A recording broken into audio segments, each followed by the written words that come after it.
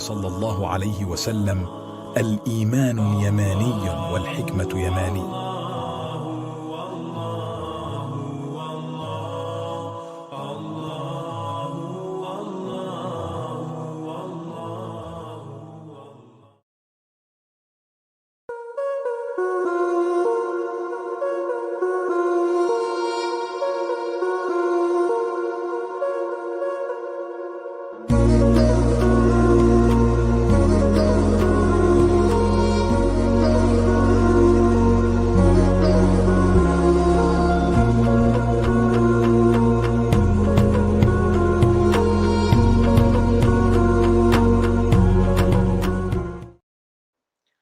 Assalamu alaikum wa rahmatullahi wa barakatuh. Welcome to another live. I promise this is not my new schedule. It's just to accommodate my guests that are joining me. So, wa alaikum assalam wa rahmatullahi wa barakatuh. Ah, that's an early one, bro. Nice. Let's go. Sleepless night, inshallah not. I had a nap though, alhamdulillah. Wa alaikum assalam wa rahmatullahi wa barakatuh. Wa alaikum assalam wa rahmatullahi wa barakatuh to everyone here. Alhamdulillah. Okay, so tonight we're going to be discussing one of the core aspects of Islam, alhamdulillah, which is about the Quran itself and its origins. As we know, when we give da'wah to non-Muslims, we always want to display that the Quran is wahi, and it's from Allah, not just from Allah, but from Allah verbatim, and that every word of it is true, bringing guidance and light to mankind. So this is the subject that we are going to be discussing, and of course, part of this, me and my guest, we were discussing this backstage. Jacob, who was with us, well, actually, I think last night, if anything. It was almost, oh, there you go. It was almost like it was yesterday where this discussion happened. Part two. Yeah, no, this is not running together. Yeah, it's not a part two. It's a different discussion, but a more fundamental one. So this is what we're doing, inshallah. And as I put in my description, when we talk about the Quran, and this has been stated before, we take the Quran for granted these days because we see the Quran, it's so well known. We read it often and consistently. And the miraculous aspect of it seems to slip by us because, well, we're familiar with it. But when the Quran was revealed 1400 years ago, it was a very different reaction. And I think this is a part of the history that people need to know about, that we also need to discuss, because that in of itself, how the people, when they received the Quran, reacted to it is also very important. But I'll let Jacob come in here, inshallah, and explain how this came about, and well, ask his questions, make his arguments, whichever way we want to go. Yeah. So for me, it's okay. Do I repeat what I said backstage about like the epistemic principle of the Quran, how I'm doing it, or what do you want me to do? Okay, I'll just say like how we got to this discussion. So we touched on like a lot of different things in our first kind of general, the quote unquote part one of this. Not really a part one, but our first discussion. And I think it'd be good to kind of try to stay focused on the origin of the Quran, whether it's like a recitation. Like obviously the Christians, historically we believe since John of Damascus that at least that the Quran is sort of the prophet got this from Christians and Jews. He had legends from other people, and he sort of recited this, and that became the Quran. Obviously, the Muslim position is that it's verbatim the speech of God that's given through the angel Gabriel. So I guess I wanted to discuss the historical evidence and different things for that, how we can look into that. And I know, do you want me to just call you Al-Yemeni? I think your actual name is Muhammad, isn't it? But yeah. Okay, yeah. I'll just call you Al-Yemeni, because for me, I'm not used to when I speak to Muslims. I'm not used to them. A lot of them being named Muhammad. So because for me, when I say Muhammad, I'm talking about the prophet. But anyway, okay, yeah. I'll just call you Al-Yemeni. So I think you wanted to go over at least from the description, it seems like you want to go over largely the response of the people to the prophet, and I think that's somewhat related to what I was saying as well. because obviously one of the accusations the disbelievers make in the Quran is that, you know, there's just tales of the ancients that you're repeating, and so that's also used heavily by Christians to say that even the Quran is responding to this, that people thought at the time that these were just legends that were being retold. Yeah, I mean, it was one of many.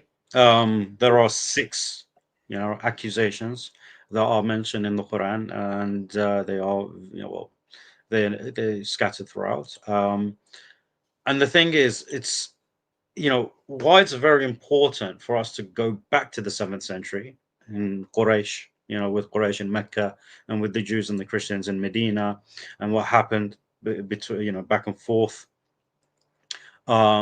is, well, it's pivotal, isn't it? Because when we talk about the origins of the Quran, we have to go back there and see what happened, right?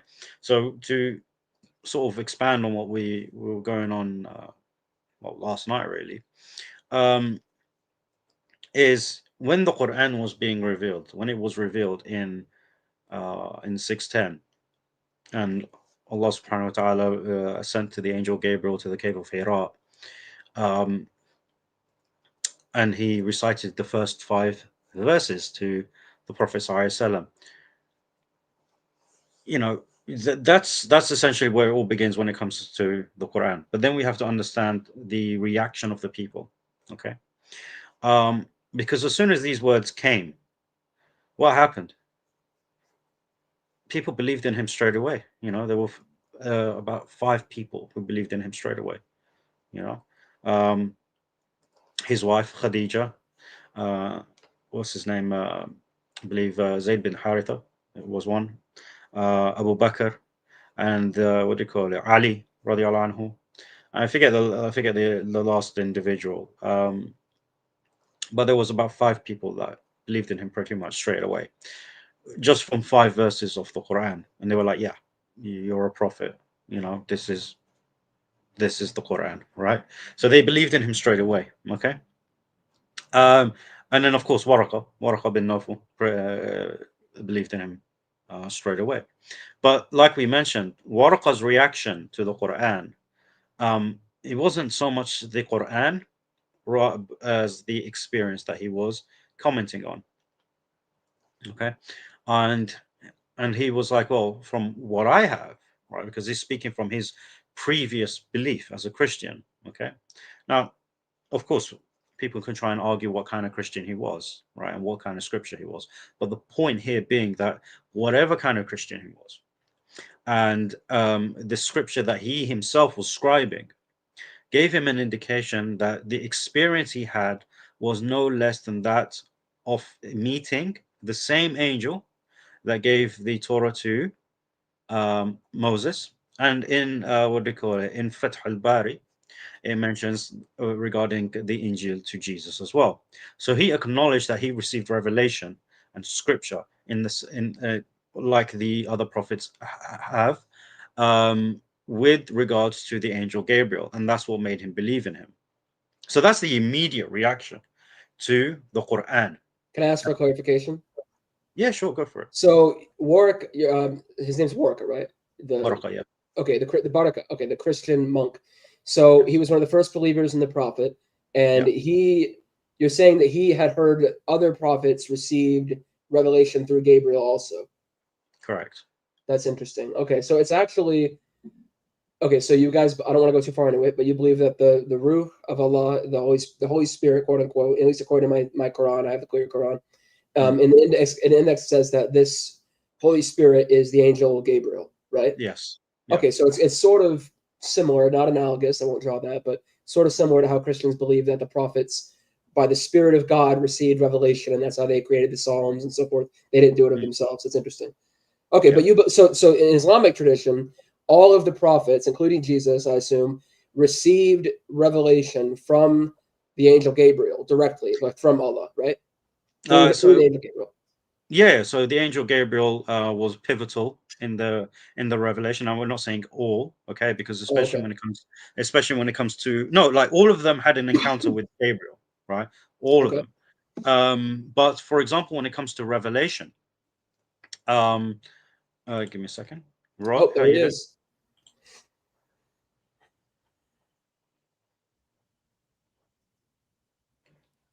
What's up? What's up? What's up? I'm Okay. good. Alhamdulillah. All right.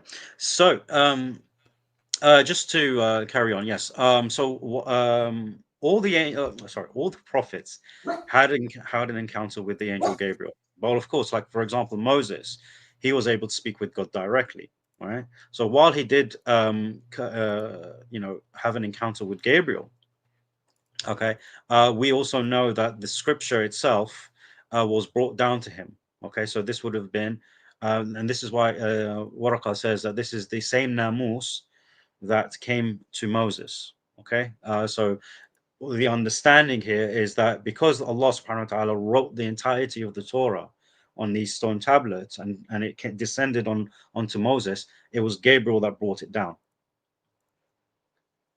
So that was how he encountered Gabriel, right, on Mount Sinai. So this is the understanding. So all the prophets had an interaction with Gabriel. Gabriel was the angel of revelation. This is Interesting. another one of his titles, right? That he is the angel and what do you call it? Responsible for revelation to the prophets. Okay. Interesting. So this is sourced from the Hadith and the Sunnah, or Yeah, so it's from the Hadith. It's from the Surah of the Prophet ﷺ. okay, It's mentioned throughout our sources. This is well known. but not just the prophet, but the other prophets before him, like Oh Jesus yeah, before. yeah. Okay. So what do you think about that? This is, by the way, regarding just the first 5 verses of the Quran. Mm, And look at the impact it's already had on the people that heard it first, right? okay. Now, of course, another aspect to this is the fact that the Prophet ﷺ was known prior to his prophethood as the trustful and trustworthy one, right? So he was never known to speak a single lie. He never lied ever in his life. This is why, for example, if you look into the tafsir of chapter 6, verse 33, this is actually in aspect to the Battle of Badr. There is actually a report regarding a discussion between 2 disbelievers. There are 2 reports. One of these is a discussion between Abu Jahl and another disbeliever. Abu Jahl is the uncle of the Prophet, one of the uncles of the Prophet, peace be upon him, who is one of the worst enemies of Islam, right? And he was discussing with another disbeliever, right? And what do you call it? And he was like, "What do you think about Muhammad?" And Abu Jahl was, saying, "No, this. What do you call it?" He was mentioning some things. I can't remember exactly, but then the key thing here is that he mentioned him. Do you think he's making this all up? He's lying about it? And he was like, "No, absolutely not. He cannot be making this up. He's never told a lie." Right? That was his defense of the Prophet, peace be upon him, even though he hated him and hated his message. And this was the night before the battle. This is the night before Battle of Badr, which is the first battle in Islam.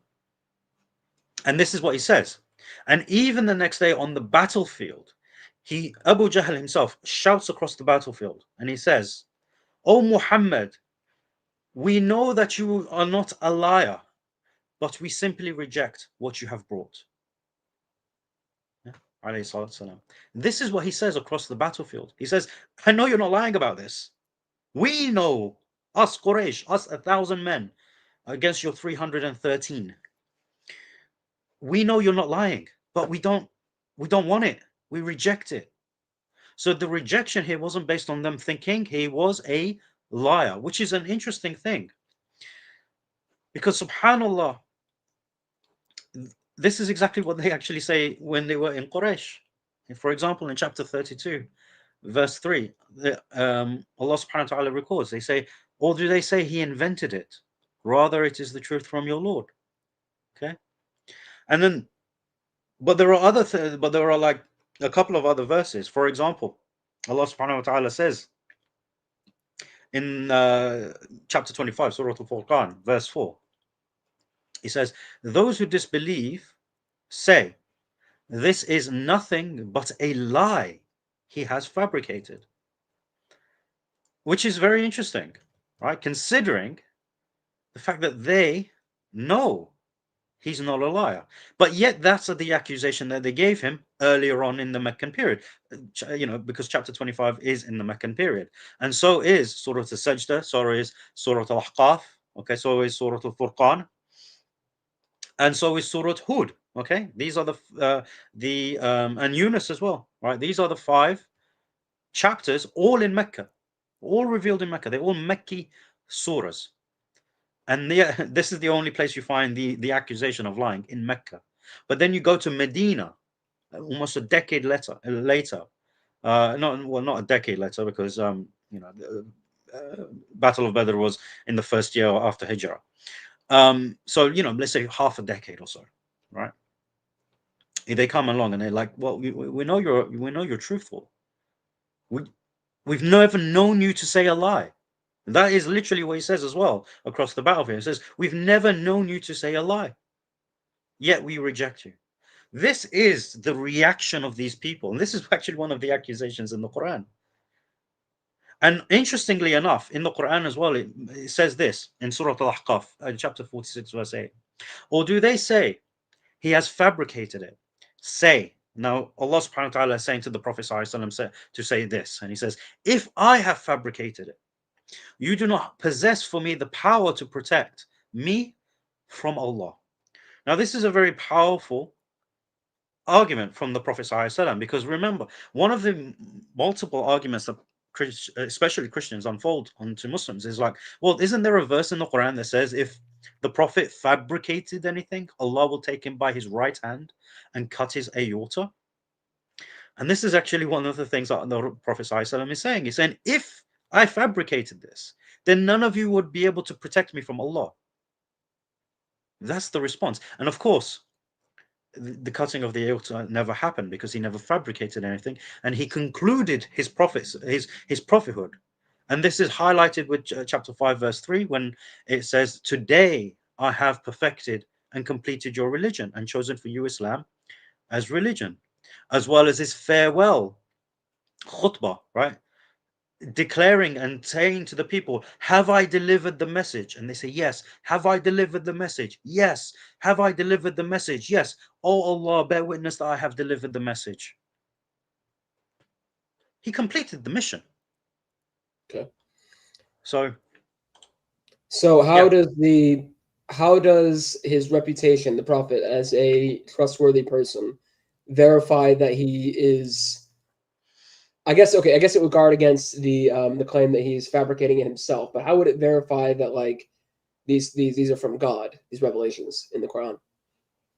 So, like I said, the first verses, they already people understood that this is not from him. Okay, they know who he is, and this is the thing of not just about the Prophet ﷺ, but all the prophets. They came to the people they came to their own people, right?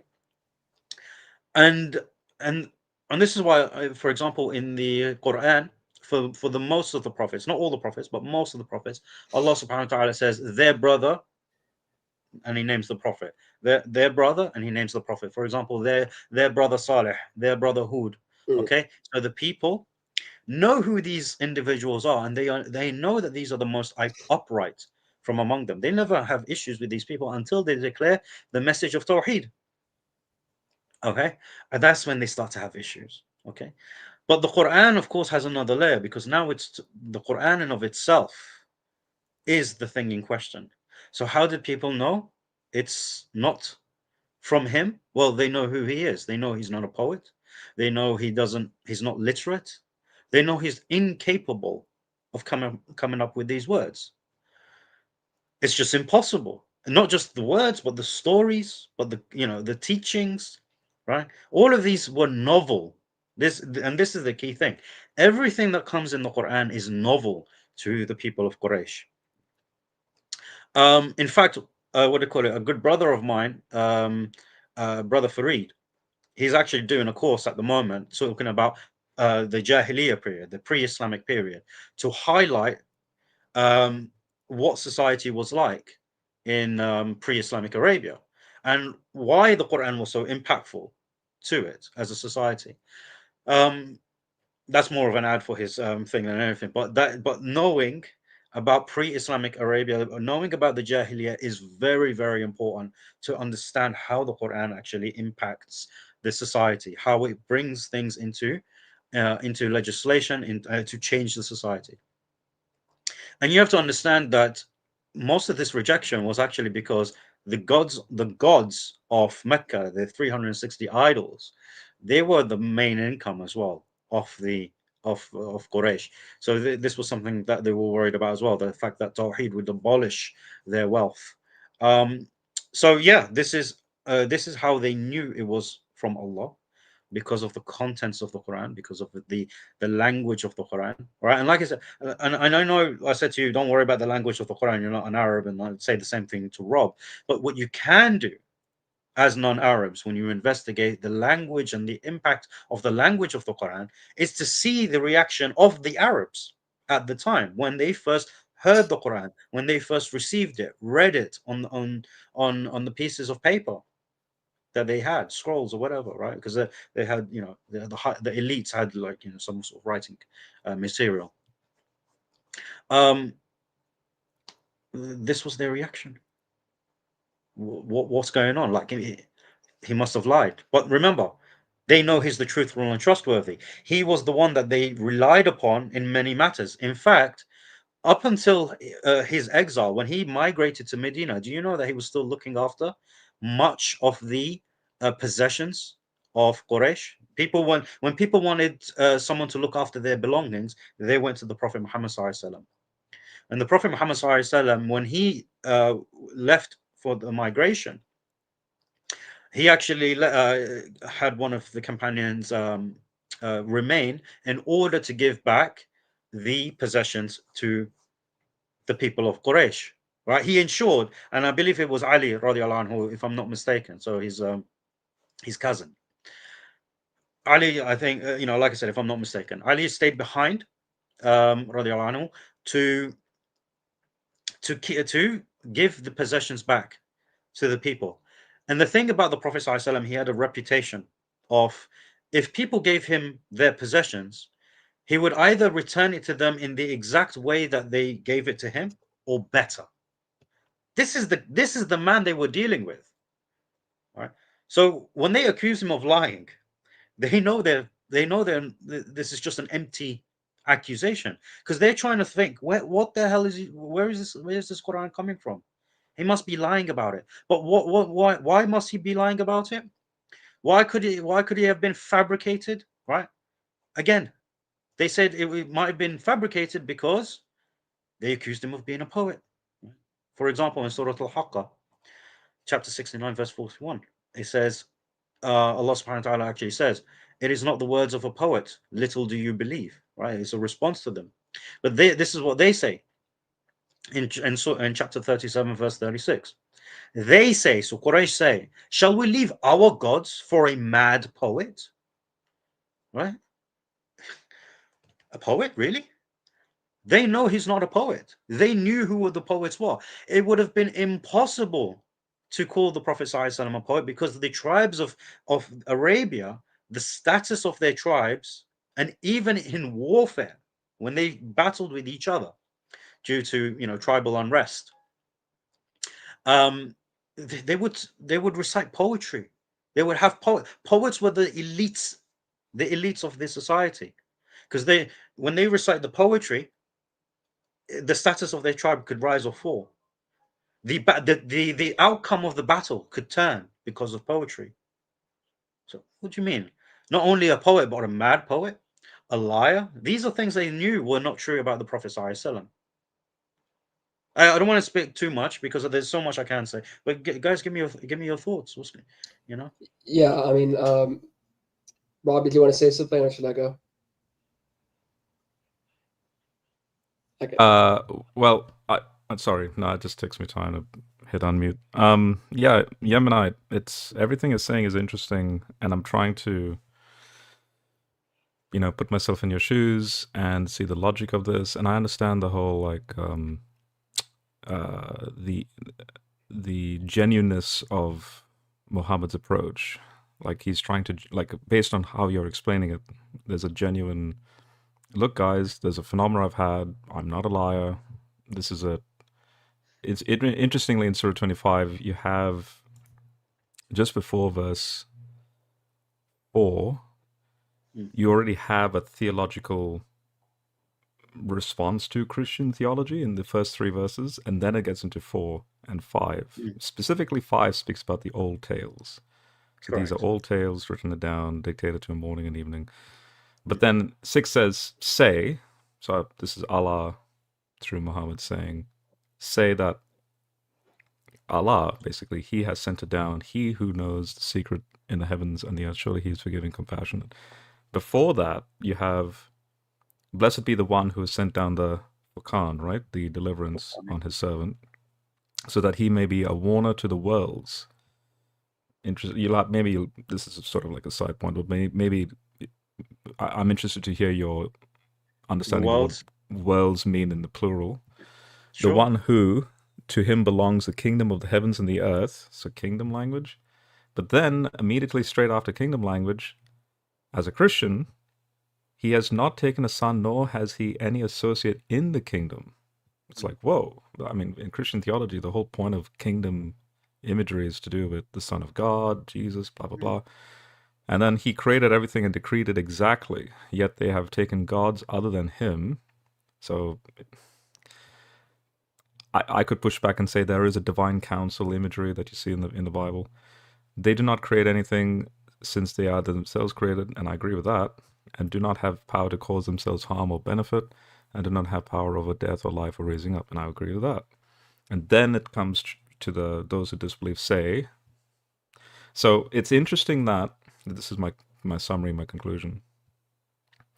Here's a guy, Muhammad, claiming himself to be genuine.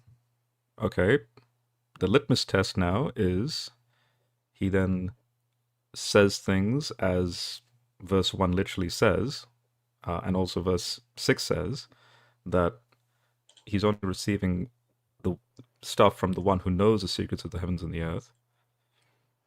Then my immediate reaction would be exactly the type of reaction I would have given in verse 5. Because if he's then denying the Son, the kingdom, and so on, then I'll just be like, well, everything you just shared to me, these are old tales. Exactly the discussion you and I have had. So, and then now I'm put in the category of being a disbeliever despite Muhammad's genuineness in this approach.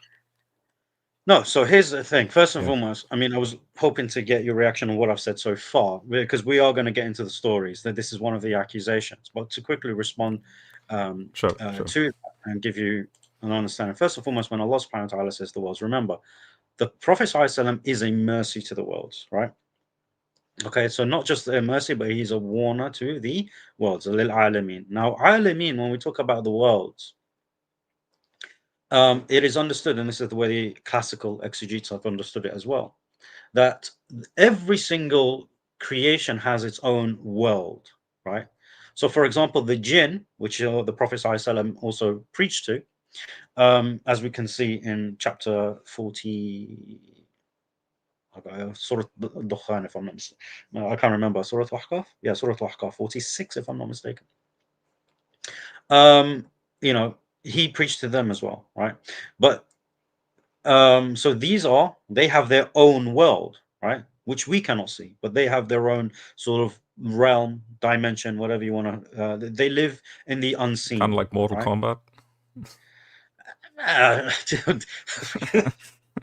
First, you know, all the realms, right?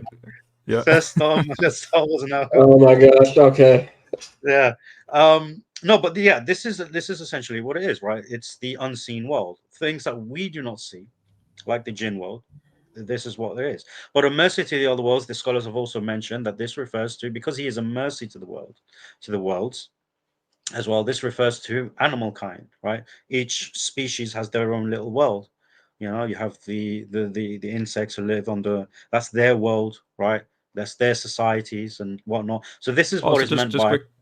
Yeah. Okay, just quickly. Okay, that's an interesting clarification. So in other words, we're all within what we call the space-time fabric of this universe, but in our own sort of pocket groups. It's not like the ant world and the bird world and so on.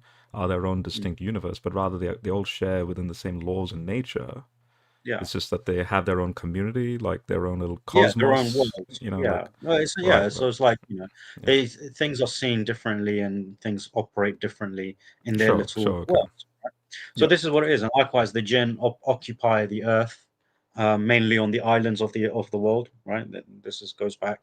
But they're here, they're among us. We don't see them, but they see us.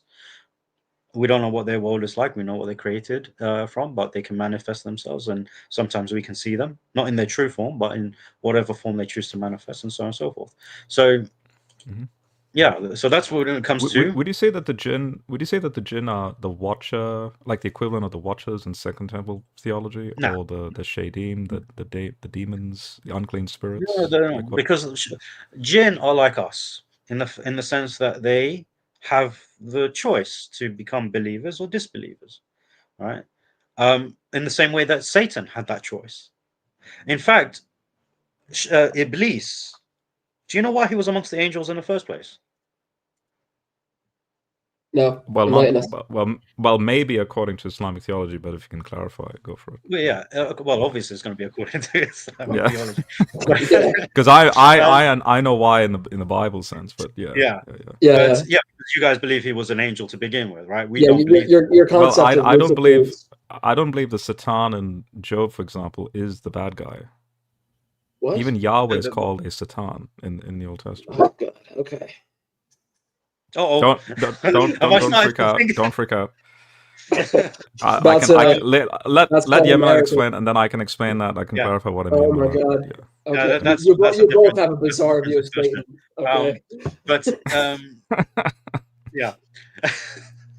Anyhow, so in the Quran, Iblis is actually identified as a jinn. Okay, and when you go into like the stories of the prophets, which all the Muslims know, especially if they're born Muslim, Iblis was, what do you call it, taken up to the heavens because he was actually good. He was really good. Okay, and he was given a station amongst the angels, right? Because of how good he was.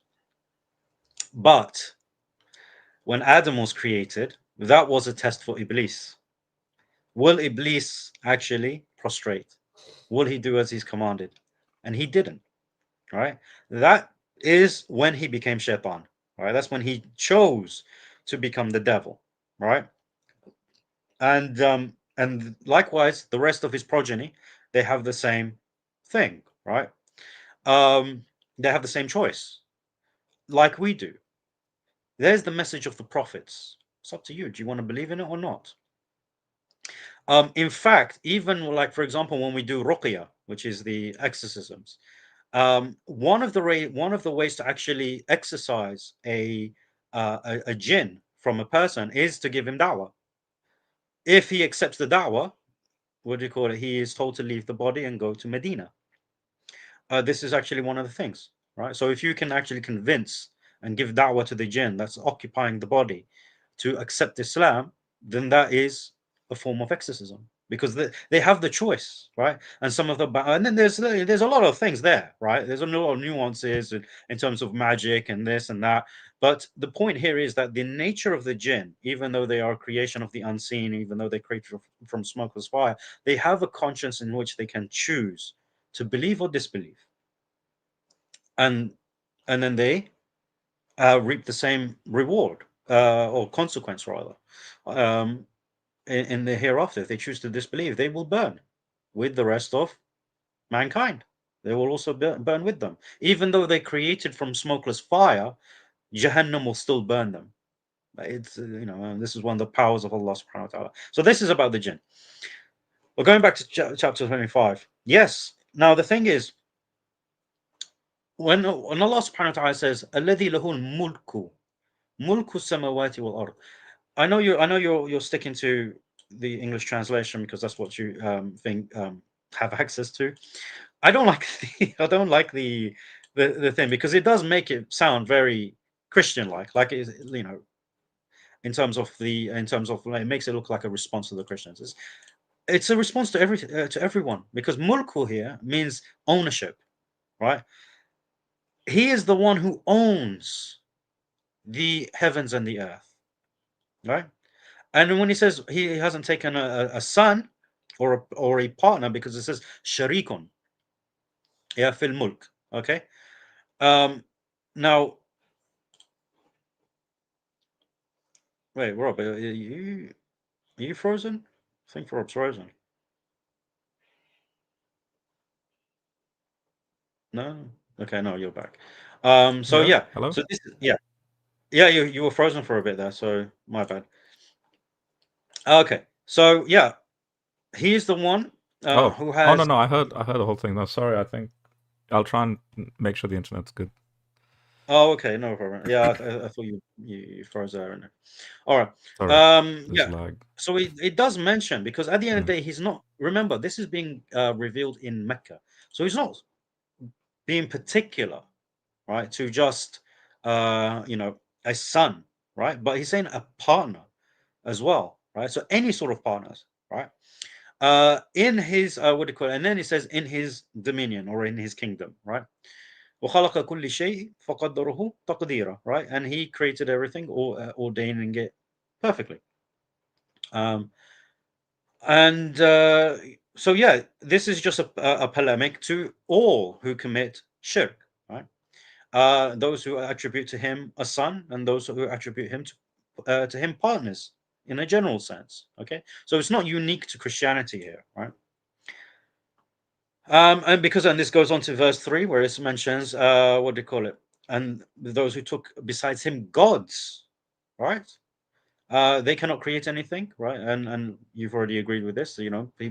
People, statues, they can't create anything. They can't do what God says. It's a very simple argument to establish that this is that that they shouldn't be disbelievers. But then he goes on to the disbelievers, that they say that this is nothing but a fabrication made with and subhanAllah, in here he says made with the help of others. All right.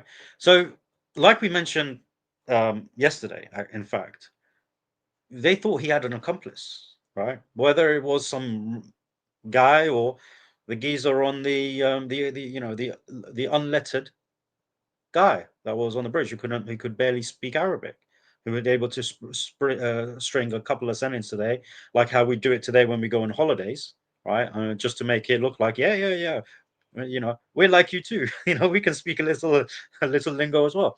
And these are the accusations, right? Now, bearing in mind, if you try to read it like this, you're assuming that this is exactly how it was revealed. There's nothing, you can't read chapter 25 or any of the verses of the Quran as if that's how it was revealed in that structure, right? Unless you know more about it, right? But when we're looking at this argumentation in verses 4 and 5 and 6 as well, okay, yeah, they just like, first and foremost, they say it's a fabrication. And then Allah says, well, they also accuse you of, what do you call it, ancient tales. Well, which one is it? Is it a fabrication that is made with the help of others? Or is it ancient fables that he has written down? And they are rehearsed to him morning and evening. So where are these people? I mean, Quraysh had an eye on him. Where are these people that were rehearsing to him in Mecca the tales of old? Now, let's bear in mind, I'll give you a list, inshallah, here of the stories. Okay, these are the fables of old. Adam and Iblis were mentioned in Mecca. Nuh mentioned in Mecca. Okay, Hud and Ad. Now, where did he get the stories of Hud and the people of Ad? Ancient fables? Well, who from? I mean, you could try to argue, well, Adam and Satan, which, by the way, is completely different. The narrative is completely different from the biblical narrative. Nuh alayhi salam, again, completely different from the biblical narrative. The only two things that are actually similar with the biblical narrative is the person of Nuh, who was a prophet, and the ark, right? Because even the flood is different. The how it came to the flood is different, right? All of this is different. The people who drowned are different, right? We believe that his son drowned, right, as well as his wife. Okay, his wife drowned as well. She was a disbeliever. So his wife and son was. These are all different. So who are these people that are rehearsing these stories to him day and night in Mecca?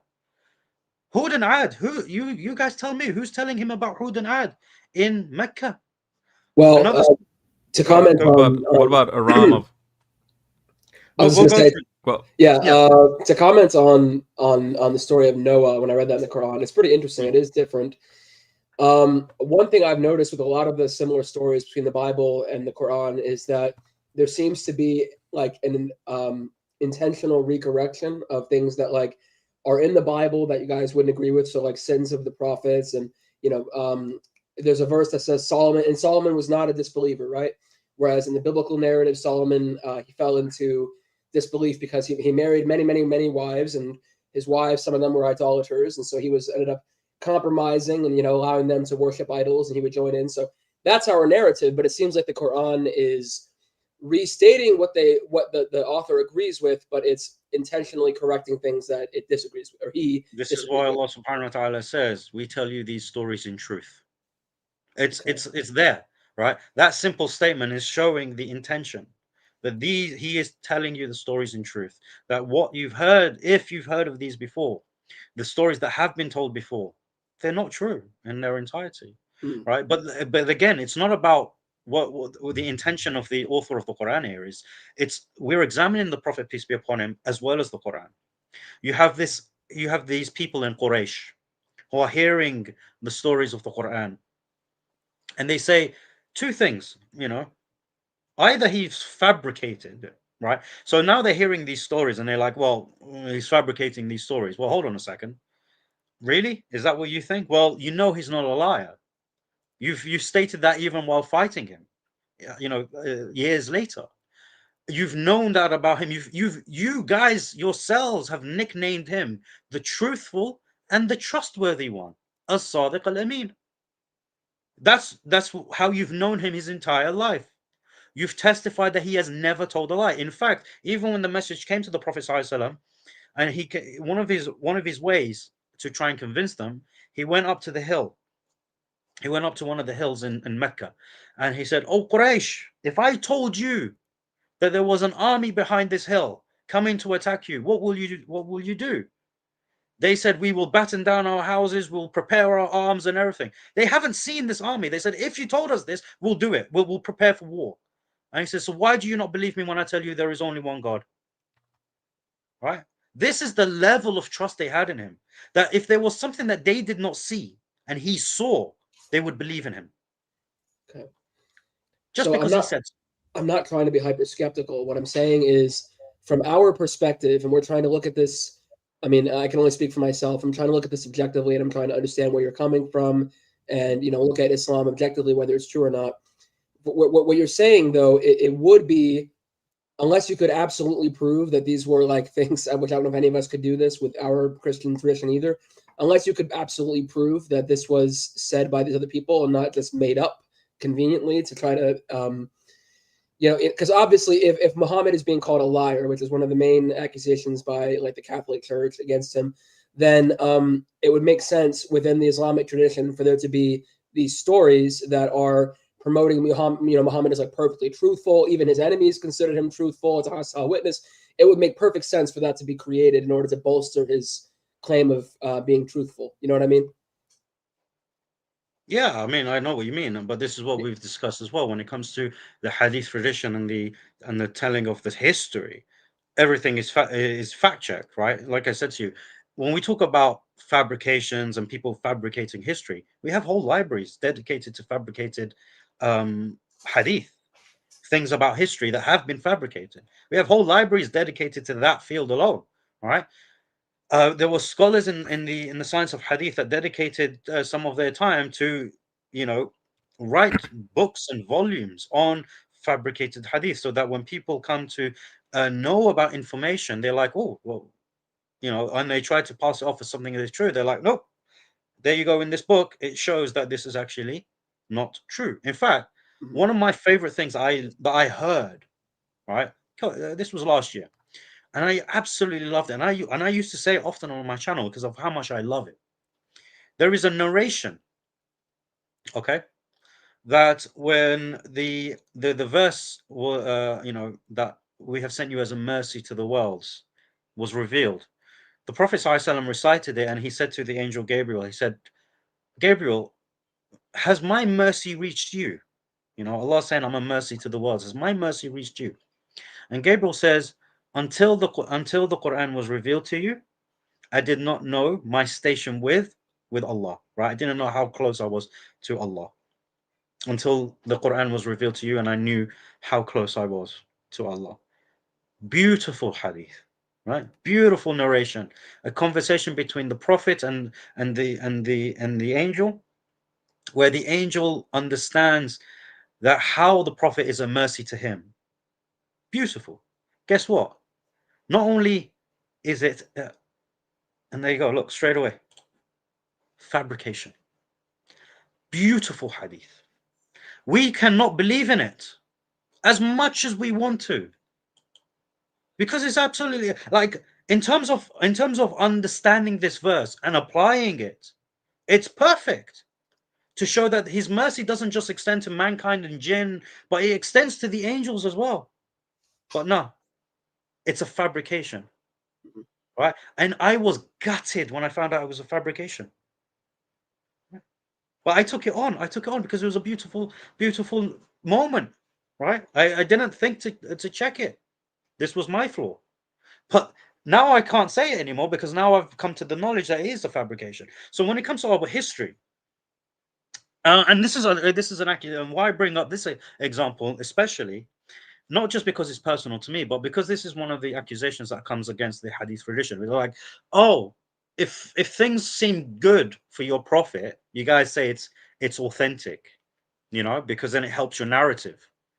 But if you don't like it, it's not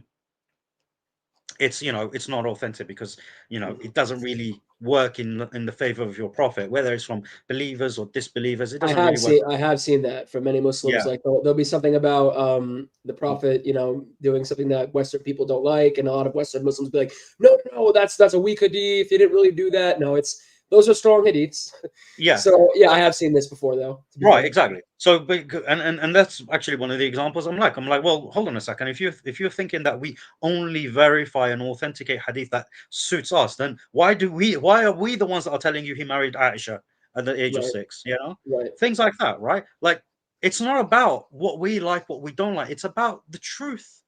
Okay. It's about whether we can verify it to have happened. If we cannot verify, then it most likely didn't happen, or it definitely didn't happen. So okay? Can I say something? I dealt one time. I was speaking to a Muslim. I forget who it was, but he actually, no, it wasn't me speaking to him. It was in a debate that he was having. It was a guy who was debating Dr. James White, who's a Christian, and he was saying that even if, like, from our paradigm, we talked about this briefly in the former stream. Even so, he granted. He said to Dr. White, even if I grant, it's Yusuf Ismail. That's who it was. Yusuf Ismail. Yusuf Ismail said that even if I grant that John the Apostle wrote the Gospel of John, which clearly teaches that Jesus is God, and so forth, and this comes down to us from him. He said he still would have no reason to believe that John the Apostle, even if he's an apostle of Jesus, was telling the truth. And so that level of skepticism that Yusuf Ismail has, I think it's reasonable, because I'm applying that to whomever the Hadith in particular comes from, Abu Bakr, any other Sahaba. I don't know all their names, but even if a one of the early caliphs, especially, like, because they had a political motivation, right? If Abu Bakr or Uthman or one of the early caliphs, who is like a leader of an Islamic empire trying to convert Jews and Christians to Islam and pagans, if he recites, oh, the Prophet said this, and obviously I knew the Prophet, he may have died 20 years ago, but I was one of his companions, I knew him. And that doesn't necessarily mean that Abu Bakr, the very beginner of the Hadith, the very origin of the chain, isn't fabricating something. Do you know what I'm saying? No, but this is why I said to you, this is why we refer to these mass transmitted reports, which are all independent of one another. Yes, there are some that are. I mean, that's what I would think the Gospels are like. We don't want. We're getting off topic, by the way, but that's what I think. Well, the this is why I'm Gospels not are like, this is why I'm not commenting on your Bible, because I don't want to talk about the Bible today. Sure. Let's be honest. Yeah, I So, did want to get into, like, I talked to well, Mark in about fact, this it was before. actually you that said I want to strictly talk about the sources. Yeah, I know. So I wanted to focus on the Islamic sources, but I'm just trying to, like, let you know where I'm coming from, because I'm surprised I didn't remember this yesterday, but I've even seen Muslims like Yusuf Ismail say, like, like, hey, even if this is exactly what I told you the other day, the other stream, where, like, even if Abu Bakr and maybe even one of the other two Sahaba said this thing about the Prophet, that he did this miracle, or that he that everyone said he was truthful, everyone told us the Prophet was truthful, that doesn't necessarily mean that they themselves did not fabricate. And I don't think it's a conspiracy theory. There are conspiracies that happen, No, unfortunately, it kind of is, because, we like can't I said, really prove it or disprove it, though. It's like I said, even when you look into our tafsir, especially when you look at it in the Arabic, right? Even as early as Tabari, right? You see how many hadith they cite for each and every verse, right? To explain it, to and these are all mass transmitted. Like, for example, Bukhari and Muslim is what, 15,000 hadith, and if you put them two together, all of them in Bukhari and Muslim. The reason why they're in those two compilations is because these are mass transmitted, right? So these are not just authentic hadith; these are mass transmitted hadith, okay, that have been corroborated through multiple chains of narration, all independent of one another. And like I highlighted to you, the rigorous authentication process that we put each of these reports through. So this is what it is, So you can that try might have to be to a separate stream, to be honest. Sorry? That might have to be a separate stream to, like, go into whether the hadith are reliable, and have that sort of discussion. I don't know if Rob knows anything about that. Yeah, but the thing is, it's like, I don't. So no, but this is the thing. What confuses me about not just Christians, but anyone who knows about history, and then they critique the hadith methodology. It just blows my mind, because I'm like, oh, hold on a second, you accept so much with regards to history with much less rigorous authentication methods, but now when it comes to Islam and the rigorous authentication process and methodology, suddenly it's an issue. It's a bit weird, don't you think? Say that again. For example, when you look at history, you accept a lot of things about history, even though you cannot trace it. Oh, I see what you're getting to. The same way, right? Yeah. You can't trace it in the same way that we can, but when we do it, suddenly it's an issue. Well, suddenly when it's matters of when it's matters of salvation, we do need to be absolutely certain. So for me, well, that's what I said to you yesterday. Yes. So for me, and then you were like, oh yeah, I think that's too rigorous, and then you said to me, that's too rigorous of a methodology. And then I said, and that's what I said to you. I was like, well, shouldn't it be? Because when you're relying upon your salvation, then you need to be absolutely certain. And you yourself confessed, you were like, well, we have a reasonable amount of probability to believe that these are attributed to the Gospels, that this happened, that happened, that these people said this. And you were talking about reasonable, and you were like, yeah, I'm a Christian because of these reasonable attributions. But when I say to you, well, we have absolute certainty about our history, you're like, ugh. Well, I do think that it's like the concept of isnad, and I don't fully understand it, but the concept of isnad, or the concept of, even for the Quran, like, exactly who transmitted it. We have, like, I don't know how many people, but let's say dozens. I don't know how many people it is, but many people, sheikhs and imams, all reciting the Quran, going back to the Prophet. That's impressive. I do think it's an artificial, like we talked about privately. I won't say too much of this. We talked about privately the definition of monotheism. Again, Islam, if you have an Islamic worldview and an Islamic definition of preservation, or an Islamic definition of monotheism, because these are the main attacks on the Bible, then yes, the Bible doesn't fit either definition. It's not preserved Islamically. It's not monotheistic Islamically. But what I'm questioning is whether the Islamic narrative, the Islamic, because I'm going to try to bring this back to the Quran, but what I'm questioning is whether the Islamic paradigm is even valid to begin with. And I think to do that, we have to establish whether the Quran comes from God or whether it's got these human legends and influences. So I kind of want to bring it back to this is what we're doing, right? Yeah, that's what I want to bring it back to, because we both kind of went off. So but Can I just? Go for it. I'm sitting patiently, but that's okay. I just want to quickly say that just with respect to a logical deduction, you can have 100% verification of your tradition. Like, in other words, absolutely no fault whatsoever with, like, literally from Muhammad and what he's saying from his lips all the way through. The point is that the famous meat of the matter is that the content or the theology that's then provided, that for them to then have that reaction that they do have, and that's where the rubber hits the road. That's where. So in other words, is there criticism that this is old tales and that he's being taught this whatever? Is that criticism valid or invalid?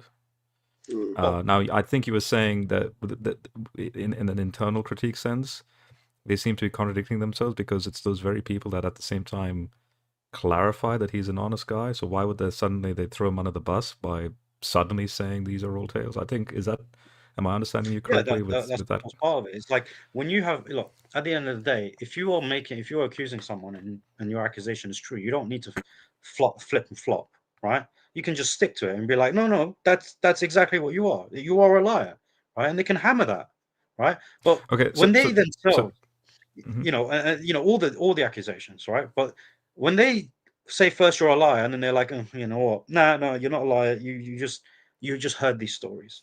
No, you didn't hear these stories. You learn it from, what do you call it? A non-Arab guy. Wait, no. The fact that you see these people like Surah 16, yeah, exactly, right. So when you see these people constantly making accusations that they themselves are not true, not true, and doesn't even make sense, right? Then you have to ask the question: why are they doing this? Why are they making contradictory accusations or accusations that they themselves do not know to be false when the Quran is presented to them? What's the object? Why? Well, Is it?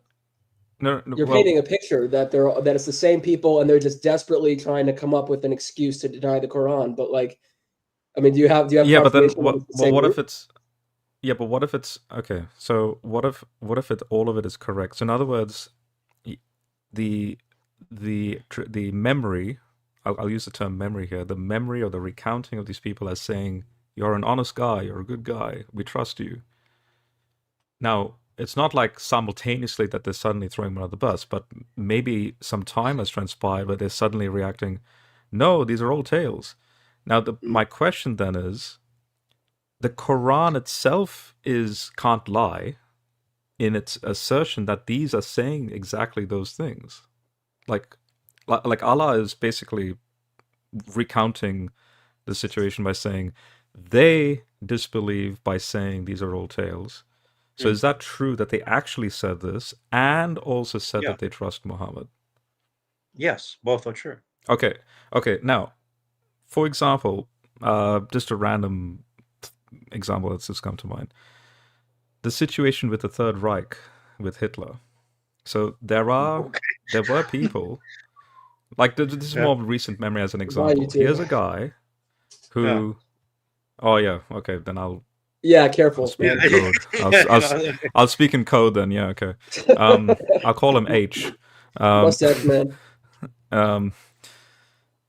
He had. I better be careful how I say this. But when you look at the history, you have an inkling of a trusting taking place, because don't forget, he's a World War I soldier. He's coming into the political scene. He would sleep on the streets. He wouldn't sleep like next to his mother's grave. He had a very weird, traumatic sort of, like the first 20, 30 years. Then his political party started to grow and grow and grow, and they were trusting him, the glory of Germany, things like that. Yeah. Boom. And then you, for example, you had to say boom on a Muslim life, right? Well, that's the Aussie in me. The boom glorious in the epiphany. sense that people like Stauffenberg, Yeah. you know, the assassination attempts to try and like, because they realize, to see be what you honest, I don't know.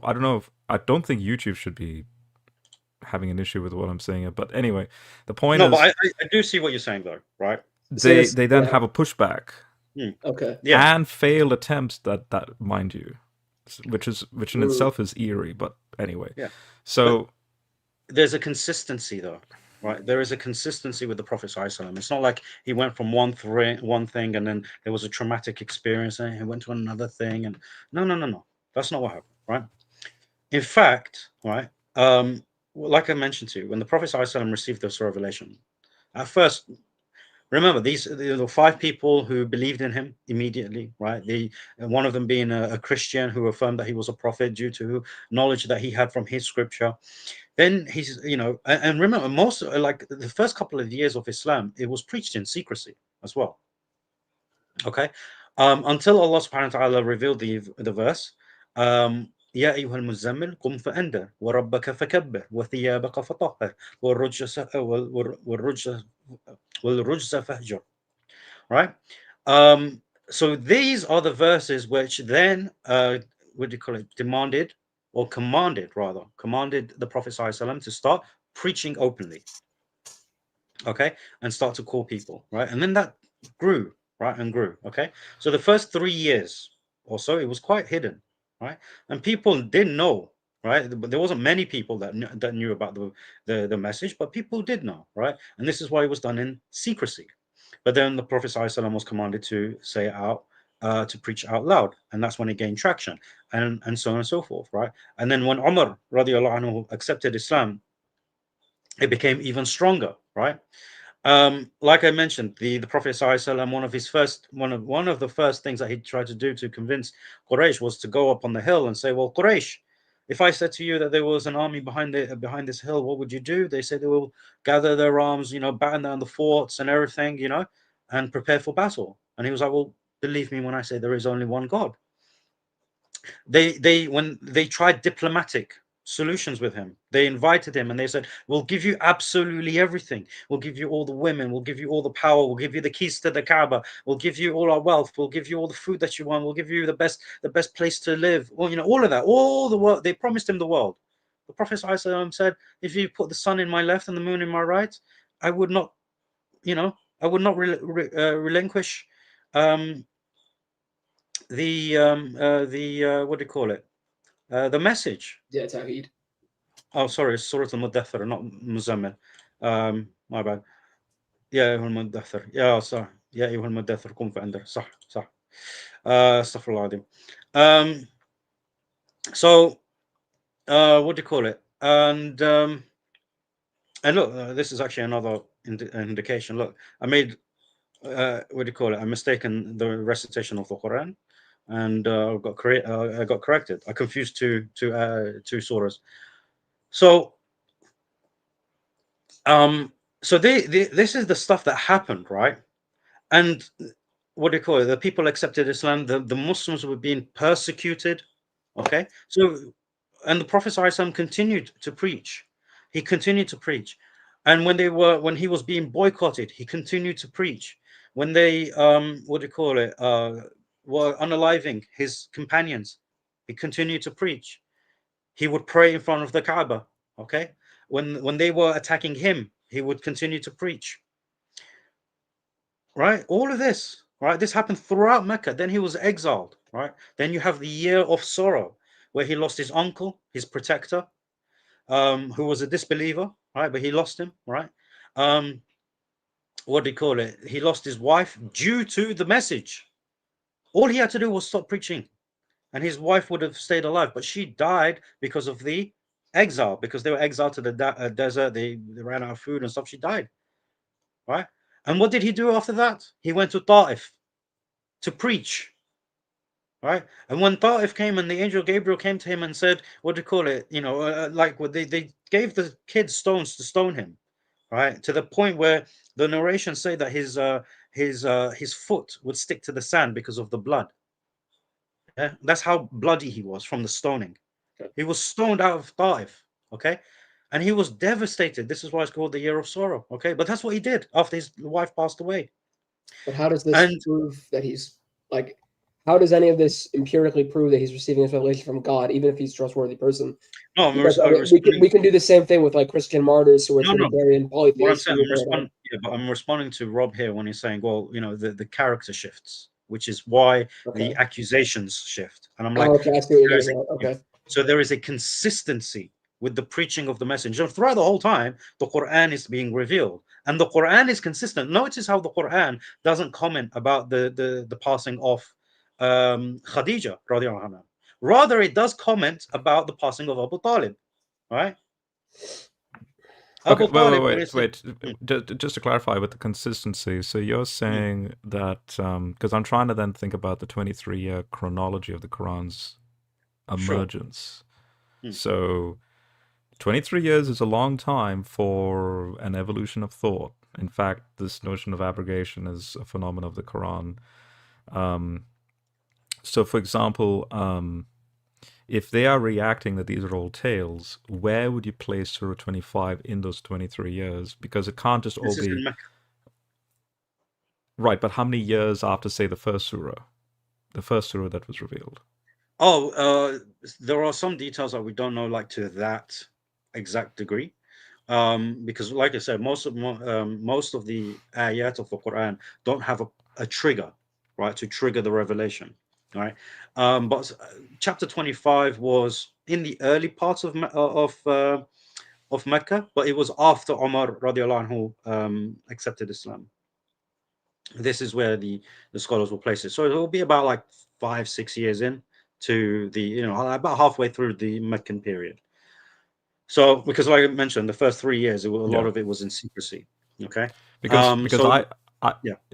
Oh no, is that, do you need to clarify some more, or no. I have a question on the word consistency there. So H was consistent right to the end.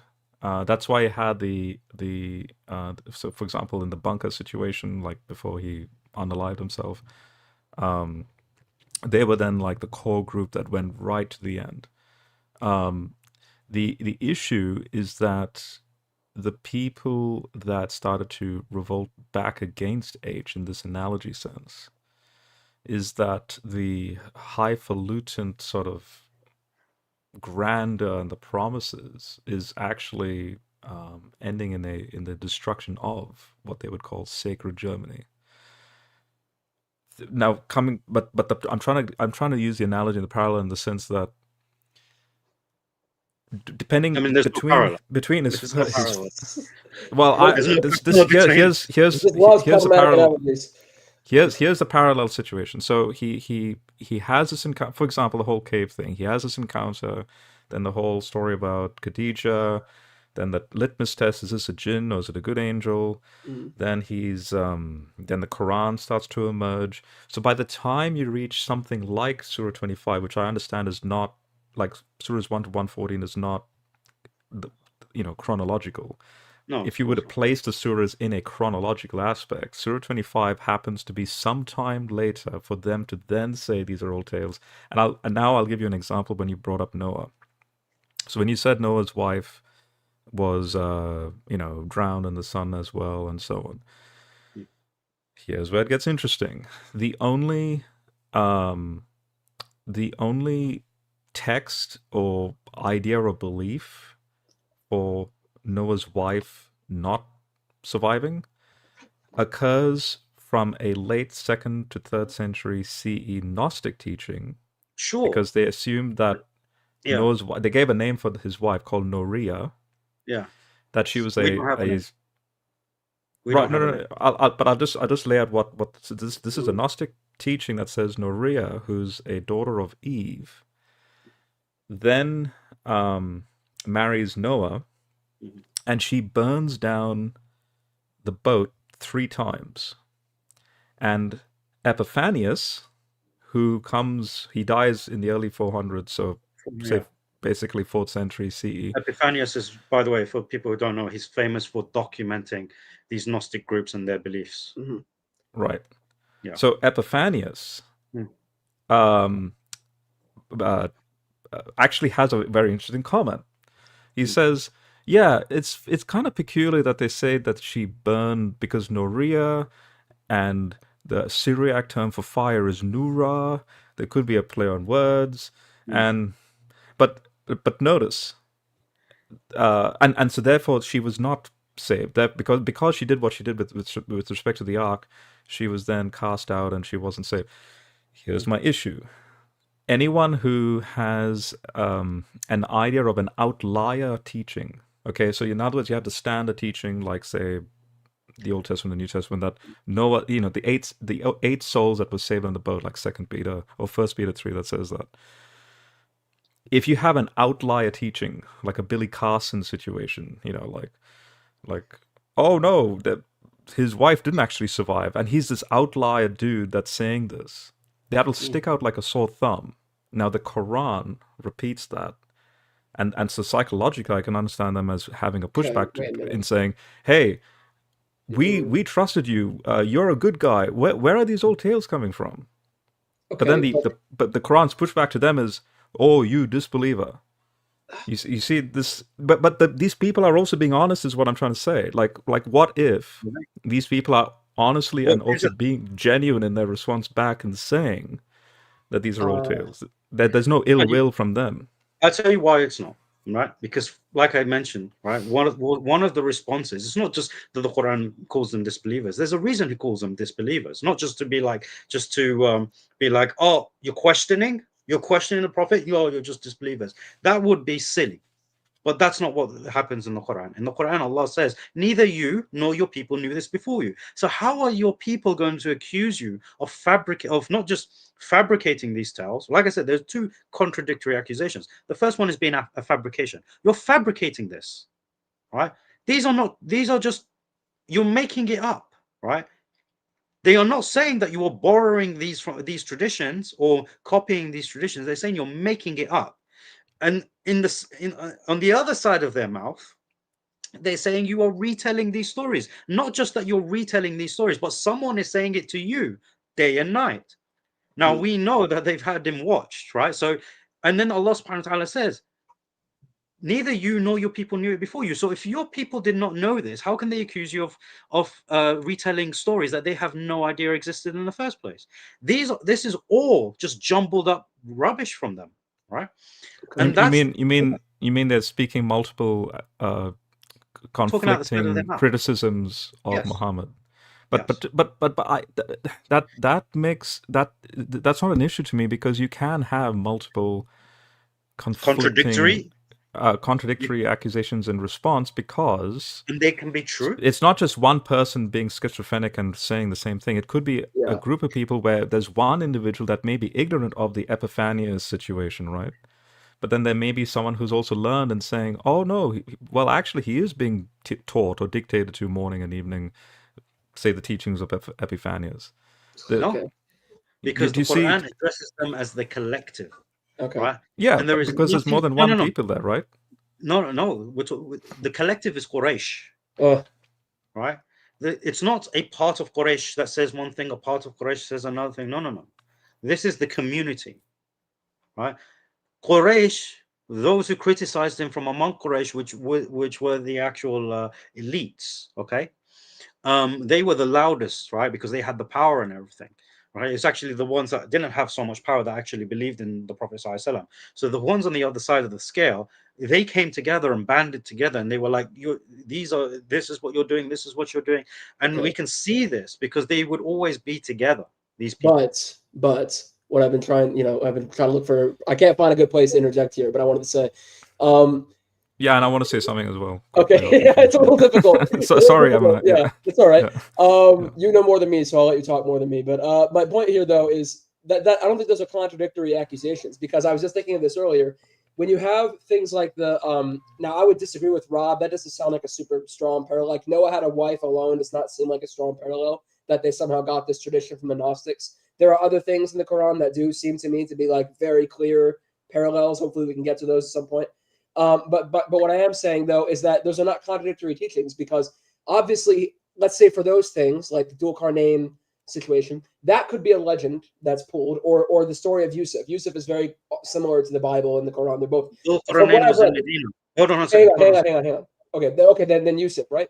Would Surah Yusuf apply here? Surah Yusuf is in chapter 12. Is it in Mecca?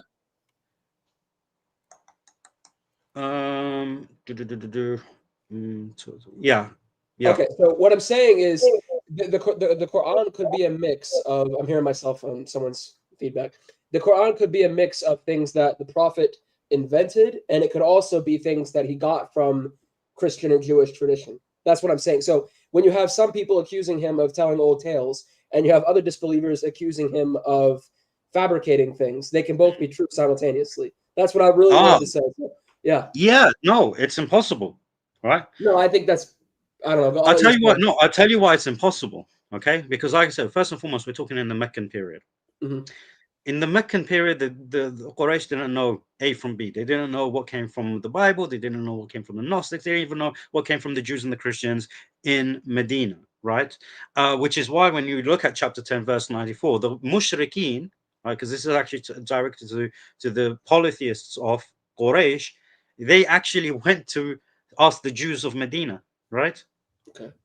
They asked them, are these stories that he's telling us, are these true? They were like, yeah. They're true, right? And they didn't take issue with any of the stories. They weren't like, that's a big problem, actually, though, because if the Jews in Medina were, we can probably assume that they were post-Christian Jews, which means they're starting to corrupt their scriptures and bring in the Talmud. So a lot of the accusation of anti-Islamic apologetics is that there are these extra things that are in a lot of the Islamic narratives in the Quran are parallels to the Torah with additions from the Talmud. So those Jews in Medina, of course, they would agree with the Torah stories that are also interpreted. No. Okay, there is no evidence that they were Talmud-believing Jews. None. So I'm just assuming that post-Christianity Jews were bringing this. That's an assumption. We're not looking for assumptions. We're looking for the evidence, right? Now, what I'm talking about is the history. Right, the history that we can evidence. Okay, in Mecca, okay, we're still in the Meccan period, right? We're going to get to the Medinan period, okay? But in Mecca, there were no Jews, there were no Christians. There was very like Waraqah and maybe one or two others. There were very, very few people there that were from the people of the book. Okay, too little to count, right? Like they're not even mentioned, right, in the histories. So. What do you call it? You have this situation in Mecca where you have these stories, okay? And like I said, Adam and Iblis, Noor, Hud and Ad, okay? Now, the thing is, Hud and Ad, what do you call it? You could try and say, to take your point, Jacob, that this might be a made-up story because Hud and Saleh, for example, they're not mentioned in the Bible at all, right? Made-up stories, okay? Or they could just be traditions from like pre-Islamic Arabian religion. Because I did look into Hud and Salih when I read those stories earlier. I looked into them; they were real people. So they were real people. Okay, we know these stories are true, right? Mm-hmm. You don't need to tell me that, right? You don't need to tell me that there is some sort of. I feel like you're arguing against something I wasn't saying. I wasn't saying. No, what I'm saying to you is that for the people, look, I'm trying to put you in Mecca. I'm putting you guys in Mecca. In the 600s, right? 610 to 622, right? This is the era. This is when the Quran is being recited to the people of Quraysh for the first time. This is when what do you call it? They are hearing these stories, and they are saying these things. They're saying you fabricated them, yeah, and like you fabricated these stories, right? They're not saying part of these stories and then part of these. No. They're saying you fabricated these stories. Okay. Then they say, no, you've heard them from these people who's been reciting to you these stories day and night. Who the hell is reciting these stories to them day and night? Who? You guys tell me. This is their accusation. Who's been telling him these stories? Are we limited to the accusations that the polytheists used? No, well, let's focus. No, because it makes no sense for me to if they're al-mushrikun, accusations and then you go to another accusation. If they're al-mushrikun, and if they're okay, so from what I've read in the Quran, from what I've read in the Quran, and I've read the first 40 surahs or so far, so almost over half. So if there's a great distinction between the al-Kitab, the people al-Kitab, the people of the book, so Jews and Christians, and the mushrik, the unbelievers, complete unbelievers. But Jacob, what I'm saying is, why are we bound by their accusations? Why do we have to answer for these pagans? We would condemn them as well. So we're not in the same camp. You're not condemning the pagans for their accusations, are you? We are looking at in order for us to understand whether the Quran is from Allah or from the Prophet ﷺ or any other creation, we need to look at what was going on when the Quran was being revealed. Okay, so I'm not saying we can limit it. You guys can bring up your own arguments. It's not an issue for us, right? We deal with that all day, every day. It's not an issue for us. Yeah. I'm telling you, from the moment these verses have been revealed, there's been contention, right? People were arguing against the Quran. People were arguing against the Prophet ﷺ. They were trying to dispel the notion of this Quran. Okay, that it came from God, that the Prophet ﷺ is a prophet. People try to, dispose of this. There's something, but there must be something about the Quran that then that gave them that knee-jerk reaction to then. Exactly. Yeah. Well, yeah, it was the fact that it came from Allah. They didn't want it to come from Allah. No. What he's saying is that. Yeah, go ahead. No, that is why. Like anyone. But why do you have the propensity to believe it and not have the knee-jerk reaction because it comes from Allah? Because all of us want to be. No, that's not true. God no. The idea that everyone wants to be a believer is absolute nonsense. It's absolute nonsense. This is why we talk about people who are sincere and people who are insincere. People who are insincere know the truth when they see it, but they have a knee-jerk reaction. They just want to do absolutely anything that they can to reject. And this is why we refer to them as kafir. Because someone who is a kafir comes from the root word kafara, which linguistically means to cover over something and to reject. That's what it actually means. So when Allah refers to them as kuffar, he's saying that these are people who cover the truth with falsehood and push it away. Are you... will this be an accurate then exegesis? Because I was reading Surah 91 actually just yesterday. And I came across ayah 8 that says, I'll read from, say, verse 6. By the earth and what spread it, by the self and what fashioned it. So in other words, these are like oaths. And then verse 8. And instilled it, which would be the soul, I'm assuming, the human soul, instilled it with its tendency to depravity and its sense of guarding itself. So in other words, from what I understand, is that Allah has placed in the human soul the tendencies to do both good and evil. Correct. But then, and this is a side theological point, in the New Testament you have something like God is light and in him there is no darkness. So to already put depravity into the soul means that ontologically Allah has to have depravity. So we're going to get into a Calvinism debate, Rob? No. This is not. Well, look, no. Depravity is not the Calvinist understanding. No. I understand that, but like depravity is the sin nature. Look, God from the theological perspective, Allah is the creator of good and evil. Yeah. Nothing exists except with His permission, right? So He creates good and evil, right? He allows both to exist, and He placed both good and evil within us, so that He may test us to see what we will choose. And this is why Allah subhanahu wa ta'ala says in the same in the next ayah, قَدْ أَفْلَحَ مَنْ زَكَّاهَا. Successful indeed is the one who purifies his soul, right? Right. So can these people, these kuffar, can they purify their souls? Yes, if they choose to. This is so they have free will. With Umar. It happened with Khalid bin Walid, right? Khalid bin Walid unalived how many Muslims? Yeah. I said unalived like we're on bloody TikTok. How many Muslims did he kill? Right? Khalid ibn Walid. Right? Yeah. Right? He killed so many, but he changed. He heard the message, continued to hear the message, and his heart softened, and he accepted Islam. Yeah, but again, it's a choice. Do I have permission to quickly share my screen to show you something? No. So because we're dealing with the psychology of the matter here. I've brought up. The psychology of the Quran is fascinating. When it Oh, it dives is. into Oh, definitely. Yeah, when it yeah. dives into the psychology of man. Okay. So I've brought up for the sake of I'm interested in the psychology of the matter, and hence when I brought up Epiphanius, I brought up this is the latest translation of his work in a 2019 work on the Sure. Gnostic text. Wait, But sorry. I Just want to, I yeah, yeah. want to know where you're going with this, because like we were like sort of midway through Oh discussing no, about I'm not. No. I'm not the deviating. stories and the accusations. Yeah. It's actually in those terms, the stories, the accusations.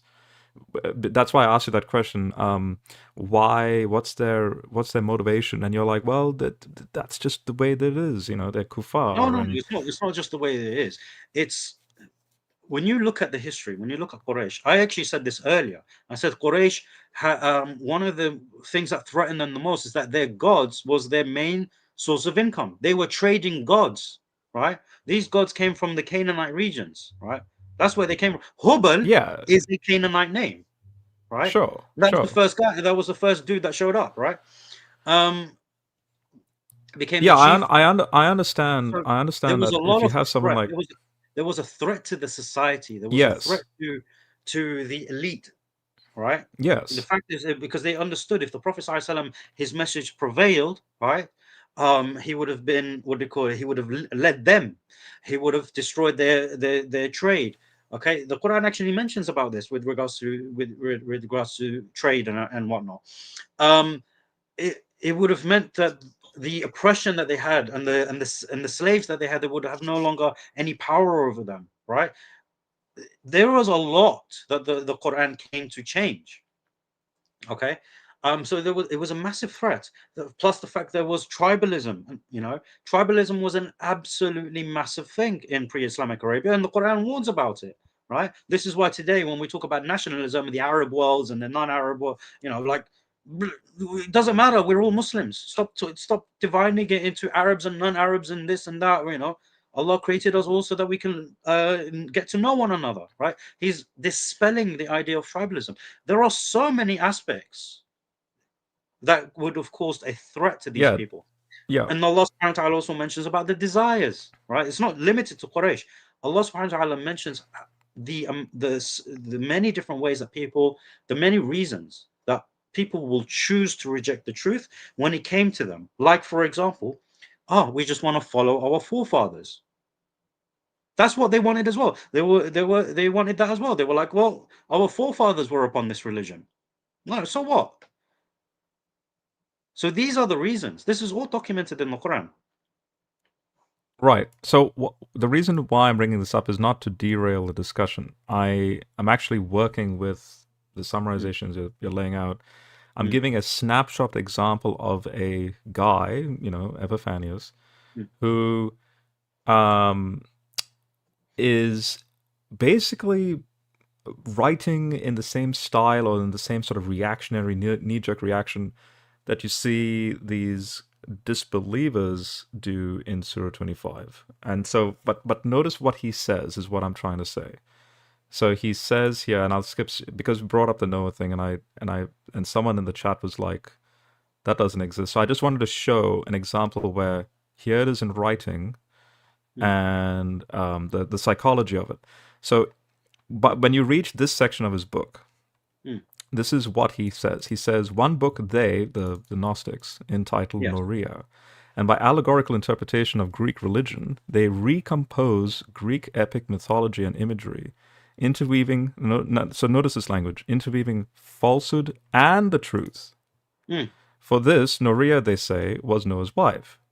And they name her Noria so that with reference to non-Greek words, they might recompose epic written among the Greeks in the Greek language, and so make an impression on those. So notice this language, make an impression on those who have been deceived by them. Thus they give an explanation of the name Phira by calling her Noria. Now, inasmuch as Nura means fire only in the Syriac language, but not in formal Hebrew, for in the formal language the Hebrew call fire Hesath, it must have happened that they used this name, Noria, from lack of acquaintance and from inexperience. So that, again, that's very interesting language. if you skip down, I'll just skip down to this bit over here where he says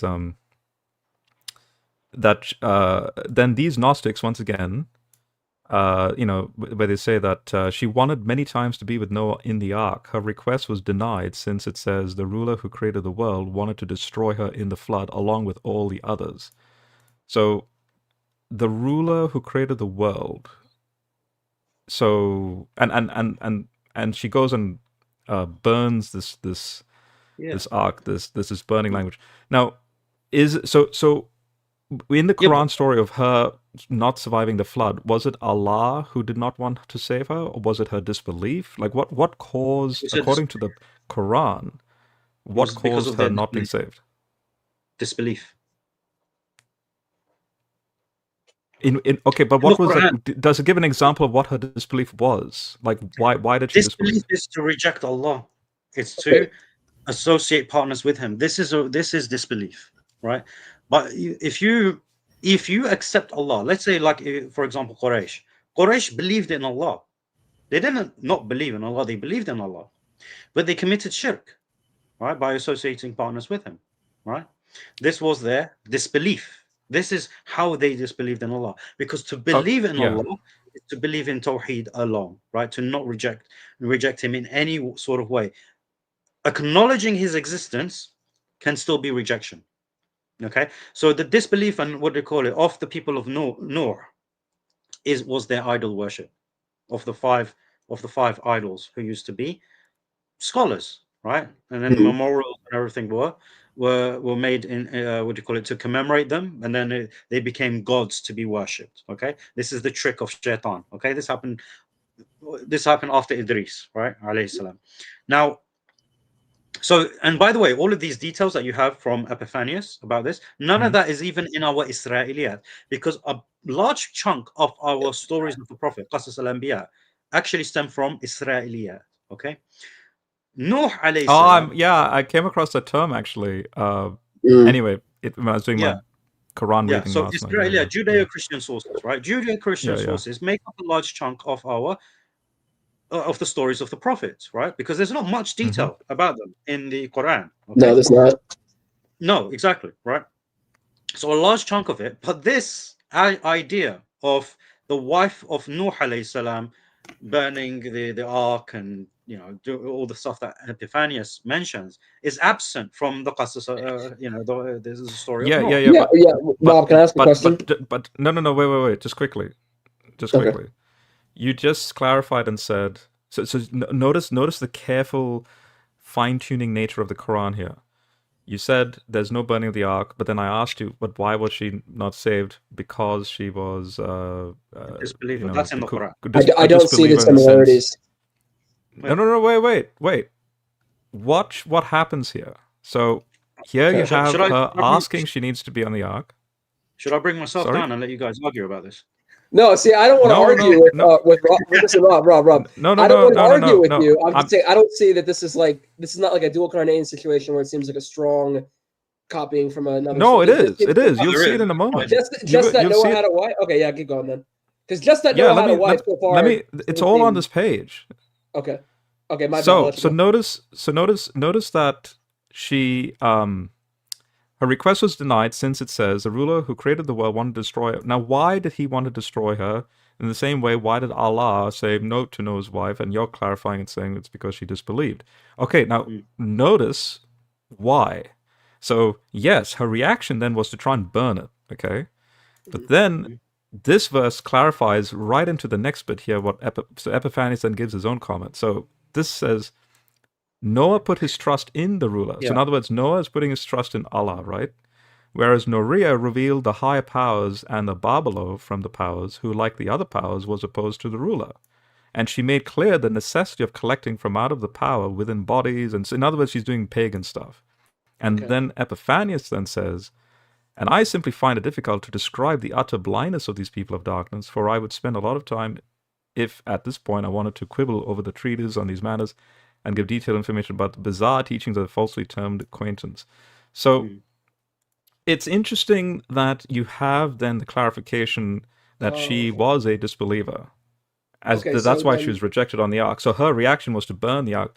And her name means, well, there's a play on terms, they're fire and so on.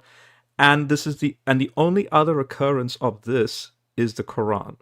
Okay, so then I would have a That's question what for I'm getting Yemeni. at. So No, my question, again, there's actually no parallel here whatsoever. yeah, No. Yemeni, can I ask you a question? Yeah.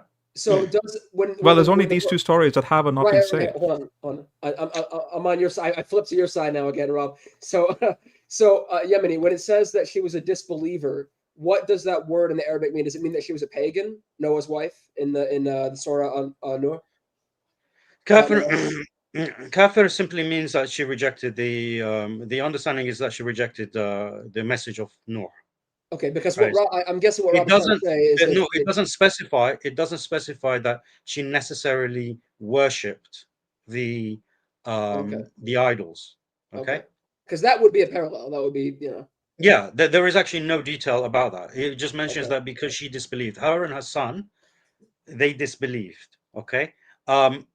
Did they worship the idols? There is actually nothing in our sources, even from the Judeo-Christian sources that we utilize to sort of fill in the gaps. It doesn't mention that they were idol worshippers.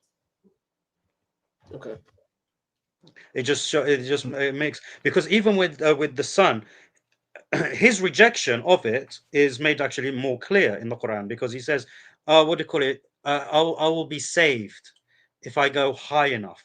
So he put his trust in himself, right, to be saved, even though Nuh is saying, no, Allah has already said that the only way you're going to be saved is if you're on the ark. Get on the ark, right? So the Quran actually makes that very clear, right? That the disbelief of his son was by essentially putting trust in himself, right? Then, he didn't want to. Then how do you? He rejected Nuh in that way. Okay, so I think you fall into a trap. So I've quoted Epiphanius. Now I'm going to the original Nag Hammadi text that then, when we discovered, we wanted to see if Epiphanius got it correct. This is the original text where it's giving out, how Noria was born and so on and so on. Now notice what it says. When the ruler of the power came to know of their decision, it said to Noah, make yourself an ark, blah, blah, blah, blah, blah. Then you have this, there's an interesting term where the text changes Noria to Oria, which actually means beautiful. So they're trying to anyway, I won't get into that linguistic issue, but it's an interesting, it's just a one word change here. Came to him wanting to board the ark. He would not let her, so she blew up the ark, right? Then notice what she then does. She goes, there's this bit about the confrontation of Noria and the rulers. These are these divine beings. And down over here, it says that she's basically asking them to save her. Let me just try and find it. Yeah, but we don't have any. Yeah, here it is. But Noria turned with the might of, and the text is broken, and in a loud voice she cried out to the Holy, the God of the entirety, rescue me from the rulers of injustice and save me from their clutches immediately. That doesn't happen. Yeah. But she's invoking a false deity. Yeah, but I already said to you, because she's a kuffar. No, a kafir doesn't necessarily mean that you are worshipping an idol, right? Not by necessity. Okay, rejecting Allah, rejecting the Prophet is disbelief. It makes you a kafir. In the same way, so for example, one of the nullifiers of Islam, okay, to take you out of the fold of Islam is to mock Islam, blasphemy, right? Now, if I make a joke about one of the prophets, a derogatory joke, about one of the prophets, that could take me out of the fold of Islam, even though I still believe in Allah alone, without associating any partners with him. That still takes me outside of the fold of Islam. Disbelief is not solely contingent on worshipping an idol or a statue or another human being, or it's not contingent on that alone. So you need to understand what shirk is in our paradigm. Like I said, what you've brought up is not mentioned. And the thing is, the things that I mentioned with regards to the Israeliyat, it's not even from the Prophet ﷺ. This came centuries later when the Muslims became familiar with Judeo-Christian literature and stories and they started to incorporate that into into the stories of the prophets to fill in the gaps that the Quran has with regards to these prophets. Okay, so they try to explain these. Okay, well, what happened to Abraham? After he left Hagar, because it doesn't mention in the Quran. Just quickly, the Epiphanius and this Noria thing predates Muhammad and the Quran.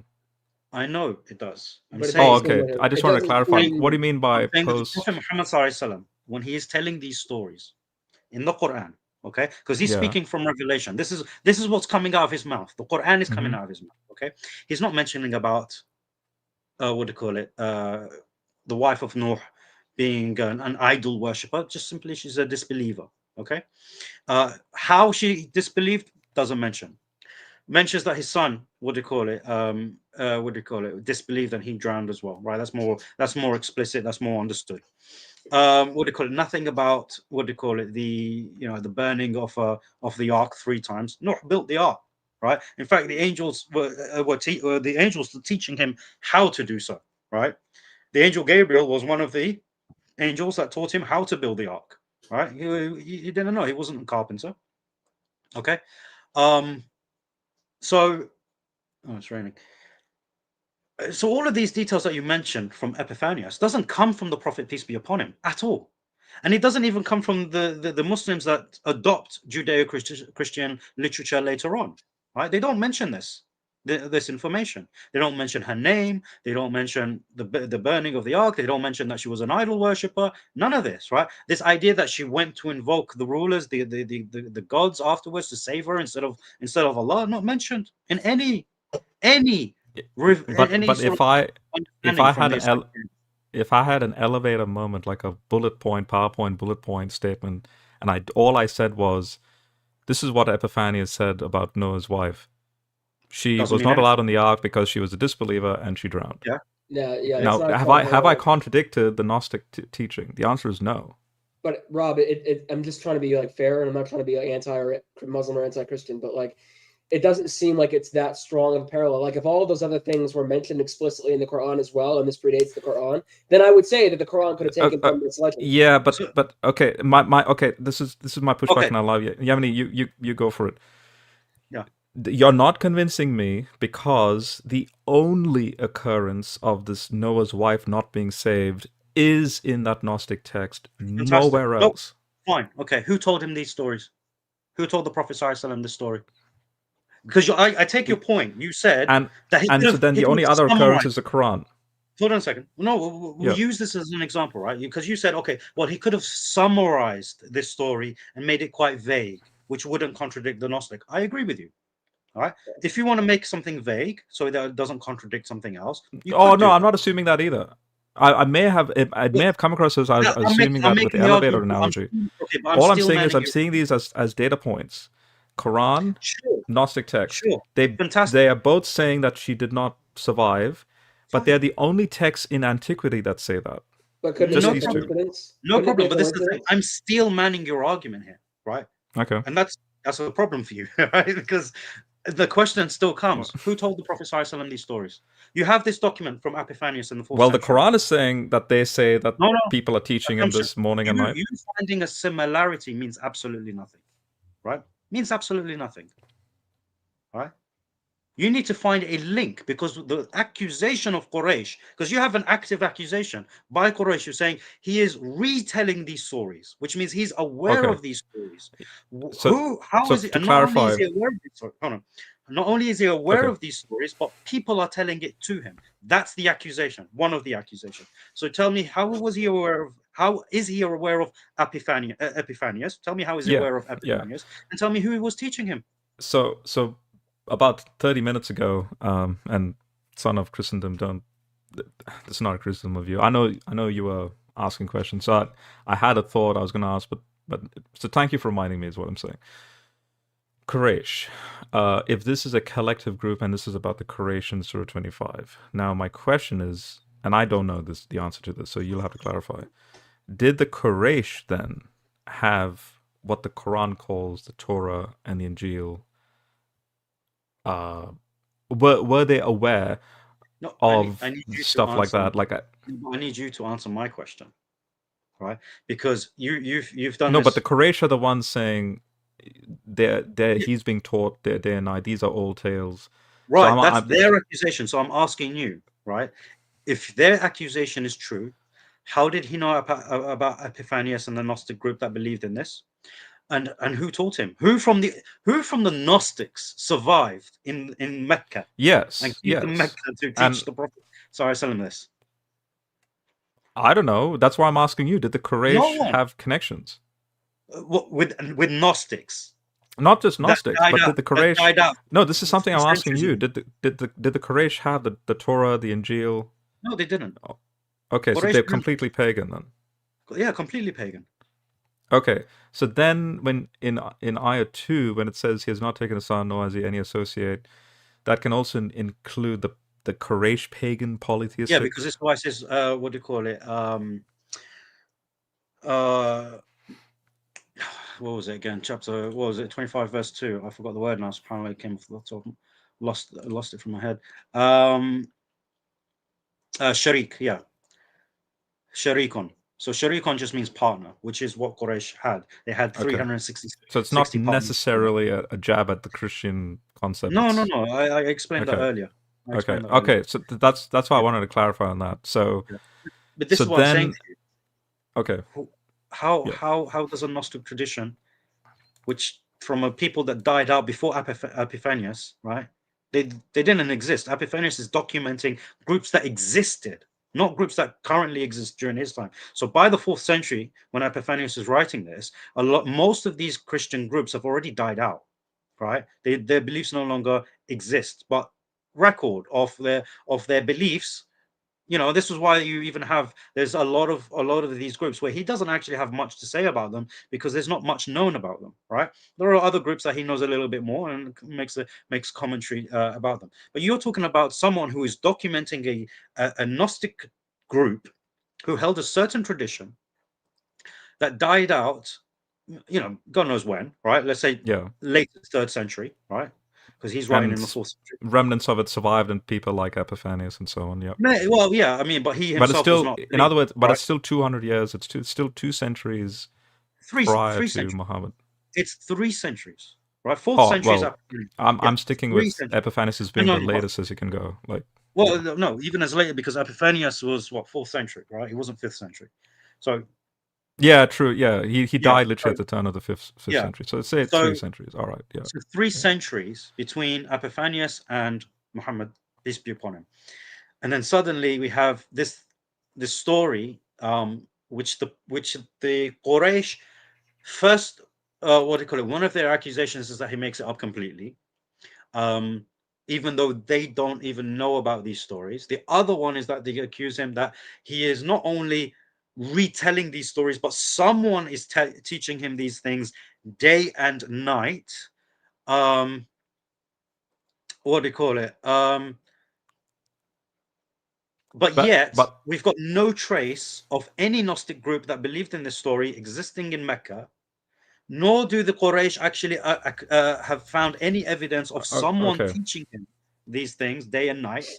And you want to make this an argument, really? So then this still falls into the other question I asked about chronology. So is the Noah story, where would you place Surah 66, which speaks about the Lot's wife? Because notice there's a parallelism in Surah 66. Lot's wife and Noah's wife both being disbelievers.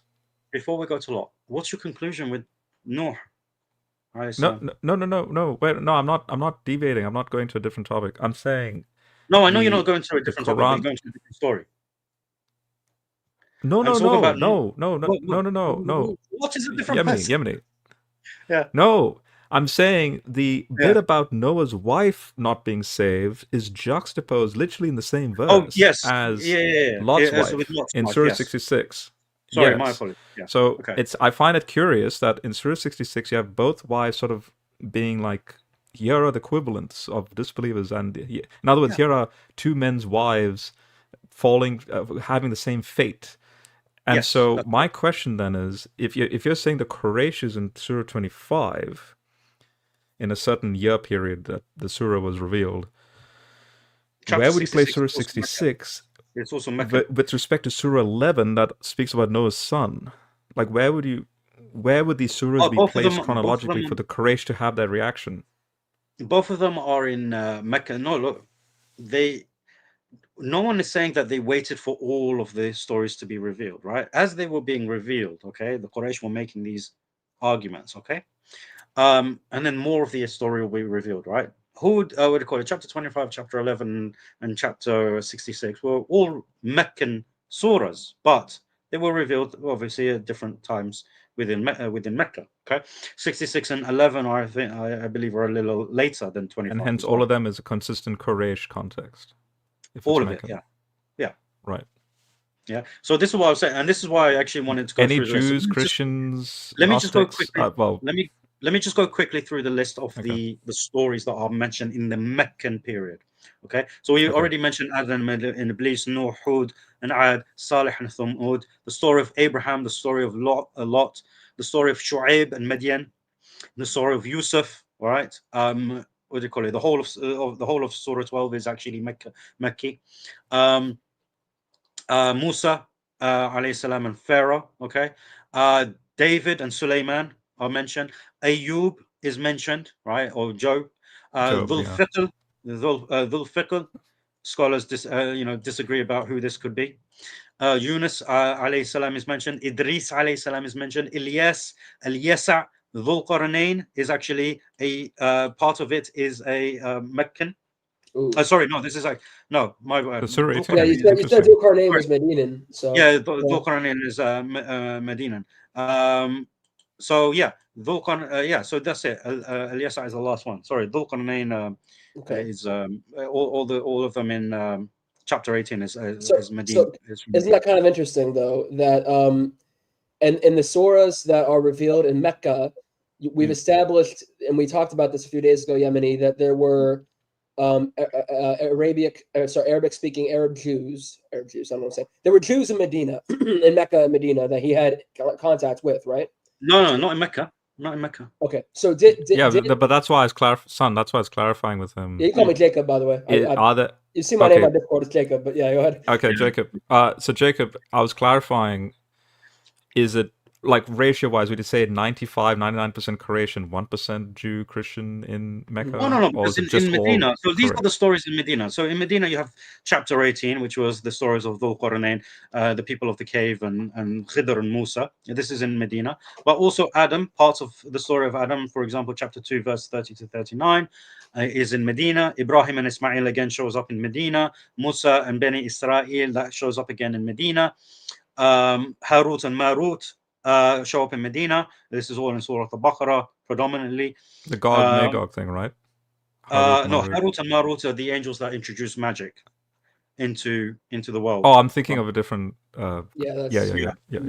Majuj and yeah. Sorry. Yeah, Yajuj and Majuj is Surah 18. Is the Dhul Qarnayn one? Yeah. And then Uzair, just very briefly in chapter 9. Isa alayhi salam is mentioned, again in Medina as well. But then you also have, for example, Talut or Jalut. Goliath. Yeah, Jalut is Goliath.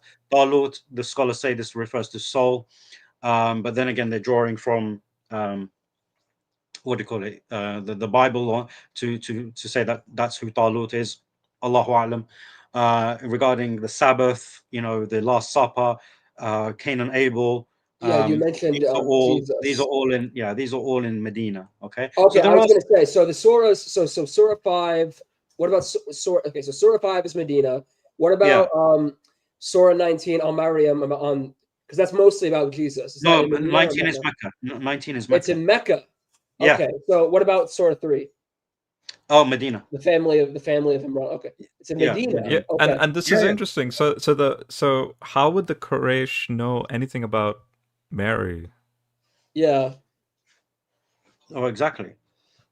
Well, there was an image of her because I find that's actually a fair point. Wait, hold on, Jacob. Actually, when I mentioned to you the paintings in the Kaaba, I think I also mentioned it to you, Rob, as well. I had a brother in my chat, in my comment section. He said to me that it's actually not authentic. I went to double check it, and he's true. It's true. It's actually not authentic. Okay, It comes I see. from a person called Al-Azraqi. Okay. Now I knew it came from Al-Azraqi, but I thought he was narrating authentic report. Turns out the reports are not authentic. And you would see the problem of that being the case, because if there were like presumably either Coptic Orthodox or Eastern Orthodox icons of the mother of God, the mother Mary, if you had her icons in the Kaaba, that would prove that there were traditional Christians in. Yeah, but I in- just want in to. Mecca But this living. is with Give me a regards second, to. someone's knocking on my door. Give me a second. Yeah. Okay. But this is with regards to Mary and Jesus. Okay. The images of Abraham and Ismail is authentic because we have that in Bukhari and Muslim. The ones about Jesus and Mary, that's not authentic. That comes from Al-Azraqi. With respect to 19, but that you're saying is Meccan, Yes. can you clarify Sorry, to Mormons. me?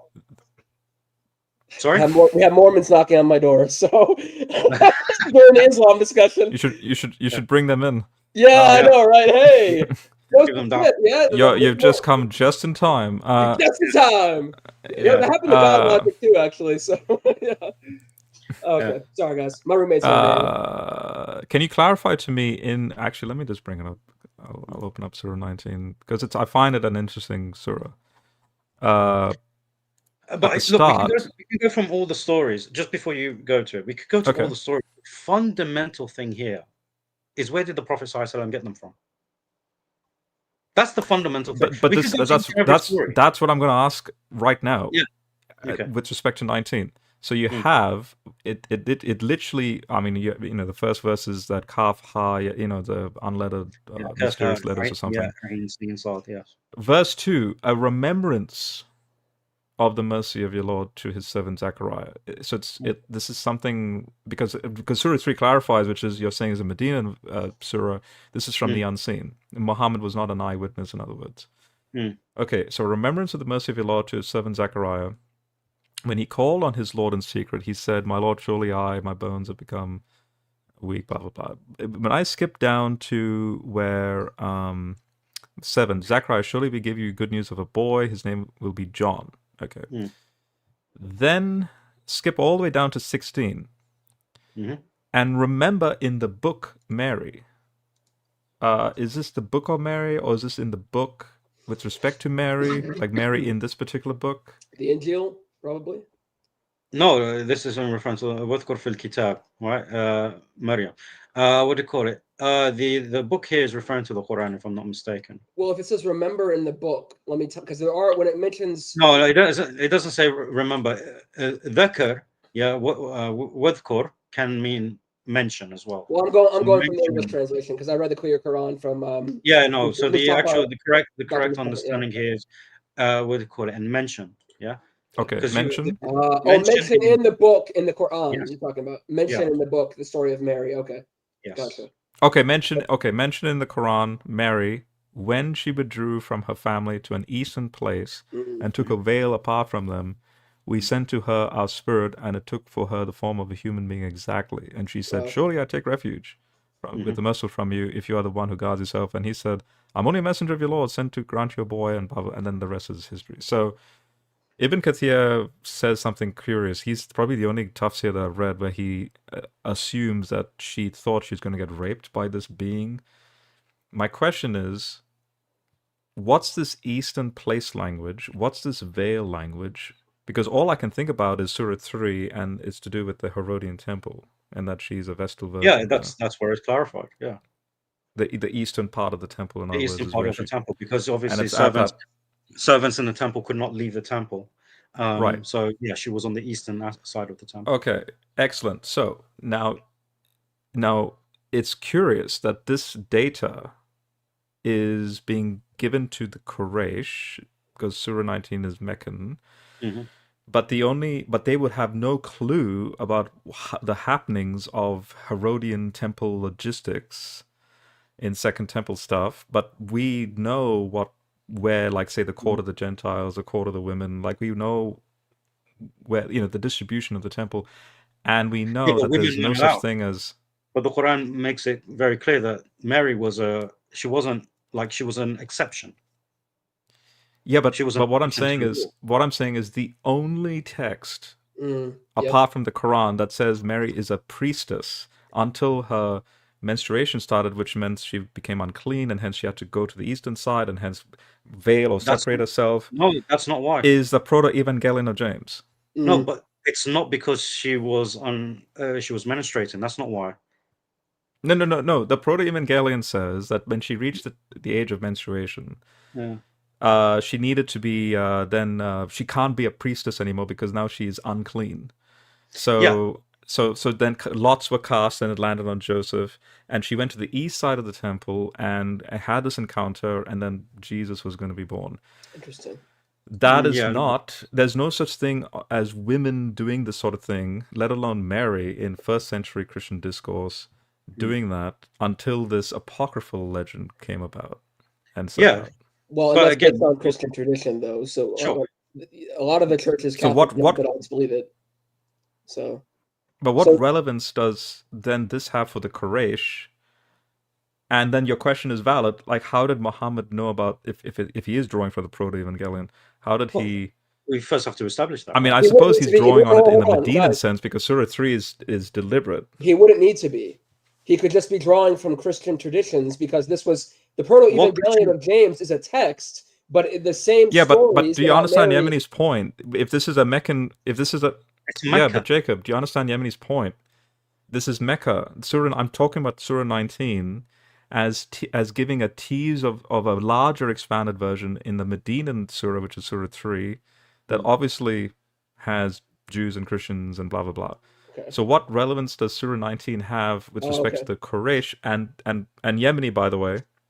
Then with the palm tree thing, that's very specific to this text called the Pseudo Gospel of Matthew. Yeah. That Sure. goes out of its way to speak about how she's shaking the palm tree and blah blah blah.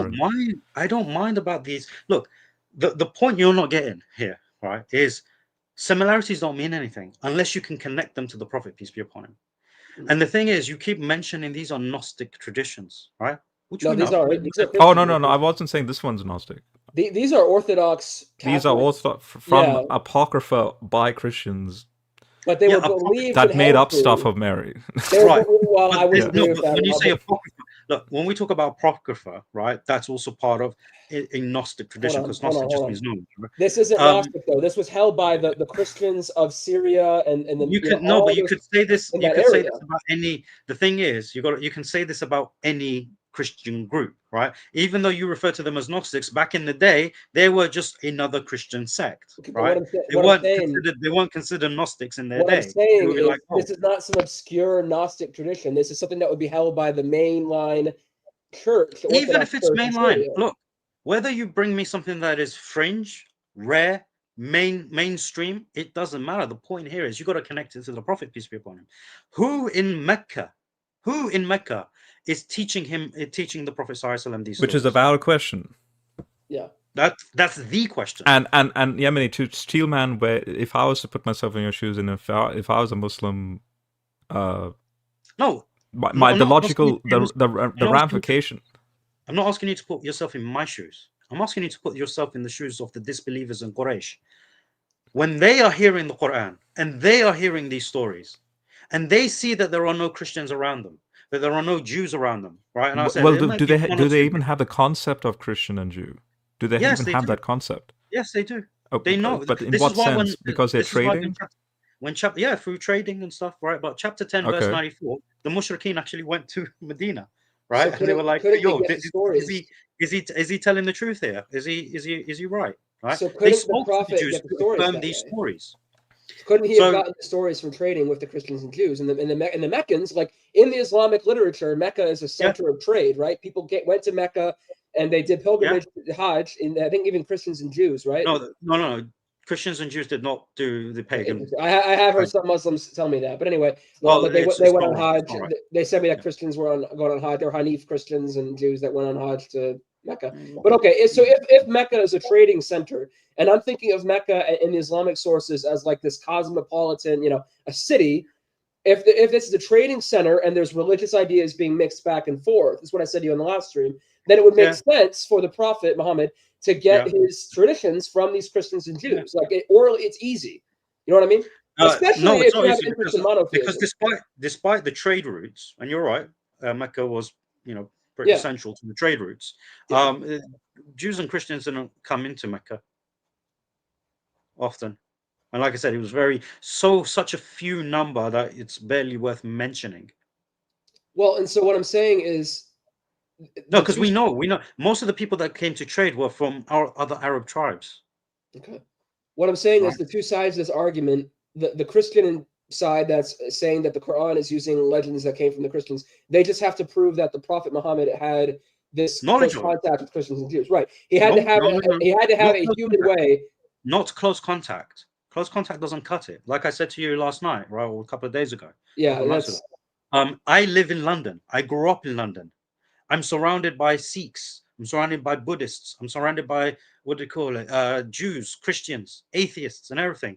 And even though I am active in polemics and religious studies and stuff, I don't know half of their beliefs, right? I still don't know what Sikhs believes properly, right?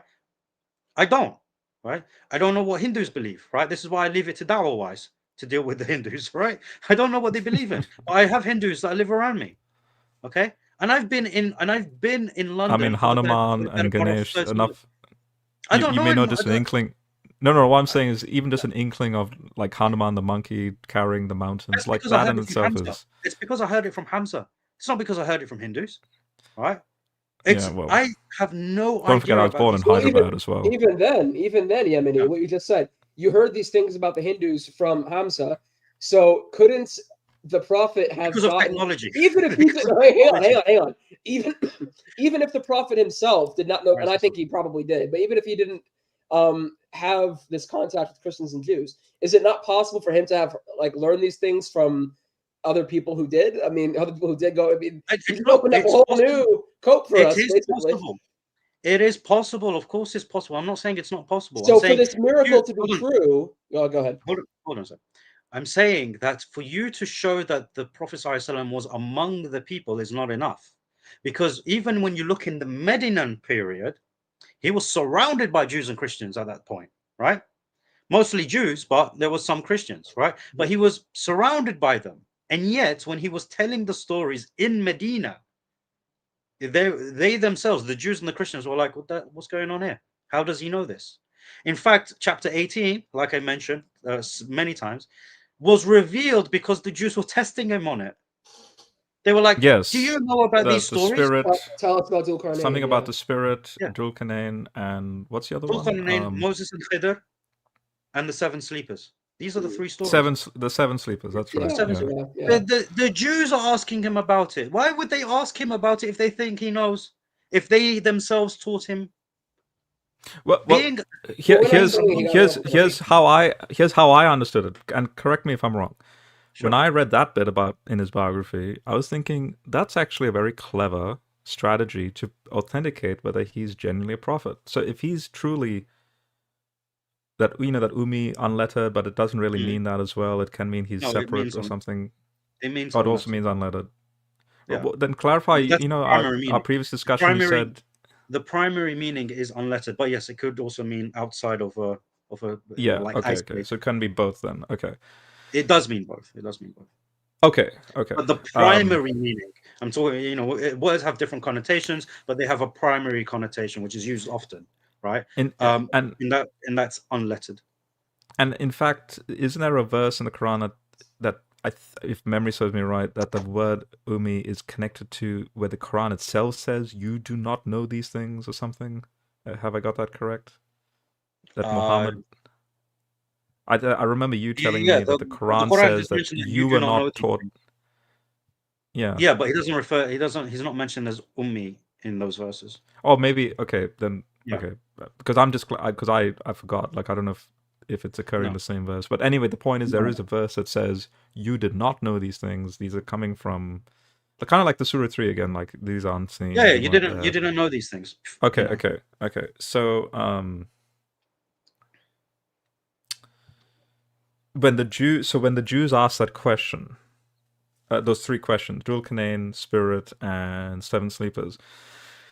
I find that interesting because if at the same time he's also saying, hey, I'm also receiving revelation from God, then if they already know of these tales that they do not believe in, then the obvious litmus test is, well, let's see what he does with these questions. In other words, God should be because God knows all truth and he won't lie. So what I find curious in the story is that he says, yeah, I'll give you the answer tomorrow, but then it says it takes 15 days to come up with a response. And then when he comes up with a response, he agrees that there was a dual canaan, that there was the seven sleepers, and I forget now what he did with the spirit. But the report, but if you're basing this on the report, by the way, if you're basing this on the hadith is not authentic. The reason why we know that the Jews did ask him this is because it's in the Qur'an itself, right? And the Qur'an is authentic. Oh, then which? But the report is actually weak.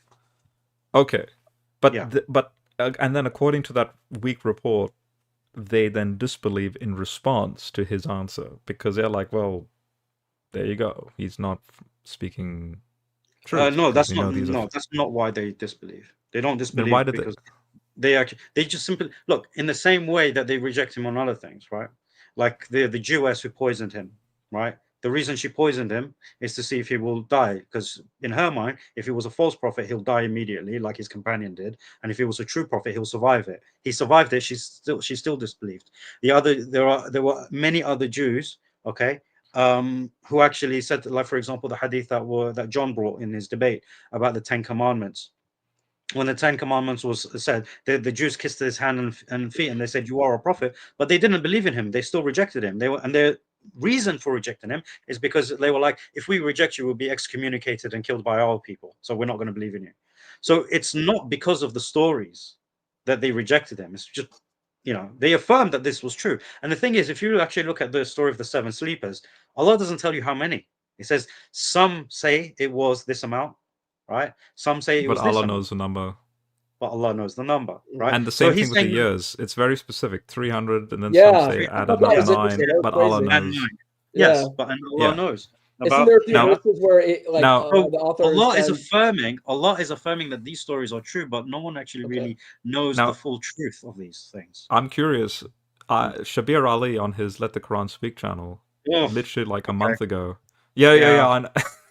He literally brought up this whole, like he spent 3 episodes on all 3 in Surah 18 and says that there was no dual canaan, there was no 7 sleepers, but rather apparently there's a technicality in the Arabic where it says something about like, this is a legend, but Allah's work still going along with it to bring about a bigger moral teaching implication. No, this is not backed up by any of the evidence at all. This is why Shabir Ali he's a nobody, really. But I like the guy. He's nice. He's well-spoken. A nice guy. He's a nice guy. He's well-spoken. He's articulate and everything, but he has fallen, right? Because he has so many beliefs that are just completely heretical, and border on disbelief even, right? They even border on disbelief. All right, so I didn't expect. Is this what Muslims, how they're reacting to people like Shabir? Oh yeah. Look, the thing is, what do you call it? I know brothers who worked very closely with him back when he was a big, like very well known, almost on the Zakir Naik level, right? And what do you call it? They've been and they were saying to me about his theological issues, and many people have left him. Most of the people that used to know him have left him, disassociated from him, due to his beliefs and due to his interpretations. And he's not the only one, right? There are many, unfortunately, there are many famous Muslims who have fallen, and not really going. Would it be fair to, again, I'm not trying to like shove a wedge or like try and push you in a corner, but no, I don't need to. Since you and I both agree that he's he's a nice guy, approachable, is it possible that it's because of the critical scholarship that I know he is well read in, that that's why he's Mm. become a I'm little bit well more read. liberal or No, nuanced? no, Or I'm well read on these traditions. I know what you're talking about. I can follow the conversations. I don't hold his views. It's not about what do you call it, how well read you are. It's about whether you follow the evidence or not. No, I Yeah. think what he's trying to say no, is no. like, What I'm saying is, I Yeah. can put my. What I'm saying is, the questions you laid out, the very interesting questions you laid out at the start of the stream, Yes. where, and in fact, a prior discussion where I can see, that void, the Tatooine analogy, the void in the sense that this is a Sorry. genuine miracle from Yes. in the midst, I can see an eerie sense of there's something here supernaturally. I can see that. But then, going back to the Hamza 6-minute Hamza discussion, if you start digging up prior to the Quran outlier stories that, if you were to then combine all of them, they're not connected to each other, but if you were to combine all of them into, say, a single hodgepodge canon thing, I'm arguing that it looks exactly like the Quran. Obviously not in Arabic, because they're not written in Arabic, but if you were to then make it Arabic, it would match Surah 3, Surah 18, 19, Even if you literally pick any surah. But this is the thing, even if you made it in Arabic, it wouldn't match the Quran, because the Quran is I right? understand. Yeah, So, yeah. But look, here's the But thing. you know what I'm getting at. I know what you're saying, but think Yeah. about it. You're talking about putting all of these traditions and all the things that we've dug up and discovered and everything. You're telling me one man in the 7th century had access to all of these traditions? well, many of them and the were. and the Yaqeen, by the way, the Yaqeen Institute. Oh gosh, who do you listen to from our side? Oh wait, so you don't like them either? No, they're terrible. Oh, because they, to my surprise, they wrote up a 50-page, the parallels with, No, but they terrible. also conclude with the same Parallels statement are you just fine. said. You can talk about No, parallels. wait. But they conclude the essay by saying, how could one man have this Alexandrian library behind him? It has to be a miracle. I'm talking Even about they conclude with that.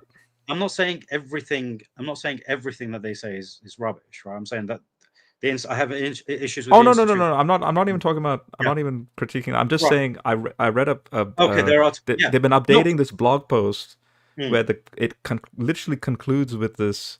I think you could call it like a rhetorical statement. How else do you explain this phenomenon called the Quran? It's a straw man of what we're saying, though, because we're not saying like that the prophet, had this lie. I mean, I saw someone else, I think it was Al-Madudi or some scholar who was commenting on the work that Orientalists have done regarding Surah 18 and Dhul Qarnayn, and it's on Islamic awareness. That's who it is.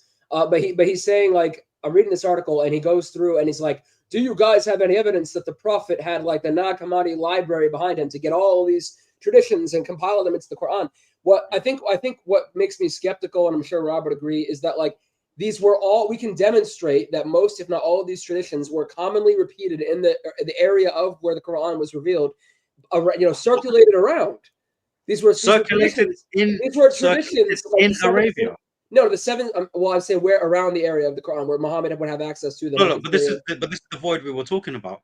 The Prophet ﷺ is isolated in Arabia from all the other places, okay, that would have had any sort of access. And we just demonstrated that he was a traitor. And this is very relevant. I'll go to that concluding part. He never went outside that void, right? So even when we talk, like I said, when we talk about him going to Syria, he didn't actually reach Syria, right? That was the direction he was going, okay? But he didn't actually get to Syria. He wasn't in Syria. He wasn't in Christian lands, okay? That's fine. No, finish your point, and I'll just read like the last like 2 sentences. They're just making the point that I've made, isn't it? So it's not really needed. They say something even quite fascinating. I think I think it helps all three of us. So this is the date of the publication and the updates. If I scroll right to the bottom, they go through all the examples. Right in the conclusion here, Trying to wait for this to load. What's going on? Oh, yeah. Yeah, this bit over here. These two concluding paragraphs. So, moreover, this mode of study also reveals that the Quran demonstrates an extremely profound, detailed, wide-ranging, and accurate knowledge of the Jewish and Christian scriptures and traditions across different languages, including Hebrew, Aramaic, Syriac, and even Greek. Yet the Quran itself highlights the Prophet's own life. So this is, I think, what I was trying to clarify with you, 2948. Had he been known to have undertaken an education in the Jewish and Christian scriptural traditions, and the level of knowledge of these traditions evinced by the Quran would have required an extensive education under masters of these traditions, to say the least, it would not have been possible for the Quran to make this claim without being easily discredited. Yet the Prophet's opponents... Sorry, yet the Prophet's opponents were hard-pressed to explain how he acquired such knowledge, pointing, for example, to a foreigner who was scarcely able to communicate in Arabic, hence the Surah 16 bit and your bit about 25. Yep. Now, this last bit, I can see Yemeni writing this paragraph. For Muslims, however, the Quran's deep familiarity with previous traditions should be far from surprising. After all, one would expect no less from divine scripture revealed by God. The Quran's intertextuality, therefore, bolsters its claim to divine authority rather than undermining it. As long as seemingly problematic instances of intertextuality can be reasonably explained, if this can be done, then the study of Quranic intertextuality can only be edifying to the student of the Quran. Would you agree with this bit at the end over here? No, because that's sort of assuming our position. That's assuming our position. So I wouldn't write it that way, because if you're making an investigative text, I would more like ask the question, like how does someone, Yeah, but they're saying it's one would expect no less from divine scripture revealed by God. It's basically God is the one. Yeah, well, that's my conclusion based on the fact that it's impossible to say it's from man.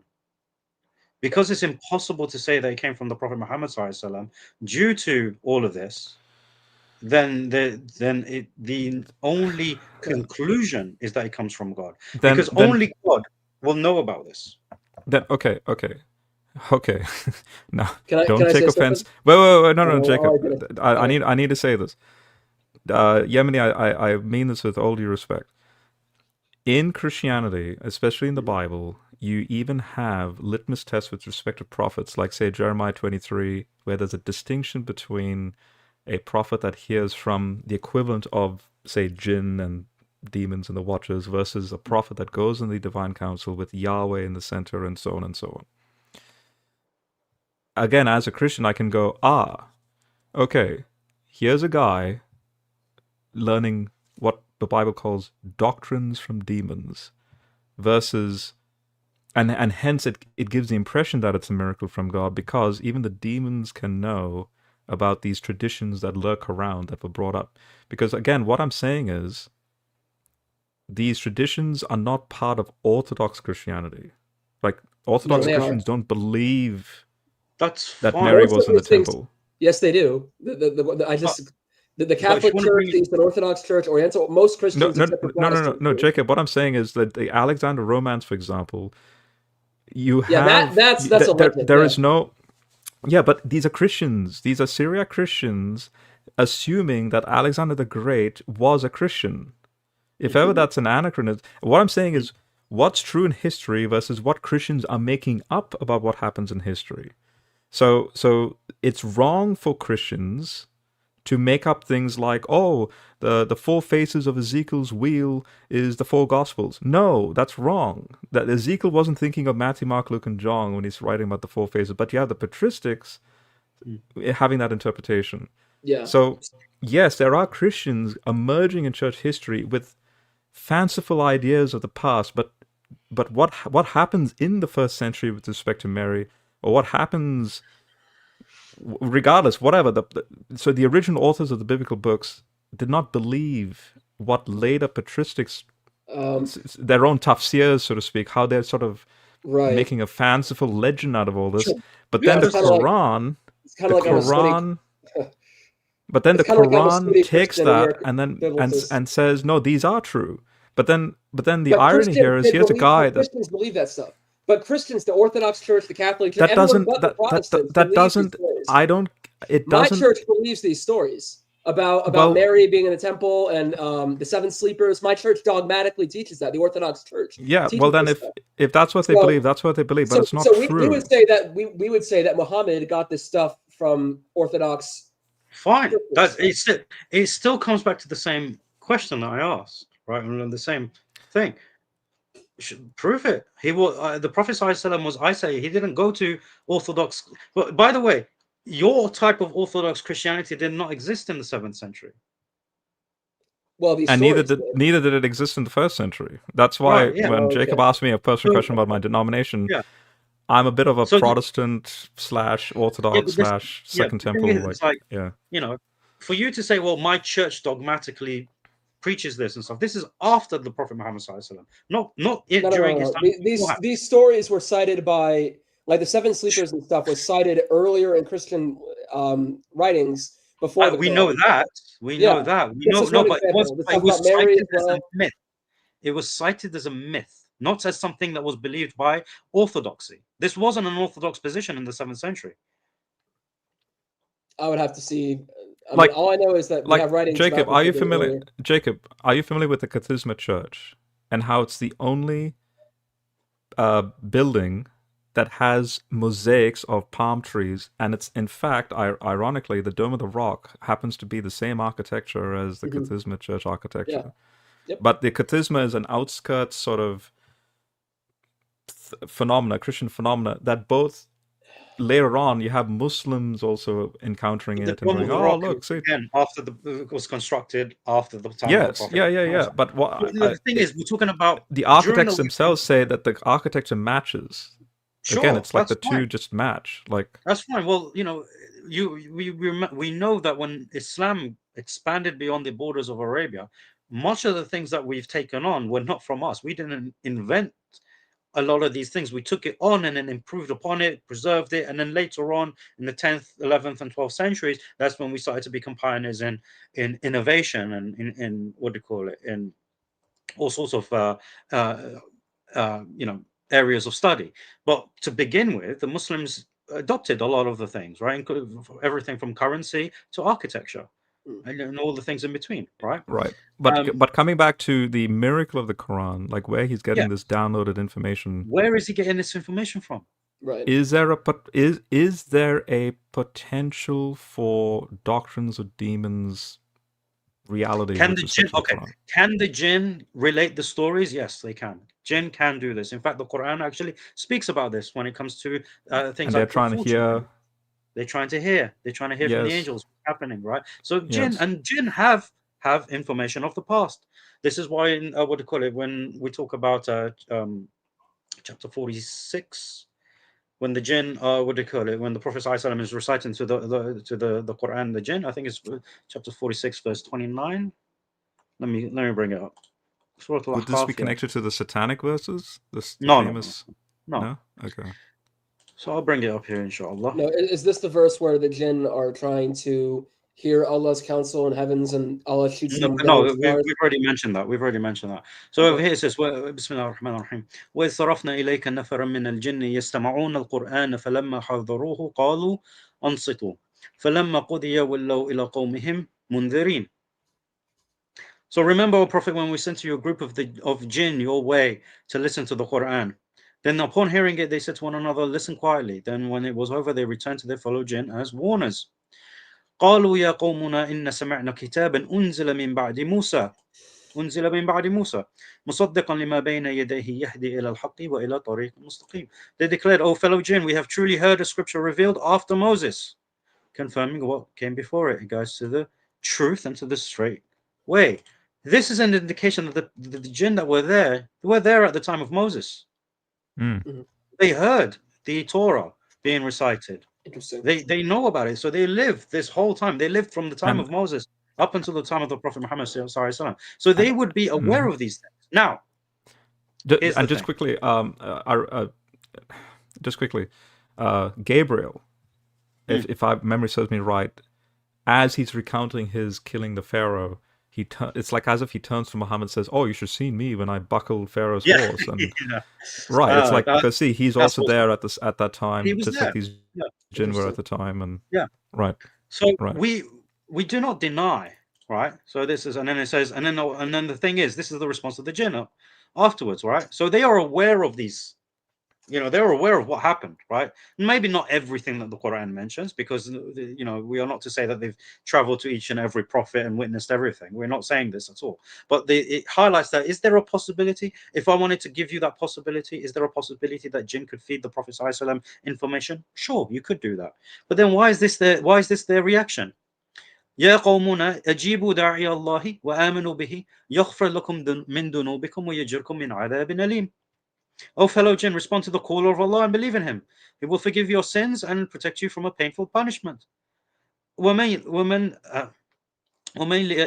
لا يجب داعي الله فليس بمعجز في الأرض وليس له من دونه أولياء أولئك في ضلال مبين. And whoever does not respond to the call of Allah will have no escape on earth, nor will they have any protectors against him. It is they who are clearly astray. This highlights that after they hear the Quran, they themselves are saying, we believe in it. So they are affirming the Quran. So if they are the ones, right, that are telling the Prophet, let's say it's the jinn that are telling the Prophet ﷺ these stories, why do then they say, well, yeah, he's a prophet? Makes no sense. In the same way, like, if the Jews told him these stories, why do then they test him on the stories and then say, yeah, he's right about the stories? It makes no sense. And it's very similar, right, to those who argue, right? There was a stupid argument a couple of years back that fortunately didn't last very long because of how ridiculous it was. It was like that the Quran, that the jinn was able to replicate the Quran, because in chapter 72 you have the jinn speaking, right? Allah is quoting the jinn, but the jinn in themselves, they say, we believe in this, we believe in this message, right? So chapter 72 verse 1, yeah. قل أوحي إلي أنه استمع نفر من الجن فقالوا إن سمعنا قرآنا عجبا, right? Say, O Prophet, it has been revealed to me that a group of jinn listened to the Quran. They said to their fellow jinn, indeed we have heard a wondrous recitation. يهدي إلى الرشد فآمنا به ولن نشرك بربنا أحدا. And it leads to the right. Yeah. So just quickly, in 72:1, and from what I'm understanding in 46, it says here, 46. it guides to the right course. This is my translation, what it says. It guides, verse 2, it guides to the right course. We believe in it, and we shall not associate anyone with our Lord. And we believe that he, exalted be the majesty of our Lord, he has not taken a consort of son. So are these jinn saved now? Yeah, they're Muslims. These jinns are Muslims. Interesting. Yeah. So these are spirits that have now given their shahada in some sense, like a jinn's shahada. Yeah. Right. No, they would have testified to the Prophet ﷺ, but this is essentially what they say. فآمنا به. So we believed in it. وَلَن نُشْرِكَ بِرَبِّنَا أَحَدًا. Okay, and we do not associate anyone with our Lord. This is Tawheed, right? وَإِنَّهُ تَعَالَى جَدُّ رَبِّنَا مَا اتَّخَذَ صَاحِبَةً وَلَا وَلَدًا. So they come saying, we are like strict monotheism. He hasn't taken a mate or offspring. He hasn't taken any sort of partners whatsoever. Yeah. Okay, and so. And then they mention وَإِنَّهُ كَانَ يَقُولُ سَفِيهُنَا عَلَى اللَّهِ شَطَطًا. Right, and they're saying that the foolish among us used to say, really horrendous things about Allah. Yeah, Safih, and Safih is it's the most, in the Arabic language, Safih is essentially the most foolish. There are various degrees of stupidity. Safih is the worst of it. Right. Okay. So this is quite interesting, because I can't help but. Oh, I thought the internet crashed.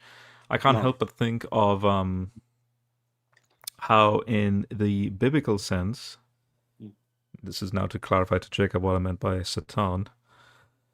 I'm gonna remove myself.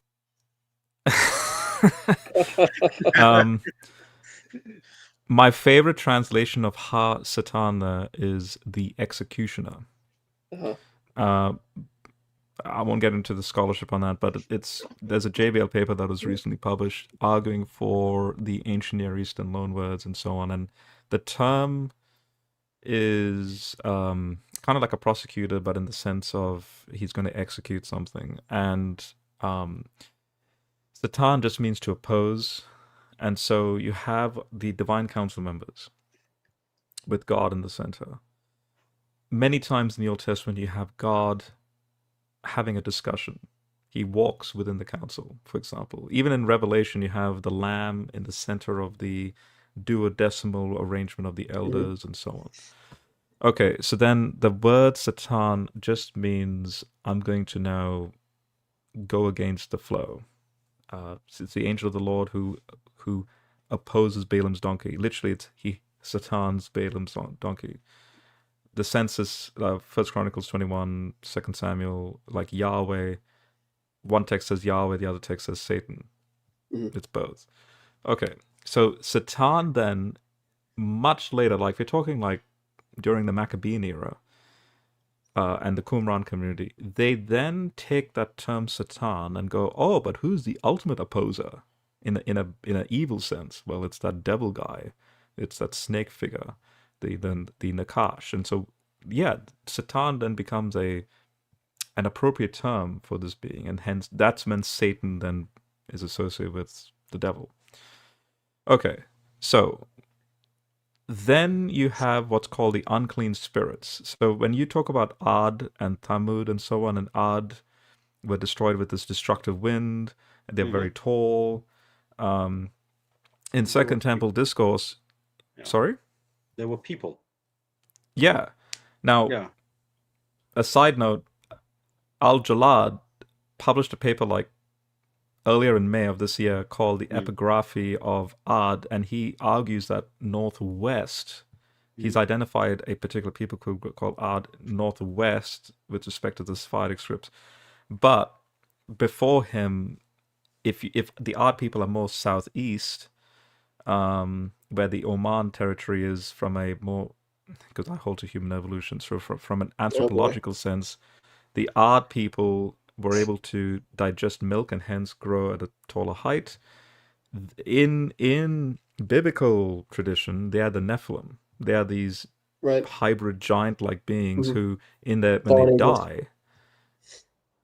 they die, texts like Enoch and Jubilees will speak about the disembodied spirits as becoming the unclean spirits, becoming the daemons, and in this case, they would be the equivalent of a type of jinn. And these are the beings that Jesus encounters in the New Testament. So, where I'm going with all of this is the Bible very carefully lays out a hierarchy. God, council members, say the watchers, the angels. Yeah, but this is the thing, Rob. The mistake you're making here, sorry to interject. The mistake you're making here is that you're thinking that there is any sort of parallels to do with the Bible or these. Oh no! I'm trying to bridge. These are data points. I'm putting aside beliefs here. I'm putting aside the data points don't exist because of the massive difference, right? Ad and Thamud, these are familial tribes. They are familial tribes, right? One are descendants of the other, right? But they just settled in different lands, and they are not of any. Yeah, but the Ad is destroyed by this destructive wind, which I've read anthropologists wonder if that's connected to Noah's flood in some way, where you have this cyclone that comes in and. No, this is because these people were considered very tall, and the tall people were considered with the flood. Well, Noah alayhi salam was very tall. Adam was tall, right? All of them were tall, right? Okay. I mean, okay, I see what you're saying with that. Described as 60 cubits tall, 9 cubits wide in the Hadith, right? But, so but what I'm saying is but the biblical tradition, or more so than the Second Temple tradition that comes out of the biblical tradition, tries to then come up with the explanation for why the Shadim, which would be the unclean spirits of the demons, how did they emerge? Where did they come from?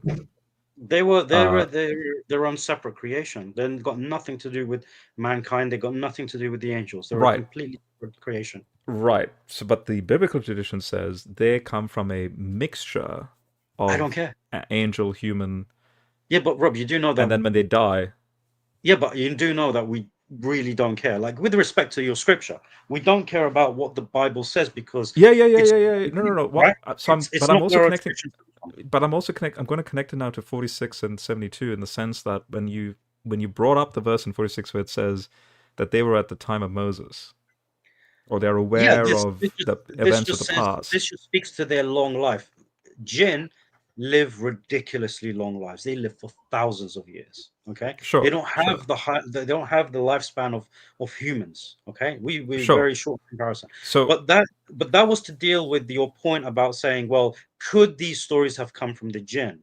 That's where I was going. I was steel manning you. yeah, Why are you yeah, changing the yeah. subject? I don't know. Yeah. So now when you're talking about this, I'm like I'm not quite sure because No. the It's not. I'm not how the changing the Jinn came subject. What I'm about. saying is, No, but so how does the biblical narrative and Second Temple narrative of how Jinn came about relate to what we're because yeah. because because according to the anthropology of what the Bible says what happened from Adam and Eve forward, and then the emergence of Israel as a nation, their migration to Canaan, you have the term Shadim in Deuteronomy 32 as an explanation to say, yeah, these beings came, they didn't exist before, they only existed once from Noah's flood onwards. Once we started killing off these Nephilim-like beings, so the Anakim and all that in the Canaan scenario, they then started introducing new teachings, new doctrines, and so on for the people groups that surround Israel. And then by the time you have Jesus coming and correcting all of that,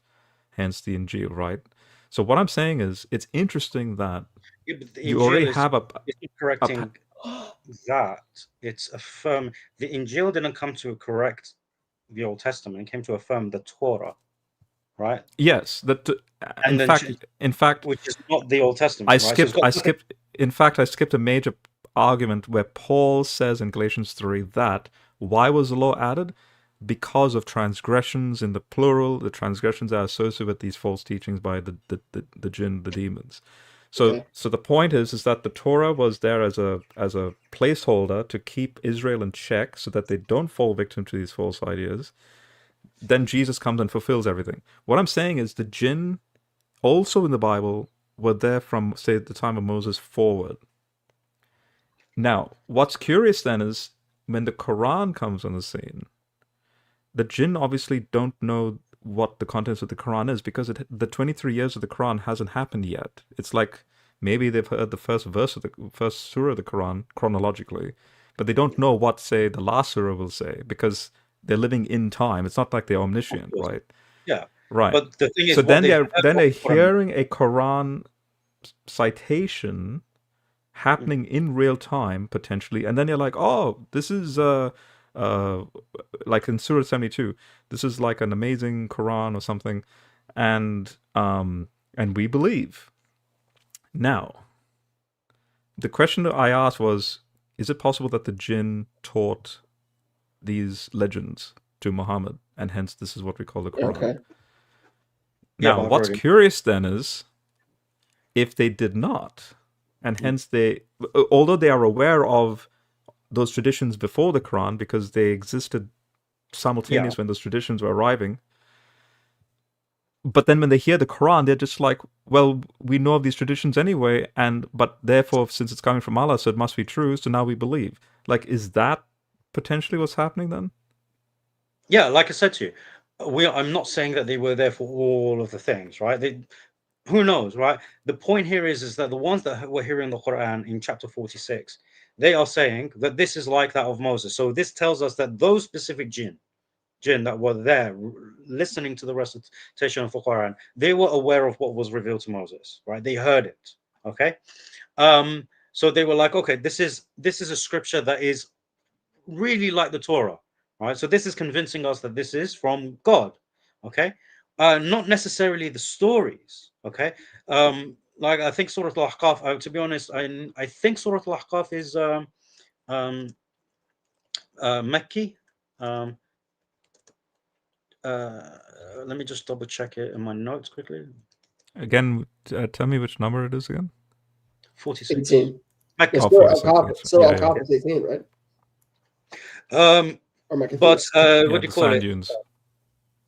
Yeah, so this is it's a Makki surah. It's a Makki surah. So yeah, so this is the thing. This is also what do you call it? I think some scholars actually argue that that portion that I recited to you was in Medina, but I can't say for sure off the top of my head. But the surah is a Makki surah. Okay. Now, regardless whether it's Makki or Madani, we know that it's quite late. It wasn't one of the early surahs. Okay, that was revealed. It was later on in the Makki period. So whatever stories were there, as well as other contents, because remember, the Quran prioritized Tawheed in the first 13 years.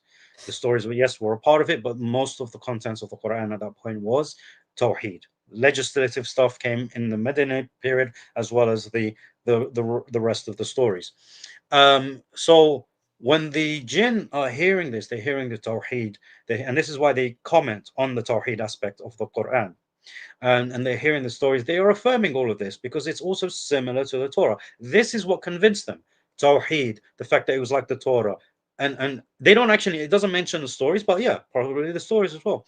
But even if I were to grant you that they knew of some of these other stories, the point is, did they actually teach the Prophet ﷺ this? No, because if they taught him this and then it shows up in the Quran, they have no reason to believe in him. Okay, I see what you're saying now. So in other words, hypothetically, Yeah. Evangelion of James, or the Epiphanius one with Noah's wife. So a jinn would be like, without anyone aware, is lurking around, like bumping into like a room discussion with whatever patristic writer or whatever, making up these legends. But they also know about what actually happened in the past with, say, Noah's wife, right? So because they were jinn are eyewitnesses potentially. It's not like they're omnipresent. I'm just saying hypothetically. Noah is way before Moses, right? I know they lived long, but I don't think that long. Then whatever Moses recited with respect to Noah's history. So Moses is getting the true teaching of what happened to Noah then, right? Sure, we don't know that for sure. We don't know if that was in the Torah. So in other words, the Torah does not include the stories of Noah. We don't know that.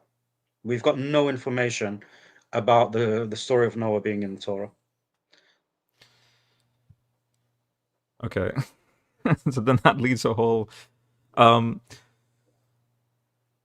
how do we know anything about Noah then, or pre-Moses stuff? The Jews didn't even what do you call it? They didn't attest the Prophet ﷺ with regards to Noah. Remember, the story of Noah came in Mecca. Nothing of Noah alayhi salam is actually in Medina, if I'm not mistaken. Let me just double check my notes. Yeah, there's actually nothing about Nuh alayhi salam revealed in Medina. In Medina? Wow. Nothing. That's actually very interesting. Okay. Maybe then I'll just lay out this thought that I had, and you critique it as much as you want. The thought I had was, imagine you and I are Jinn 1, Jinn 2. We are not omnipresent. Man, you're obsessed with Jinn. we are not omnipresent beings. We are obviously creatures that we move in Cartesian space-time. All right. But let's just say we happen to bump into a true prophet of God or whatever, like in this case Moses, or Noah. So you exist at the time of Noah, I exist at the time of Moses. Then we happen to cross paths and we're sharing notes. Oh, what happened when Noah was alive? Tell me about his wife. And you're like, yeah, his wife drowned. And then I give information about Moses and blah, blah, blah. Then you and I become best buddies. And we continue on with our lives until like centuries later, Muhammad comes on the scene. And Muhammad's then giving the Quran, obviously directly from Allah. So no jinn inspiration here. And then you and I go, wow, Muhammad, who doesn't know any better, happens to still have accurate knowledge of your experience with Noah's wife and my experience with Moses. now we should become Muslim. Is that a fair Yeah, sort of like a that's fair, hypothetical of what? yeah, that's a fair, what do you call it, hypothetical? Because at the end of the day, like I said, if the jinn are not teaching the Prophet ﷺ, then they will ask Because the same. obviously then you and I are not telling Muhammad, by the way, You're not this is what telling. happened to his Yeah, wife, and yeah. right. So where's he getting the information from? So hence, where's he getting the information from? It comes back to that again. All Right. these stuff, everything about the Quran comes to that one question: where's he getting it from? That was the fundamental question that Quraysh were asking themselves. Where is he getting it from? And hence their accusations. That's why when you look at Well, there you go. all of their accusations are based on that one question: is he a liar? Where's he getting it from? Is he making it up? And then they were okay. So I see. So right. So Yeah. they were then doing what I do, and that is they were raising a hypothetical: is it a human being teaching him that doesn't know Arabic? Is it a human being that teaches or him? is he being taught morning and night? Yeah, or is he being taught morning at night? Is he lying? Is he making it up? Is it magic? Is he a poet? Where the question was always, where is he getting these words from? Okay. Now, And they couldn't. the Yemeni, excellent, fantastic. I think you and I, and well, the three of us. I didn't ignore you, Jacob. This is probably now the vital moment in all the discussions I've heard and the debates, because thank you, that this is the clarification I was looking for. Now, Yemeni, here's that wall thing. Then the stories that are laid out in the Quran, if Muhammad is genuinely getting it from the ether, like say Allah, the stories are not historically valid. What? Sorry? Do you see? It then just falls. It like divides by zero. It's like it doesn't divide by zero. Here's the thing. Because there is no Iblis in heaven with Adam. There is no. What are you talking about? There is no Abraham with the fire. I don't even. But history, look, listen. History. No. Wait. Yemeni, let me ask Jacob this question. Do you believe that Abraham was saved from the fiery furnace? Abraham, is that might be part of the Quran I haven't read yet? No, but most of those Christian legends we do typically. Regardless of your church. Wait, Jacob. The only person that made a big blunder was Jerome in his Latin Vulgate, where he misunderstood Ur as a Hebrew term meaning fire, and in the Latin Vulgate he has Igni Caldarium, the fire of the Chaldeans, and a whole legend came out of that. And in fact, you have even like right now you have the cave, and like even a mosque is built on it up in Urfa about this legend about Abraham being saved from the fire and so on. That came from a mistranslation of an Akkadian term that just meant city, not fire. Okay. So, do you believe that in your patristic tradition that says that Abraham was saved from the fire, which then happens to be in the Quran, do you believe Abraham actually experienced that? In fact, he's smashing all the idols. He put the axe in the biggest idol's hand. He's even like mocking them. Go and ask the idols who destroy the idols. Yeah. Oh, that's in the Quran.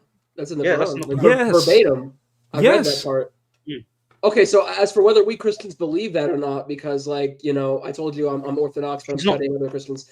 My point, I don't know if we believe that or not, but that is verbatim from the Quran. So this is what I was trying to deal with earlier, was like, why are you going to these obscure, okay, so Noah had a wife, and Noah's wife was a disbeliever, like those two things that are shared between the source you cited, Saint Epiphanius, and no, Epiphanius is responding to a Gnostic heresy. Okay, so Saint Epiphanius is responding to Gnostics. Okay, he's not believing that. Gnostics believe with a whole bunch of things. Why would you not focus on like Al-Kahf or like the story of Abraham and the furnace that are very clearly paralleled on these apocryphal texts? Like those are way more clear. Like, I mean, there's probably like 10. I really wanted to. We probably can't do it tonight. I really wanted to get into Surah 18 because for me that's 20 But like, well, okay. Let's just get to Surah 18. Yeah. Was there a dual Qur'an Yemeni? Yes. Yeah. Okay. 3 hours in. Let's go. Yeah. No. We're not going to go like too deep because we've already gone through a lot of stories that are essentially on the same line as Dhul Qarnayn and Khidr and Musa Isa. They're all things that you could sort of find some sort of parallel similarity with some sort of text. Okay, it's the same thing. So the crux of the matter, which is what Rob is saying, is they're not historical. That's what you're. Yeah, That's what the crux of and it by is. the way, I'm being genuine there when I say I'm not Yeah. being abstinent and trying to like be like, these are the disbelievers who have an axe to grind. No, I'm being genuine in the sense that I am convinced Yeah. that none of these stories are historically valid until you can show me an inkling of evidence of any of these stories. Sure. Literally, No pick problem. any. Tradition is. I'll be thing is, like, whoa, you're- okay. But you're missing a fundamental aspect here. Is for a believer, is the axiom, is the standard, is it history or is it revelation? Because if it's from revelation, then whatever it says about the history is true by default. The Quran If is it's from God, then it's true by default, regardless of what the history says. Yeah. Because a history is amalgamation of reports where truth and falsehood is mixed, where people interpret things, where people write and rewrite. There is a lot of stuff that you have to dig through and what do you call it, and discover and interpret and sift through. That's what history is. The one who can Okay. give it, So the one just let me, if just let me okay, yeah. the one who is able to give that all to you laid out without any confusion, with absolute clarity, is the one who knows the history inside and out, who knows all of these language, who knows what went wrong with the mixing of truth and falsehood, who knows the I already mentioned languages, who knows the correct interpretations, who knows exactly what happened when. Okay, if it is revelation, then it's from the one who is all-knowing, the one who never forgets. And if you cannot conclude that it came to Muhammad SAW by any natural means, then it can only come from, and we've already explored the jinn, which is another supernatural aspect. We've explored that. If you can Yes. conclude Yeah. that it cannot come from man or from jinn, then it comes from Allah. And if it comes from Allah, then it trumps history. You got to let the history go. And you got to accept You that mean these you mean are, it trumps our finite knowledge of history? well, yeah, of course. Because That's what I mean, right? history happened regardless. Like it's a fact. I agree with you. Yes, It's 100%. it's So our the Quran, knowledge of the data yeah, about that history that is agreed. lacking. 100%. So it will be from our ignorance of the history, because Ignorance, Allah yes. subhanahu wa ta'ala is telling us the history, as He says in the Quran. We tell you these stories in truth, and that's the kicker. That's the wall that you're thinking exists is actually not a wall at all. Yeah, Right? it's kind of like So then everything is subservient to revelation. So like Yeah. one of the things I see in your chat is people are, for some reason your chat has become just an argument about the Trinity for like 2 hours now. But like for me, I said this to you privately. It's like for me, revelation trumps everything. So when I read Surah, what's the one, Solomon and the ant? It's like Surah 27, 37. Yes. So near my end of where I've gotten to. An-Naml, yeah. Which was it? Surah An-Naml is 27, if I'm not mistaken. Yeah, the ant is. So when I read that, and I had the Yes, same thing when I first read the Bible, where the guy talks to the donkey, and then in the Quran where the ant talks to Solomon. This seems like stupid. It doesn't talk to Solomon. It seems okay, but he talks to the ant, right? No. No. The ants are aware. Like, yeah. So the it ants sounds like, I'm reading the clear Quran. It sounds like the ant is like going up to Solomon, like, hey. No. So what happens is, so just to clarify the story, okay. What do you call it? The army of Solomon is marching, and the ants see that the army of Solomon is marching, and the ants talk to each other. They're like, what do you call it? Oh, look, the army of Solomon is coming. And Sulaiman alayhi salam, he hears them and he understands them. Okay. Yeah. Okay, so it's not quite, but yeah, okay, and Shabir Ali understands ant there as a people tribe group thing. Yeah, a nickname for a people group, the body of the ants, right? Yeah, it's ridiculous.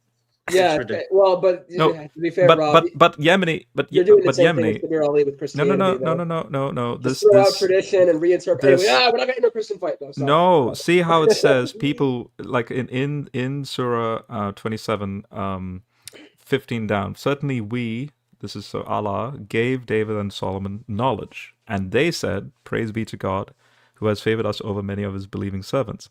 Then 16 is interesting. And 17. So 16 says, Solomon inherited from David and said, "People, we have been taught the speech of birds, and we have been given some of everything. Surely it indeed is clear favor." And then 17 is, it catches my eye. Gathered before Solomon were his forces, Jinn and the men and birds, and they were arranged in rows Hmm. until when they came upon the body of the ants, and on it goes.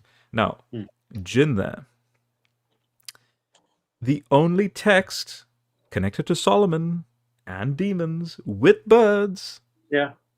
is the Wisdom of Solomon, the Deuterocanonical book called the Wisdom of Solomon that speaks about that.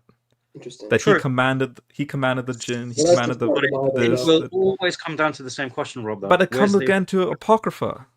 But That's still, part of the Bible, where is the though. Prophet ﷺ getting this information? But that from? has nothing to do, Wisdom of Solomon has nothing to do with a 9th, 10th century Agreed. BC period of the actual Solomon. Sure, I agree.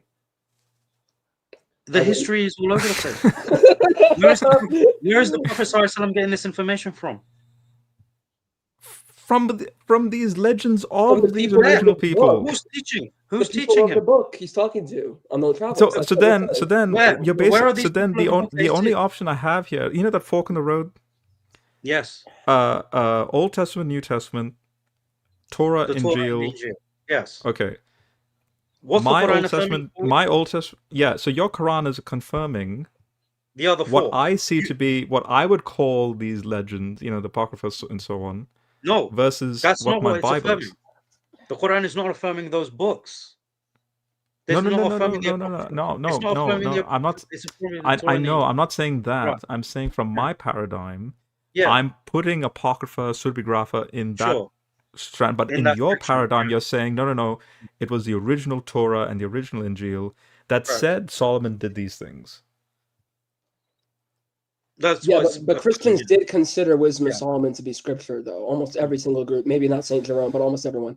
That's a separate debate, though, Rob. But like, that's why I said you're kind of doing what Shabir Ali. Like, so I'm like a Sunni Christian. I'm going by our Sunnah, our tradition, and you're like a But Shabir Ali going like, they reinterpret are everything. humans that are prone to error. If I went to Jerome, I would slap him in Oh the my face God. because of his mistake he made South with Tehran and the Surah Pronobis. Ur I got it. of you- Chaldea But this is the mistranslation. thing. But no, but like I said to you, Rob, this wall that you think exists in front of you, it's Yeah. not a wall at all. All you have to do is establish whether it's revelation or not. That's all you have to do. If Okay, you guys. establish revelation, Yeah, but if then I can't help but think it's not God. It's some maybe like again. That's why we ventured into the jinn inspiration route. But that's the thing. We investigated that. It's impossible. It's impossible for that to be, because, like we said, if it was the jinn themselves teaching the Prophet ﷺ, it's like this, Rob. Yeah, I'm gonna sit here. I'm gonna teach you something, and then after I teach you it, I hear it back from you, and I'm like, "Whoa, Rob, you're a prophet. How'd you?" Like you said everything you just said is true. Yeah, but obviously that would make no sense. it doesn't make any sense. But right? but So- you so- do have this notion of a psyop in psychology with respect to the jinn Really? who want to deceive or had the intention to deceive. Uh-huh. So they're playing a very careful chess game. So But where's the that's a evidence? hypothesis. I'm not saying I have evidence for that. What I'm saying is you see this pattern. I want you to explore But what absolutely everything. Right, but what I'm saying is, putting aside all that, what I'm saying is, I see what you're saying now. Okay, I think the three of us have made segue in all these discussions where suddenly now the Quran is like a genuine outlier. How did it actually come about from this guy? If the tradition is true, it's a genuine outlier. Okay. Yeah. How did this? Then I can't help but say with a high certainty, okay, which I know you'll disagree with, but I'm saying with a high certainty, human evolution is a fact. There was no human being in heaven sent down. There was no discussion with Iblis, because that's from the life of Adam and Eve. What are you There talking was about, no, like, how big would you say that? I knew I'm that a was young Earth creationist, so I don't know where he's going with this. No. Yeah, young Earth creation is It's not about- look, anti-science it's not and about your belief. anti-Bible. Like, It's not about your belief, Rob. It's not about Divine your belief. revelation, So I- Trump science, and history. It's not about what I you agree with you, believe many in here. evolution. Divine It's not revelation. about Trump what you science. believe in so Jacob, do you believe in a global flood? Yes. Divine Yeah, revelation so trumps history. it's impossible. It's impossible to have a global flood. There was no global flood. I would say it's a Okay, local well- Persian Gulf flood. Human So we need to evolution is the reinvent- result. We need to reinvent Christianity and destroy No, all our own tradition. no. Our tafsir. I'm taking into account the larger ancient Near Eastern context that the Genesis author is working with. So Okay. I'm sticking with the critical scholars like Walton, Heiser, Hugh Ross. Apostates. That Sure. yeah, but then is, because now it doesn't help that my own Christian brother here is Yeah. sort of like bucking against what Yeah, I'm I know. saying. And so this sounds simple because I actually Like- do. No, here's the thing. Okay. Here's the thing. Look, you have Yeah. you have one who is reliant more on revelation and what the Bible says, and then you have yourself, Rob, who actually. but Yemeni, takes that's not fair though, considerations- because No, when I you brought up said- Shabir Ali, you're saying he's not a genuine interpreter of the Quran. Same thing can No, happen so- between Jacob and myself here, because I- I'm I- basically I'm being like, Shabir I'm Ali. obedient to the tradition. I'm so not that's the causing point. a rift here. I'm just explaining, right, that the reason this is happening is because you have someone who is more of a literalist in terms of the revelation, okay, and taking that on board as it is, okay. Whereas Sure. you are questioning it a bit more because you want to see how that fits in It's gonna with the sound bad. history and science and bad. geography and everything that we know today. You know, the culmination of human knowledge, and comparing that with the revelation. And I think that's your critical error, okay? Because when you are taking these things, you have to pick a side. You at the end of the day, you have to try and sift it through. And no matter what knowledge you come to, you actually don't know whether that is the true conclusion or not, because that's just based on what you have of history and your reading and interpretation of that history. Okay. Let's cut to the chase. Dul Kanem, because I know Jacob wanted. What's his identity according to you? I do have to leave, like my roommate, for 10-15 minutes now. We've been waiting to go have dinner, so I do have to leave. Rob, this is not personal against you, because you and I can agree on it is personal. No. We can you and I can agree that the Quran, Hey, look, if you and I hold the Nicene Creed, the Apostolic Creed, the Athanasian Creed, then we're brothers, man. Like the whole creation evolution thing is a part of interpretation. Well, I'm not going to. It's not a doctrine changing. It is actually part of doctrine. It kind of is, but okay. But my point is though. At least I mean, if you start. Well, evolution's a fact, and that doesn't contradict my doctrine. But people who believe what I do, but also believe in homosexuality, I would say they're not Christian. So anyway, my point is, it doesn't matter. You change these fundamental things, it changes everything. I guess that's what Yemeni is saying about Shabir Ali, but it's okay. It's okay. So I mean, my point though is, I think I do have to leave because we got to eat dinner. It's like 9:00 for us, so my roommate and I are gonna go eat Chinese food, so it's gonna be great. I'll watch the rest of the stream after this, and I would like to come back and discuss, because for me, Yemeni, when I'm studying the Quran, for me, the largest objection against it is that it does seem to like bring in these legends that the prophet would have had access to hearing from, and that seems to me to be a plausible explanation of where he gets these things. I agree with you. These are all possible explanations. So I want to discuss Surah 18. The Quran offers that forward as possibilities and things that people have argued in the past. You are not the first to argue this. So what I want you to do, Jacob, for our next conversation, okay, and to cut right to the chase, I want you to bring any evidence you have that connects the Prophet ﷺ to any people, not just Jews and Christians, any people that would have given him information, and that we can affirm that from any sort of report, weak or otherwise. Yeah. Okay. Yeah, because that's actually kind of one of, that's why I brought Robin. I figured he knew more than me. And I think Rob's going to have the same issue as you. Yeah. Rob's not going to help you here, right?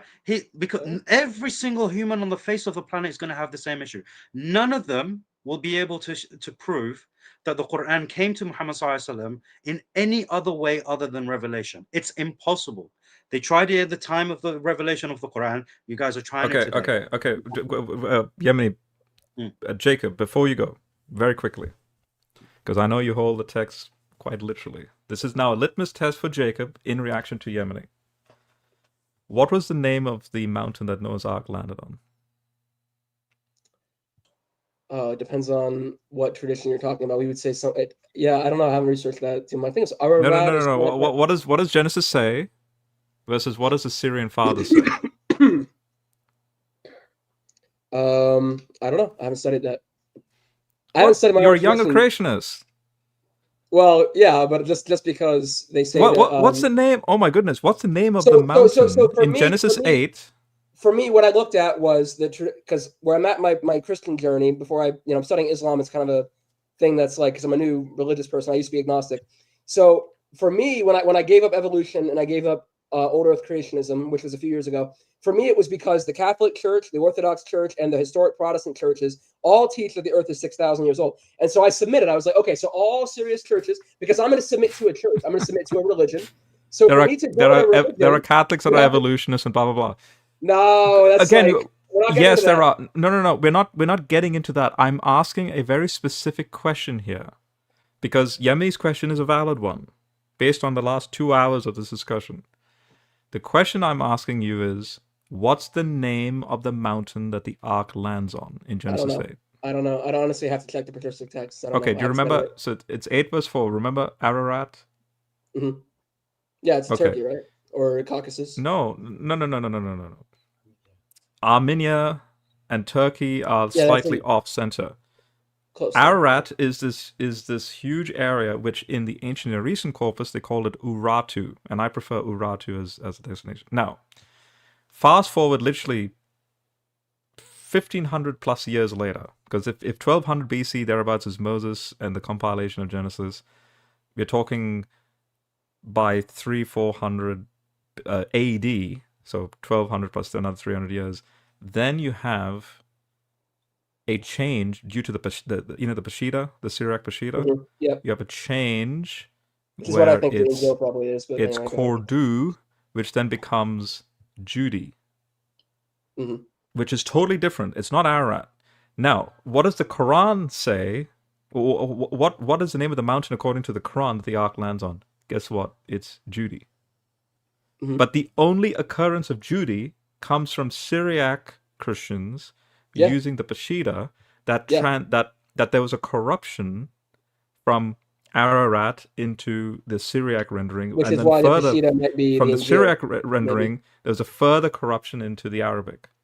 Okay, but we're getting all over the place because we kind of devolved. No, but what I'm saying is that they're two totally different mountains. One says Ararat, one says Judy. Which one? The Syrian fathers versus who says Ararat. But the Syrian fathers were ignorant of the ancient Near Eastern cuneiform and the original loanwords of what Urartu meant, Ararat, and so on. In other words, Moses is living at the time when he's speaking about the very language that was utilized. Syrian fathers are thousands of years later after Moses misunderstanding and mistranslating. And so then Allah should know better. Allah should know the difference between Arabic, Syriac, Hebrew, going back into Akkadian. Why is Ararat correct? Okay, Yemeni, I really do gotta go. No, that's fine. You go. You go. So yeah, guys, I'd love to maybe try to. We focused a little better than the last stream, but it's still kind of all over the place. I'd love to focus on because again, the reason why I wanted to focus on a source is because that was the main. Yeah, but look, Jacob, like I said, there's only one thing you have to do: provide any source that shows a connection between the Prophet Muhammad, peace be upon him, and these people who would have told him any of these stories. Right, because that's what I'm looking for. Because the first dawah that was given to me was saying the guy who's a revert, a Canadian white revert, he said to me that like, oh well, Jacob, the miracle of the Prophet is that he had all these biblical things he was saying, but he had no access to Christians and Jews. Therefore, he was in the desert. He was Ummi. He couldn't have known these things. He got it from God. So yeah, Rob offered a second explanation that he could have gotten it from demons, and I have a friend who says that. But what I'm trying to focus on first and foremost, debunking or proving this allegation that he got it from traditions that he received from, because that's what a lot of YouTubers have been saying. They got it from like Jews and Christians. I'll look into that more. I'd like to discuss that more. Rob, it was nice meeting you. I'm gonna go and eat, and God bless you guys, and hopefully we'll all find the truth. All right, see ya. All right, see ya. So Yemeni, please critique this paragraph for me. Let me scroll down just a little bit. There we go. Hopefully the bottom is fine. That's not a problem for me, right? It's not a problem for me. The question for you is, why is this Ararat is the wall correct? for me? I know, but why is Ararat correct? Because it is not the Syriac. Okay, let's just read this out and then I'll explain. No, because you're saying that Allah should have known better, right? He should have known better. It wasn't Judy because of this. Because it comes back to the Quran coming from Allah, and Allah is omniscient. But you're he can't make a mistake. I agree. He can't make a mistake. But why are you assuming this is the mistake and not Ararat? Because do you see how it ends over here? Not only do you have a corruption of the classical the classical Syriac, romanized as Kado here, written in Arabic with these two Arabic letters being confused and so on and so on. But this is supported by the fact that only in the Syriac Bible is the mountain which Noah's Ark rested on called Kado, as opposed to Ararat. Now, Ararat specifically has connections to the Mesopotamian material. Yes. So just remember, for example, remember when I spoke about gopher, the term gopher, which commentaries up until 2014 were conjecturing cypress wood, cedar. When they've discovered kupru, the Akkadian loanword, as etymologically, oh, there we go, gopher, kupru. Boom! Not only does it confirm the historicity and the memory of the account, it also clarifies to us that these are loanwords being imported into a more modern language, which is then the Hebrew tongue that didn't exist at the time of Noah, didn't exist at the time of Abraham, even potentially even Moses, and so it makes sense for these loan words to come into the language, because I believe the Bible is a human work first, not sent down. I know you do. Yeah. The point here is, okay, you don't actually know that this is incorrect. Okay, you don't know it's incorrect. You are seeing this because it is a single source that contradicts a multiplicity of sources that comes before it. And for you, the probability is that this is a corruption, okay, based on because it's been translated as well, okay. So it's corrupted the original language, as well as corrupting the intention and the location, because that location was mentioned in many other sources, okay, that goes back to Near Eastern tradition. Fine, I understand your reasoning, but that doesn't mean that Judy is the one that's incorrect, does it? Not by necessity. I would say it is, because the traditions that arose in the Syrian fathers, where they assume, when Josephus, for example, speaks about woods of the ark being utilized back at the time of Sennacherib and stuff like that, the Syrian fathers reading that material go, oh yeah, we know of a tradition of that mountain there, and people would take wood from the ark, and it just so happens to be kudi, and the word happens to match Kordu in the Peshitta, not realizing that the Peshitta is a translation of the Hebrew Ararat. Okay. It's like Jerome mistranslating ore and thinking it's fire, and then the whole thing is misleading from then on out, right? So Kordu is misleading. It's not the Ararat region. Like, even geographically, Ararat and Judy are totally different. Yeah, okay, but that's the interpretation. Okay, this is how historians understand it, right? When they're examining this is what they come to, right? They are not saying that this is false. This is from their reading of history. Because when it comes to historical studies, if there is more attestation, it becomes more probable. If there's a few irregularities, it's probably not true. Okay, that's the historical method, right? When they're looking into history, but that in of itself does not necessitate that the tradition that isn't really retold much or carried forward, or even in a single source, is false. Doesn't mean that at all. All I'm saying is that it seems on the nose that if you have Syrian influences in the Quran, Dul Qanan is Syrian. Where's this? But the only way you can say that there is a Syrian influence is if you prove that there was a Syrian influence on the Prophet _. Was it? I haven't gone there yet. I'm saying. No, but that's where it's going to lead to, correct? I'm trying not to go there yet. Keyword Why yet, not? because I'm laying it all out first. I'm saying, look, Kudi only in Syrian sources. Noah's wife not being killed, Noah's wife not being saved and she's killed, only in Yeah, the but Syrian context. Rob, the thing is, Alexander the Great, all we've been here for 3 hours, right?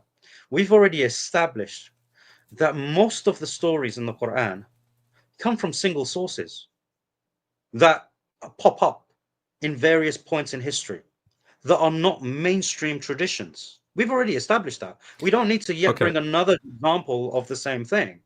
Okay, We've already established that principle, can and we've you, always asked the same question. for the sake of, can you give me an example of a ancient story? It doesn't matter, Adam to Jesus, pick anyone, that the Quran gets correct with respect to history as far as we know, and the Bible got it wrong. My Bible. Sorry, say that again. So I just got because message. this is probably my to sort of rework it a different way. Pick any story from Adam to Jesus that the Quran recounts, that the Quran got it right with respect to history as far as we know, because again I understand the whole revelation trumps history bit, but that history confirmed this revelation as hence it being a miracle. That the equivalent in the Bible got it, so the Bible got it wrong in its version of that particular story. The only way you can do that is by establishing it to be a revelation. It's the only way, because at the end of the day, it's going to be yeah. But I'm asking you for an example. Give me an example of any character in the Bible, Adam to Jesus, and everyone in between, where the Quran gets it right. It's a historical fact. Yes, the Quran got it right, but the Bible got it wrong. Yeah, but this is the thing. How do you know we got it right? How would you know if the Quran got it right? If I give you an example, all right? Yeah, but I'm wanting you to give me an example. Just give me an example. Because because everything I say about the Quran, I'm going to say that's the correct history, right? I don't need to give you an example. I affirm everything about the Quran to be the correct history. Okay? But I'm asking. Let me give you an example. Independent from. Yeah. Sure. What do you call it? The Quran, when the Quran speaks about Jesus creating clay birds, that's the correct history. Okay. And breathing into them life. So what evidence do we have that he did that? Huh? But what evidence do we have that he did that? That's the point, right? That's the point. How do we know? No, but historically, we don't. No. I'm asking. That's not what I was asking. I was asking that we know for certainty is historically valid. You only, and this is what I'm saying to you. This is the point you're missing. You will only know for certain that this is historically accurate if you recognize that it's come from Allah. That's the only way. Because other than that, if Allah's not in the picture, it will simply be an argument between the Qur'an's telling of history and the Bible's telling of history and the Apocrypha telling of history and patristic fathers telling history and Near Eastern traditions telling history. It's going to be different amalgamations of historical truths, which you have to sift through. And you won't be able to do that from a purely historical perspective. You can't, right? Abraham and Moses don't even exist historically, right? As far as we know, they're just legends of these two people, right? There's no record of these people. So, Yemeni, yeah. When you have, say, Julius Wellhausen and those German higher criticisms with respect to the Old Testament and how they're like, oh, there's no evidence for the kings that Abraham encountered in Genesis 14. These are and these are nonsense terms because they don't fit the Hebrew, because they're not Hebrew terms. The names of these kings. Then the cuneiform corpus was dug up, and voila, it's like it opened the floodgates of like, oh no, these did exist because they do comport with the Akkadian Ugaritic terms. Case in point, gopher wood. Gopher does comport with the Akkadian term kupru. It's not some weird term. So what I'm saying is, I can understand that this is coming from Allah, this revelation stuff, right? The Quran is from Allah. Okay, great. Can I have an example where I can go in history and be like, even I don't even need to defend the revelation of the Quran. It is a fact that Jesus Yeah, did the the clay bird crucifixion. stuff. Yeah, the crucifixion, for example, you could do that. You could do that with the crucifixion. So, okay, so is it a historical fact that Jesus was not crucified? Yeah. Okay, what's the evidence with The respect to evidence of history that is that denies his the evidence. crucifixion? Yeah, the evidence of that is, as the Quran mentions, that the people who believed in it were in nothing but conjecture. So for us as Muslims, all we have to prove is the conjecture in history, which did exist in the first century. So the conjecture from the Jews and the Christians, the Jews believed that they stoned him and hung him on a pole after he was stoned. The Christians had various different accounts of what actually happened to Christ. The first historical testimony is from a man who never met Christ, Paul. Right, the Gospels differ on the details, and the Gospels themselves make it very clear that the disciples ran away, apart from John and Mary, who, by the way, were not even in close proximity to Christ. They were actually pretty, at a distance. I'm not sure how much of a distance, but they were at a distance. They weren't like front and center. Like I said, there are many historical embellishments within the gospel narratives with regards to the crucifixion. I'm sure you're aware of those. So there's so much that we can verify historically that shows that there is indeed a conjecture that no one actually knows what happened. In fact, there were stories that he was indeed saved by God, and that's where the majority of the substitution theories come in. But the problem here is utilizing the historical critical method. No one's really going to take that seriously, because no one in deploying that method is going to say that Jesus was, what do you call it, saved by God by either ascending to heaven or by having his likeness placed on another being. That's not considered So, history. so so I'm aware of the analysis of the crucifixion method, Yes. the evidence for crucifixion, blah blah. Even the specific crucifixion victim under Pontius Pilate, the ankle bone and the nails still stuck into it. All of that gives us it's we need all that to validate what crucifixion was like and all that. John Mayer famously he famously put it this way: it's like, imagine if you take every scholar from every field of science and you threw them into the Harvard Library, and then you asked them to summarize a week's worth of research, what they thought who Jesus was, based on all their expertise. And they would all come away with putting aside deity and resurrection, because that's more theology and more supernatural. All of them, 99.9% of them would say he was a man of Nazareth, apocalyptic rabbi, crucified under Pontius Pilate. And in fact, John Dominic Crossan will say something like, and he was fed to the dogs. Sure, but it's the later.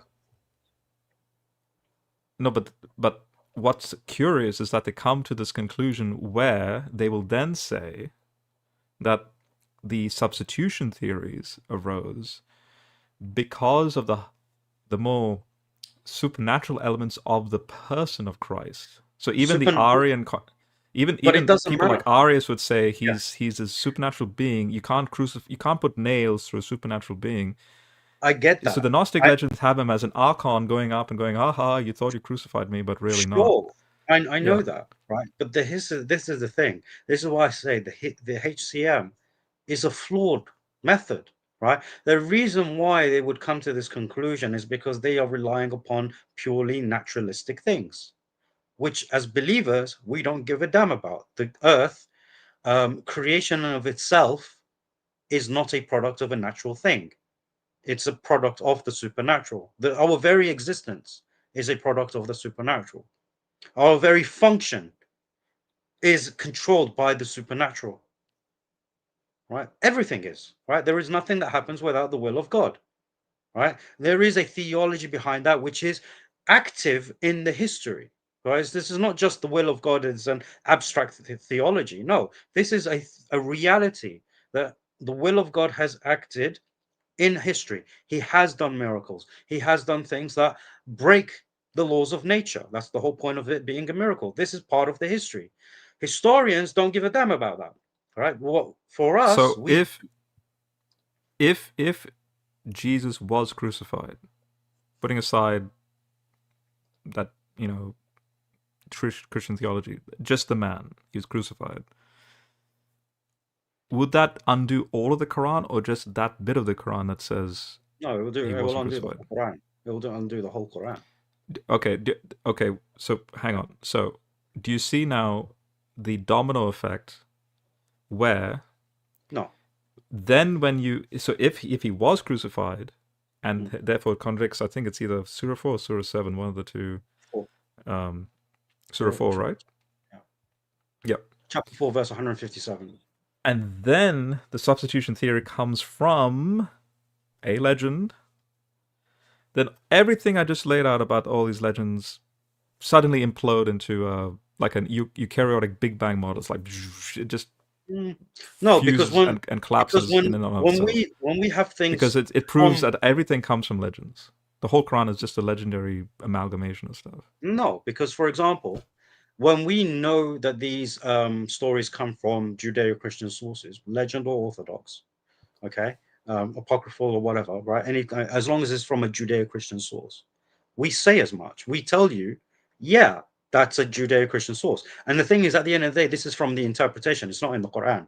And the interpretation, we actually document the different substitution, what do you call it, theories, which highlights that we ourselves as Muslims, we don't actually know how he was saved. We don't pick a side. We don't say that's the correct story. The point is he wasn't crucified. The point is he wasn't crucified. Okay. And the way Allah shows us to prove that is to prove the conjecture of the Jews and the Christians, which we can demonstrate in history. You guys don't actually know what actually happened.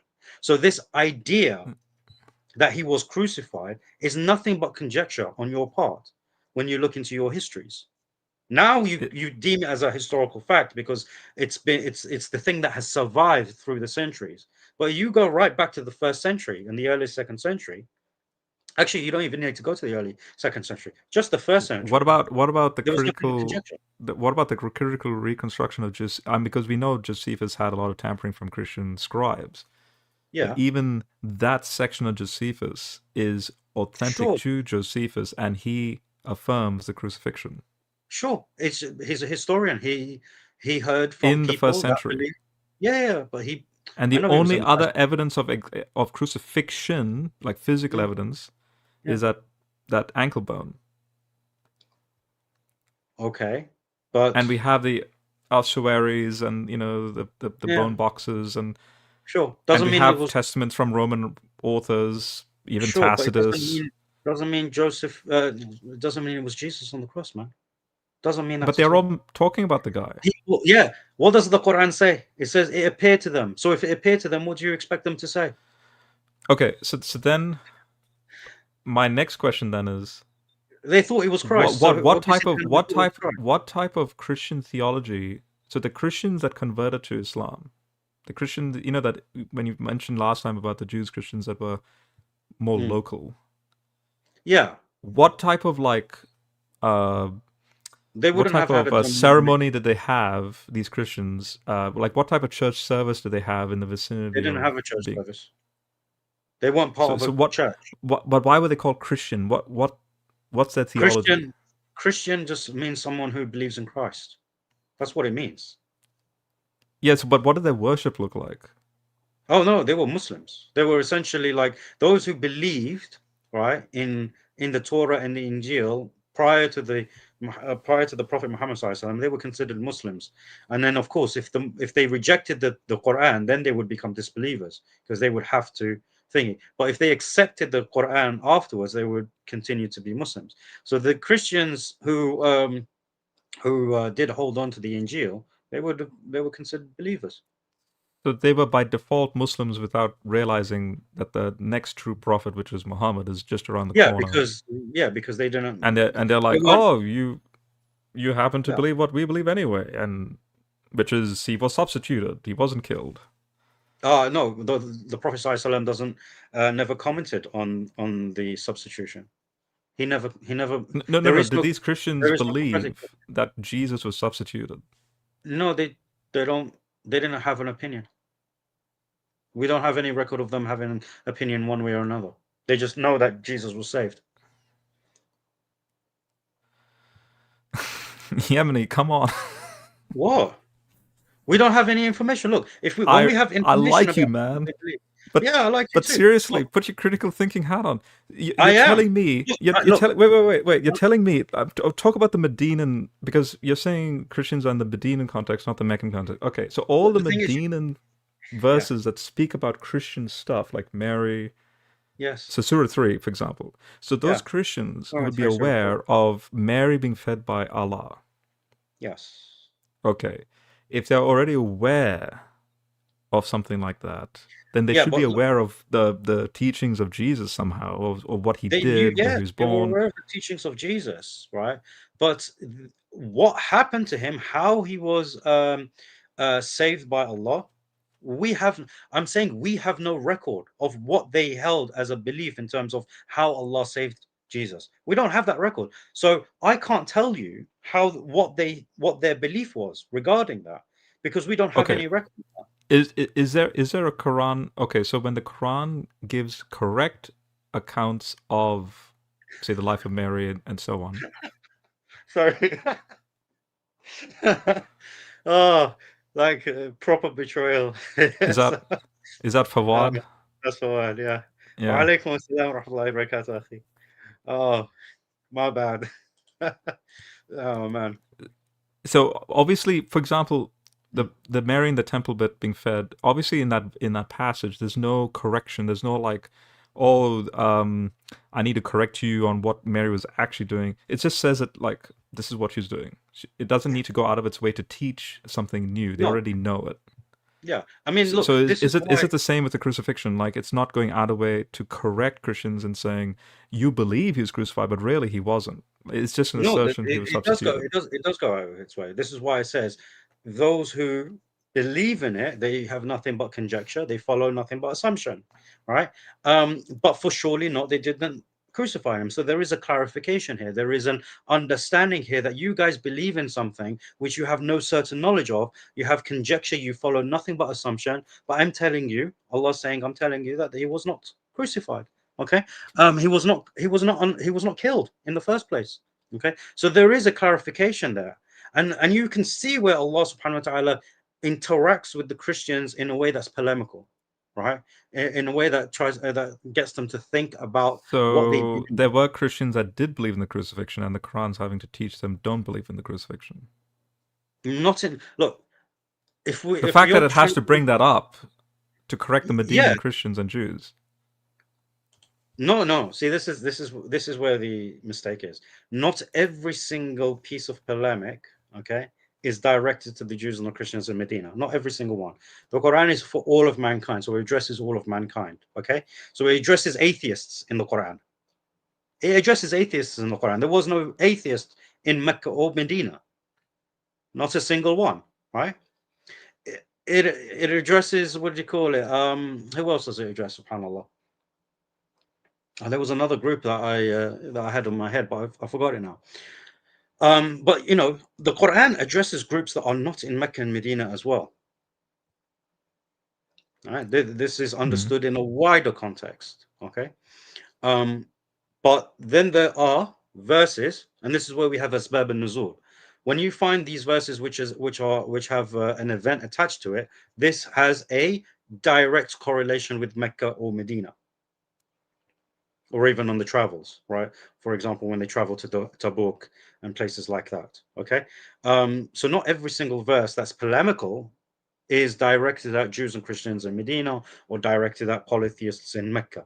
It could be, you know, the Quran can also be directed to polytheists like the Hindus, but it was still revealed in Mecca and Medina, right? So we have to understand to what extent the Quran is addressing people and when it's addressing people directly in Mecca and Medina. And for that, we have Asbab al-Nuzul. Okay, so I'm still thinking. Like I heard what you said. But my mind was simultaneously thinking about this crucifixion thing. So because I was reading, I brought up the passage as well just to read it for myself. So it says, And their boast, and then they're 50, saying, yeah, 55 is for their breaking the covenant and their disbelief in the signs of God, and they're killing the prophets without any right, and they're saying, quote, our hearts are covered. No, God set a seal on them for their disbelief, so they do not believe except for a few. That few would be the correct believers, Christians that will become Muslim. The correct Jews.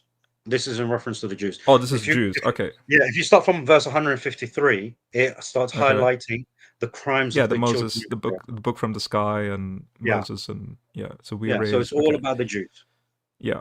So then it says, and for their disbelief, so they're being the Jews, they're saying against Mary a great slander. Yeah, when they accused her of adultery when she was pregnant with Christ. Right. So that was a Jewish, in fact, even heretical, like I think Gnostic, Celsus or something. Like there were groups that Pantera, the Pantera myth, the Roman soldier. I'm not aware of that one, to be honest. I'm not aware of that. Okay, yeah, but you have a hint of this. I'm sort of bringing you into my wheelhouse. We have a hint of this in the New Testament in John 8, where the Jews are like, we have our father Abraham, and then they literally, it's a little jab, we are not illegitimate. It's a little bit of a jab there. Which is ironic, considering actually most of them were. Right. So, do you actually know that? Do you actually know that's why the Jews trace their lineage from their mother instead of their father? Their Jewishness from their mother. It's because of their illegitimateness. Yeah. I'm familiar with that argument. Yes. Yeah. So, and what they believe, and and that's why you have the genealogies, playing on that a little bit. Matthew and Luke's. Exactly. So which is why the accusation is very ironic. Right. So ironically, 156 matches that subtle John 8 reference there. Sure.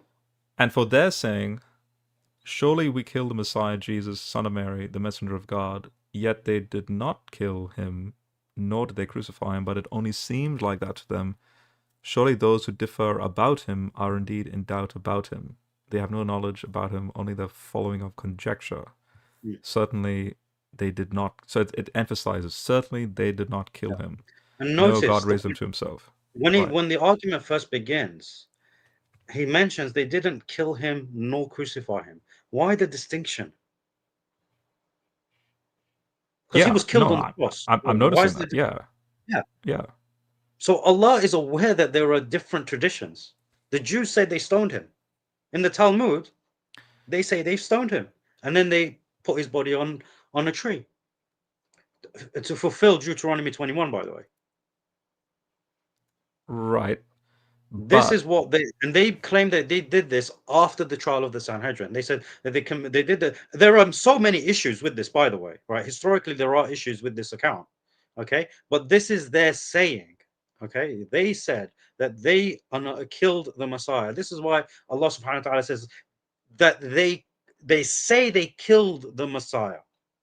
Okay, making it more general than specific. Then he mentions two forms that they speak about, which is the stoning as well as the crucifixion. And that's why he comments, he says they neither killed him nor crucified him, rather it appeared so. Okay, so it appeared as if they succeeded, hence why they continue to say this. This is why it appears in the Talmud, right, that they've done this. They thought they did it. But then Allah subhanahu wa ta'ala says that this is just conjecture, right? So for us as Muslims, we look in history, we look in the first century, we're like, yeah, there was freaking conjecture. No one actually really knew what happened, right? There's no eyewitness accounts, right? All of this come from second-hand testimony, if not third-hand testimony. There are issues with the historicity within those records. There are different groups that say different things about Christ. In fact, many groups, I would say more groups than not, would actually say that he wasn't crucified.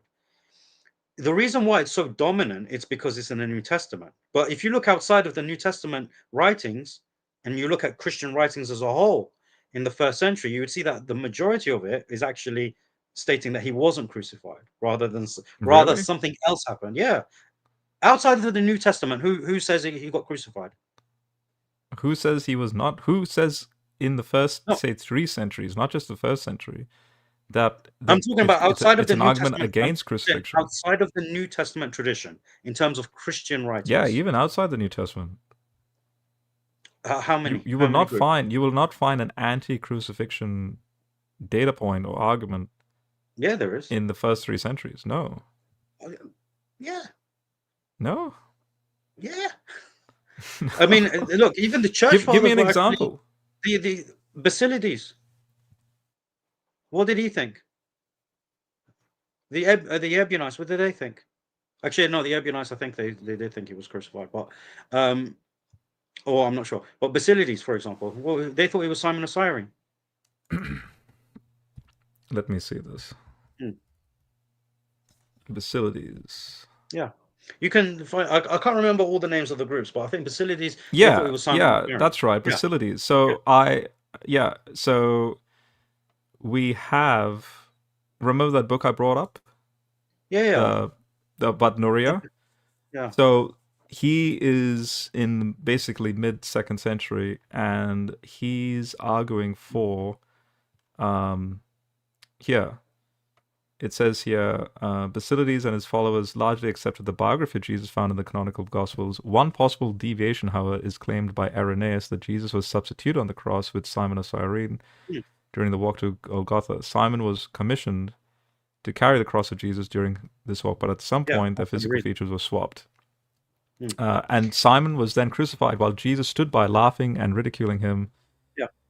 But David Litwer, it's a modern scholar, has argued that Irenaeus has confused the views of Basilides with those of others, such as the views found in the second treatise of the Great Seth, because the second treatise of the Great Seth has Jesus as an archon.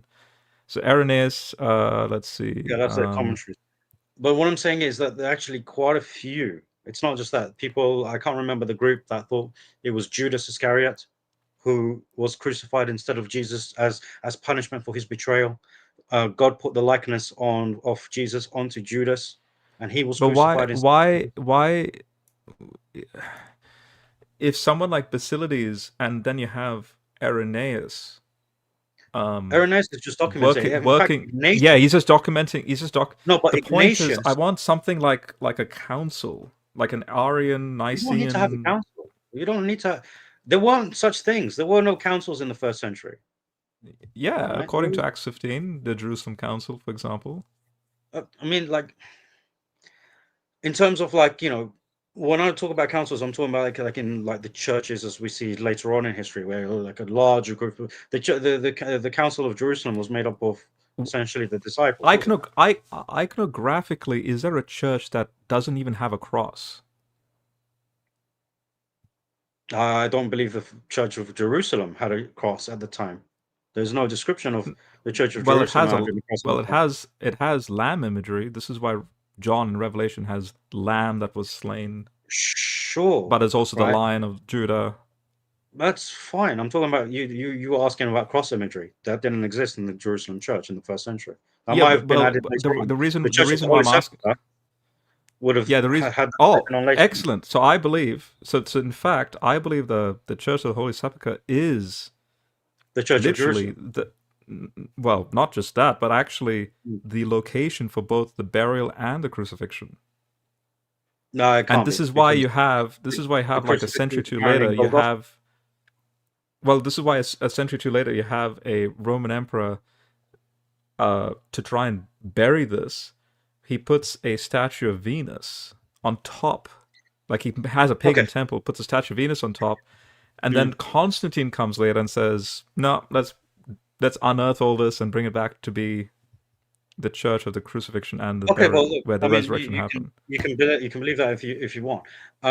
I'm not too concerned for this discussion, for the purpose of this discussion. But it predates Islam as a very rich heritage and tradition of his, not just his death and his burial, but his resurrection. Everything we're talking about predates Islam. There's no discussion about that. We know it predates Islam. Allah's telling us about the history. He's not telling us about the future in the Quranic accounts, right? So What do you call it? We're coming up on 4 hours now, so we'll try and wrap this up as Yeah, well. sure. Yeah. So the point here is, okay, we can talk about the history. You asked me to provide an example. I was like, look, the crucifixion.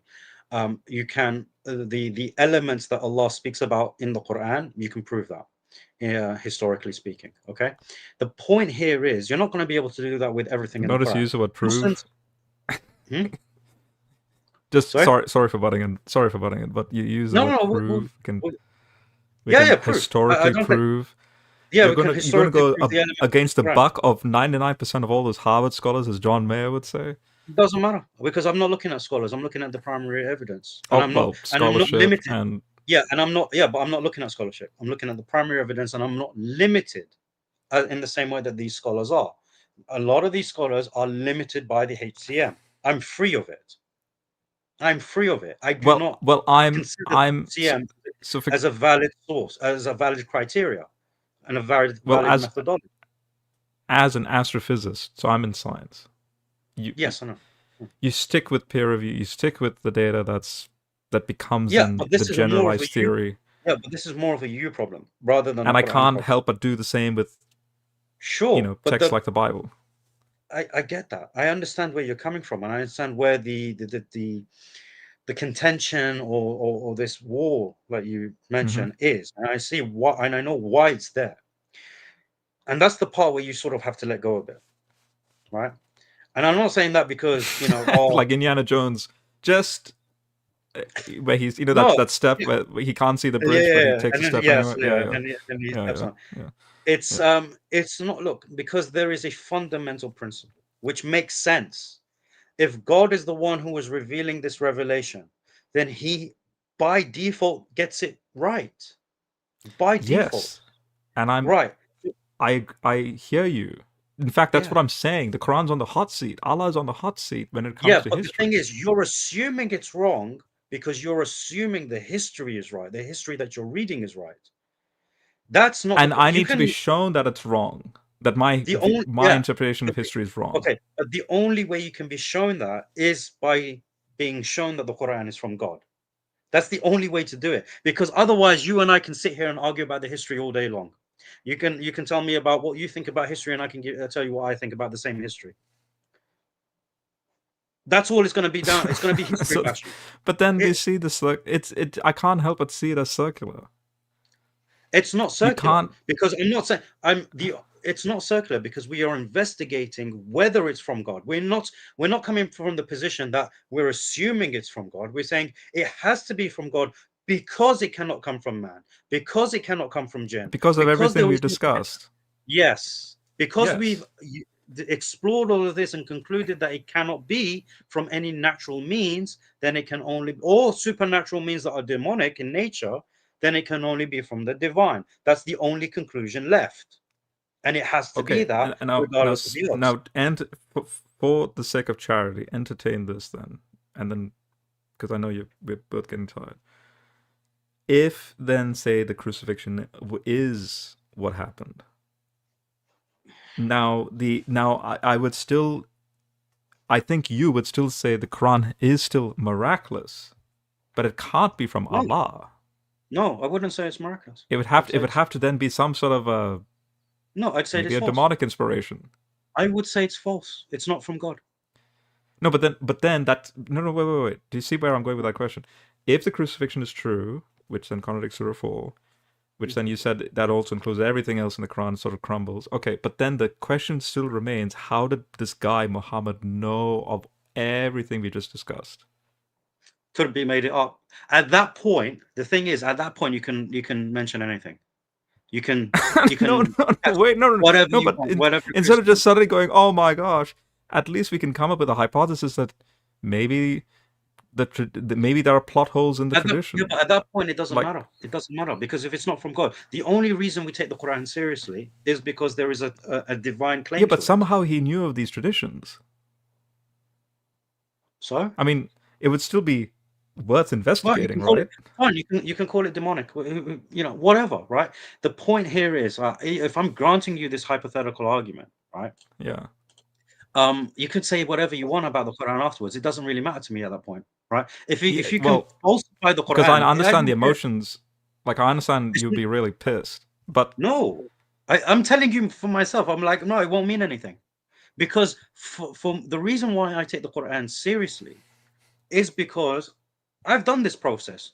I've tried to falsify the Quran, not because I had doubt in it, but to cement my belief, right? So I went down the critical method, right? Critical thinking, you looking at the history, looking at this, looking at that, looking at the possibilities. Hence this conversation. I can't have this conversation if I have not done that and I don't understand the thought process.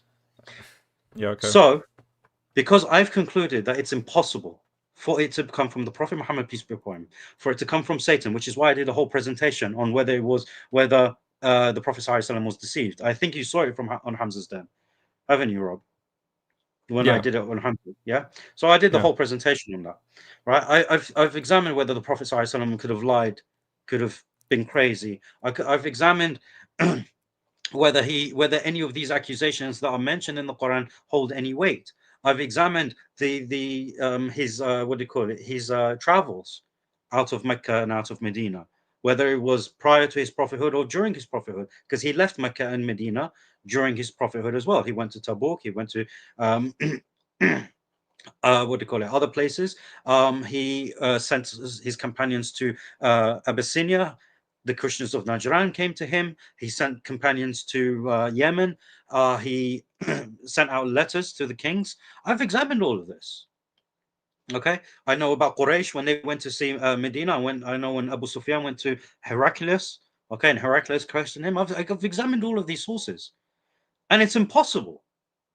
It's impossible that he could have got anything from the Quran. Not a single letter of the Quran came from him, which led me to conclude that it was revelation. And because it's revelation, at that point, when I've concluded it's revelation, then it trumps everything else. And that's where my faith is. Okay, my faith So is literally, built the on the knowledge HCM based on method, God. or the It's HCM really, lackluster. is It's just lackluster. conjecture. It's just. It is. At the end of the day, it is. I mean, this is why they never say that this happened.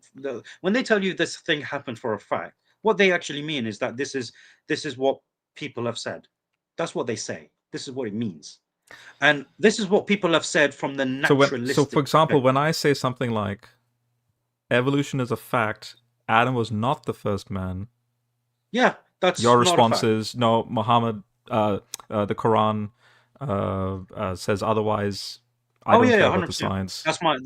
That's my first thing. But even from a scientific perspective, what do you call it? The idea that evolution is a fact is absolute nonsense. No. Well, of course it is. Well, that's a discussion for another time. No. That's a discussion for another time. But yeah. But prior to evolution, you need to freaking if you want to stick down the scientific route, you got to prove the origin of life first. Forget about evolution. Prove the origin of life from a scientific but life using the scientific method. Well, Luca has nothing to do with evolution per se. However, I know. I said models that we. Okay. Prior yes. to evolution, okay. Yes. That's still a valid. No, that's still a valid question. In fact, so how are we going to talk about evolution when we can't even determine the origin of life scientifically? No. But then that's conflating the two. The point is, when life is then doing its thing, it has this evolutionary process which we can explain over the extinction events that transpire and so on and so on. So no, there's not. For example. No, but speciation does not exist. For example, the whale. Okay. Why is it a mammal? Fantastic. Why is it? Yeah. Why is it? Why is it a mammal? I don't know, because it is. Yeah, but that's the way God created it. This is not just because. The point is that before. Is this an evolution debate now? No. I'm again, even that's how God created. I don't believe that's what happened, because we have the fossils of a land species, a type of bovine sort of species, that you see this transition before biochemistry was on the scene, before DNA and epigenetics and so on.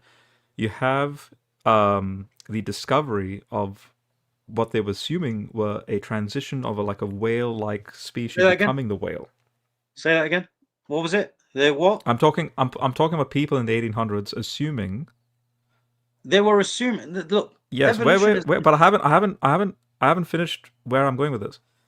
There's an assumption initially that the bone arrangement, the skeletal body plan of the whale, happened to match this transition from a bovine-looking creature towards the ocean with one particular key feature that was quite intriguing: its nostril, its blowhole.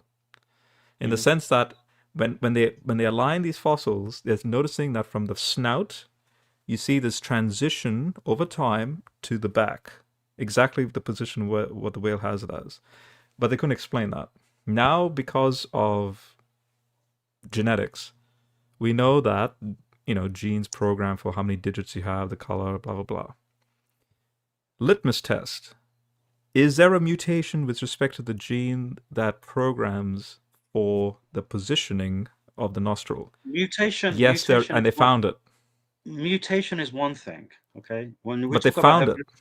Hold on. When we talk about evolution, we're talking about speciation. Species evolving from one species to another. Do you believe in that? Yes. No. That's okay. The whale is a prime example.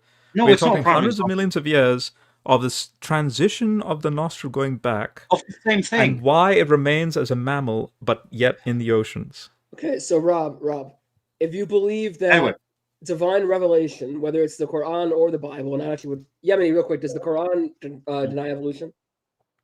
Of course it does. Okay, so if a book, because you have objective, obviously, since we're weighing our soul's eternal destiny here, we have to have an objective reason to believe which book is divine revelation.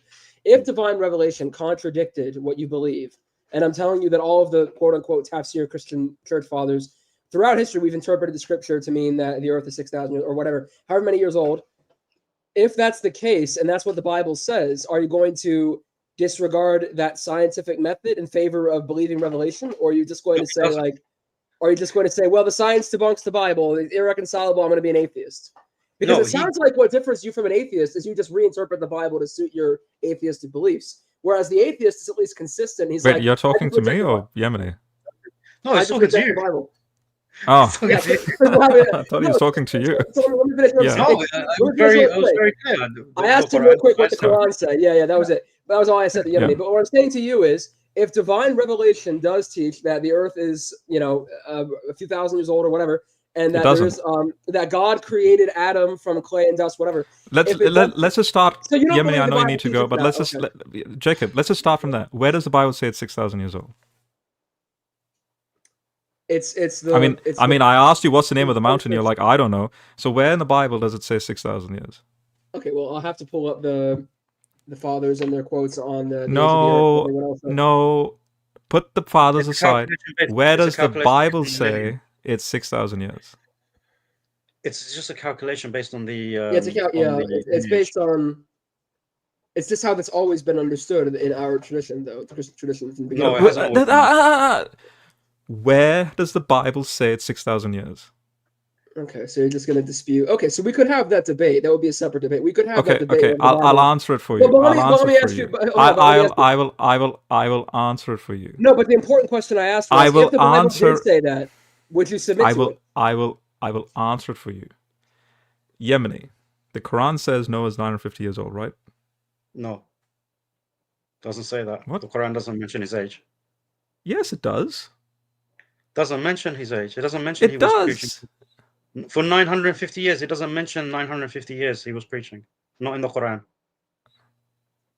Yeah, that's Genesis. I'm pretty sure it says 950 years is Noah's age. Not in the Quran. That's not in the Quran. You sure you're not? This we get from Judeo-Christians.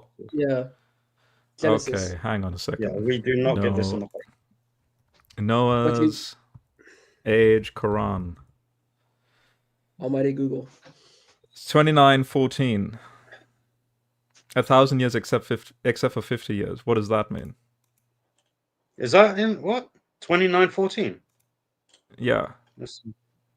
I might be mistaken. Let's see here. Sah. Yeah, true. Yeah. Right. Oh, there you go. Yeah. No, but that doesn't. Okay, that's just a slip on Yemeni's part. Okay. Yeah. Well. All right. So therefore, I'm not memorized of the Quran, by the way. But what do you call it? I didn't I don't remember that. There you go. So Yes. Okay. So Mm. that means Mm. he lived for, if you're doing a base 10, 365 day year solar calendar way of reckoning time, this is 950, 365 days worth of years that Noah lived. Literally. But in the verse, that's just him preaching to them. He was preaching to them for 950 years. Okay. So he lived longer than that. The equivalent then with Genesis, those long ages, like Adam 930 years and so on, Methuselah 969, they follow what's called a base 60 number system based on the Sumerian king list that also had that same figure, which means it's a totally different calendar system. They didn't have Arabic numerals because, see, the number system that you and I use today actually derives from the Arabic numeral. Yeah. The Greeks and the Sumerians before did not have that, so they weren't thinking of base 10 number systems like that, which means the so-called 6,000 years comes much later on at the onset of the type of base 10 calculations that were in the CE period, not the BC period. That's why Enoch and Jubilees, don't forget, Jubilees is a, why did they call it Jubilees? It's because it's a Jewish calendar set that follows the solely lunar calendar, which of 360 days and so on. You can't then say Adam lived 930 years as per the base 10 counting. It's a base 60 number, which means it would be a disservice to the text to say 6,000 years based on that calculation. Okay, now, Yemeni, I now have a question. In Surah 9, it says, Allah says, don't add an extra month because that would be doing superstition and shirk or something, but rather, Allah has already created 12 months from the start of the creation moving forward. Obviously, with Big Bang cosmology, Earth's dynamical formation in the solar system, 4.5 billion years worth of Earth's formation, you have a change in its rotation speed when the moon collision event forms. So the Earth initially had a 50-minute day. It transitions to now the 24-hour day. Yeah, but that's which hypothetical. Means, that's all fact. No, this is no freaking not. Yeah, but man. but Surah 9 says 12 months, an organized 12-month calendar was already there, preloaded at the start of creation. Sure, but at the end, but then that's but we also mentioned. Remember in the Qur'an that the time of day is in accordance to how long Allah wants it to be. Right. So whilst He has ordained 12 months, we are not necessarily. But this is why I'm asking you for clarification on that verse, because it sounds like He's saying, those who had to add. No, what I'm saying is, if you have 12 months, 30 days per month, that's not the actual 365-day calendar. So people would have to add an intercalation month or a 13th month every so often to calibrate for the correct, period around the sun. Allah is saying don't do that because that's bad. But then that contradicts the solar calendar then. Well, yeah, but the Quran is not talking about the solar calendar, is it? We don't do things based on the solar calendar. We do it on the lunar calendar. Well, let me bring up the verse so you can see what I'm talking about. Yeah, but this is not. But this is not in reference to the solar calendar. So did you guys ever get to Surah 18 or? No, we didn't. I was okay because I was going for like half an hour. Because all of this, it just leads to the same questions. It comes to the same fundamental questions anyway. Well, it sounded like, Rob, one of your points was that the Quran is false because it says that a man was in heaven and this was impossible because Adam wasn't the first man. So look, the issue for Rob is not so much whether it was revelation or not, is how does he reconcile the revelation with the history that we know? That's where his struggle is. Okay, this is a prime example of what I'm getting at. What you just said there, that question. But that is your primary struggle. Yeah, it is. Here's another wall scenario. 936. Explain. It's not another wall. That's the wall that you're. It's the wall. So 936. Explain to me the logic of 936. What do you mean the logic of 936? Like Yes. whether it's valid. Let me read it, inshallah. Why is it not loading? If God speaks, why do we need to reconcile it with our logic? Which, by the way, is a criticism I have of Muslim logic as well. They try to say the No, Trinity is for us, illogical. there is a balance. Because you have the There book is of nature that says one reason and thing, and then revelation.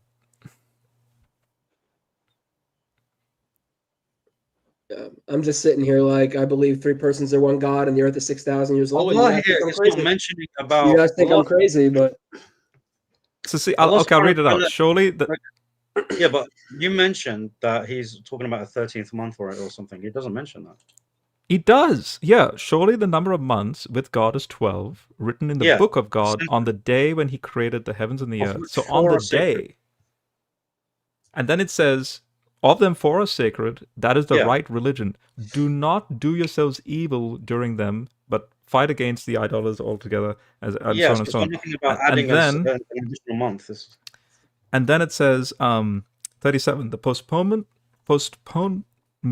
is an increase of disbelief by which those who disbelieve go astray. They make it profane 1 year and make it sacred another year to adjust the number of months God has made sacred and to profane what God has made sacred.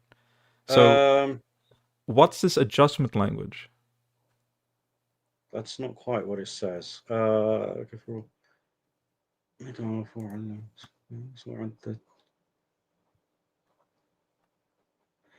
Yeah, they adjust. Okay, so they adjust the number of the months which Allah has made unlawful. That's what it means. Not the number of months. They adjust the sanctity of the months, better to suit their desires, really, to suit what So they this want. has nothing to do with 354 days and the leap year. No. It's just about the months themselves. Some of the four of them are sacred, but what do you call it? Allah is saying, don't, just don't mess about with the sanctity of these months. Don't, make some of these months sacred 1 year and desecrate it. Then deconsecrate it. why does Ibn Ashaq speak about leap months? It's his interpretation.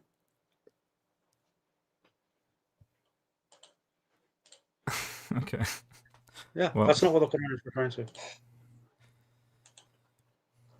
because it sounds like don't do that, but if we don't do that, then we are woefully not following a correct 12 months solar calendar. No, but we're following a 354 day but lunar calendar.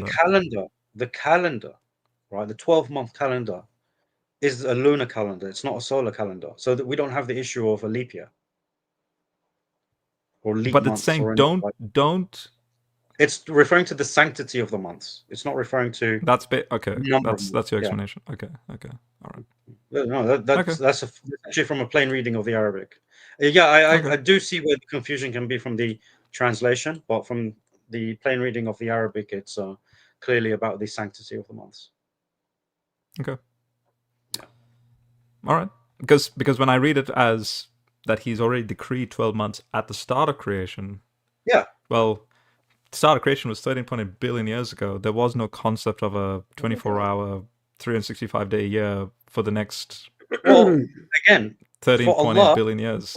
So, and this is why I said no. I know that. For Allah, right. there's no time. So these 12 months could have been, if you really wanted in to his reconcile mind. it with 13.5 history, you could say that Allah made these 30 days or 29 days based on a lunar calendar, and because the Earth was spinning so fast, but he already had in his mind that'll come about one day.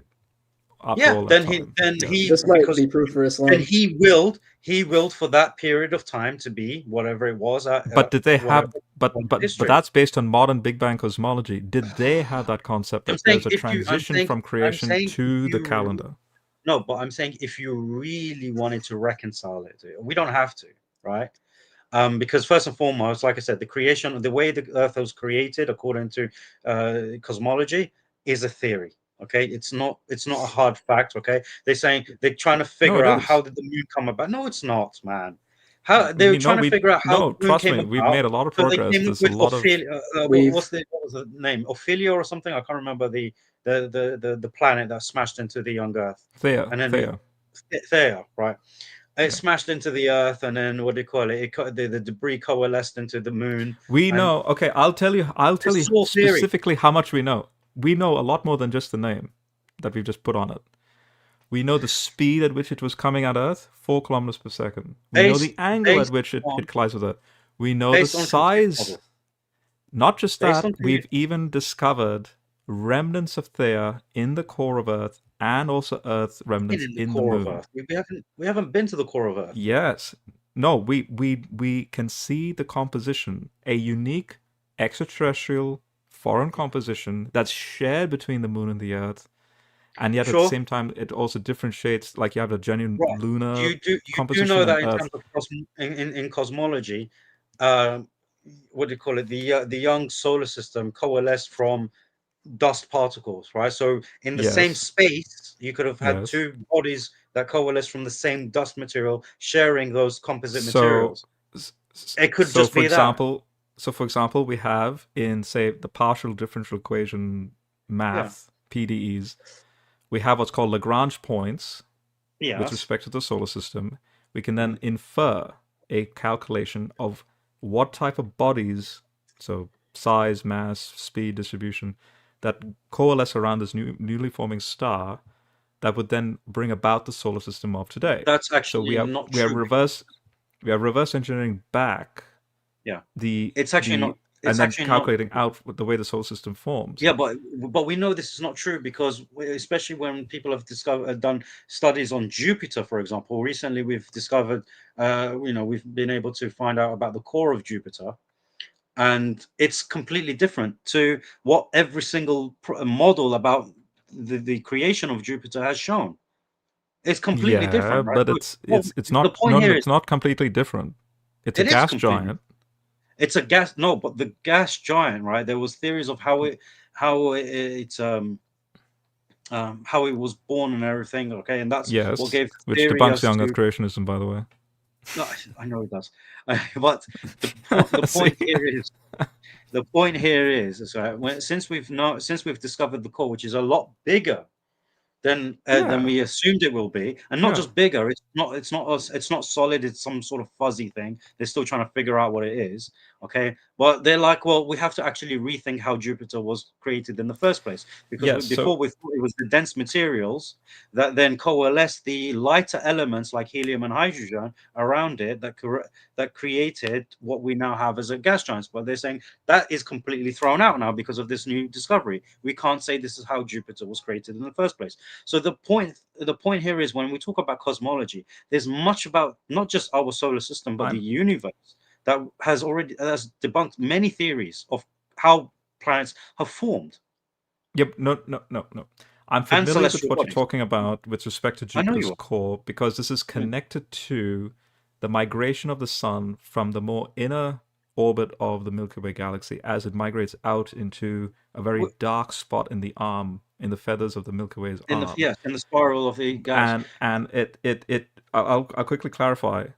Mm. It's because we have what's called a G dwarf problem with respect to M-class stars, that it's too stable. The sun's too stable. Yes, it's 4.5 billion years at its current age.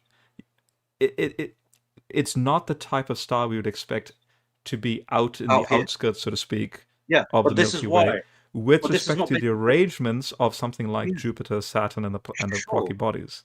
But so the point here is, even that's a theory. It's not a fact. It's just what I'm saying is it's boggling their minds. How can a star that paper that you're be talking about?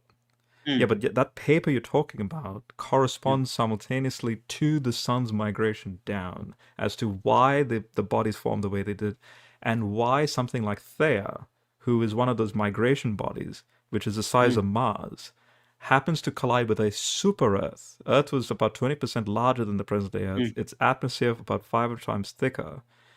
To completely restart the atmosphere and make the atmosphere be enjoyed today, but you do realize is this collision event. But this collision event is something that is based on theories. They theorized and assumed that the Earth was a little larger. They had to put these variables in for the model to work. The model does not work unless you have assumptions preloaded into the program. So Yeah, it's not a explain. fact. But then why? But then explain the assumption. moon, because we know the size of the moon, we know the size of the present Earth, just with simple partial PDEs and tensor calculus, you can then reverse engineer back and see Earth as being slightly No. larger with a mass-sized object You have to collider, assume that. This is not reverse and engineering. But this is not reverse it works. engineering. I know it works. It even matches it even matches the composition of the two bodies. I know it works. Like I said, there are other ways that you can get the same composition. Why is the moon younger than the Earth? The moon is 4.4 billion years old. The Earth is 4.5662 billion years old. Sure, it could have. Why the 100 million year difference? It could have what do you call it? Formed a little later. Not all the planets and celestial bodies.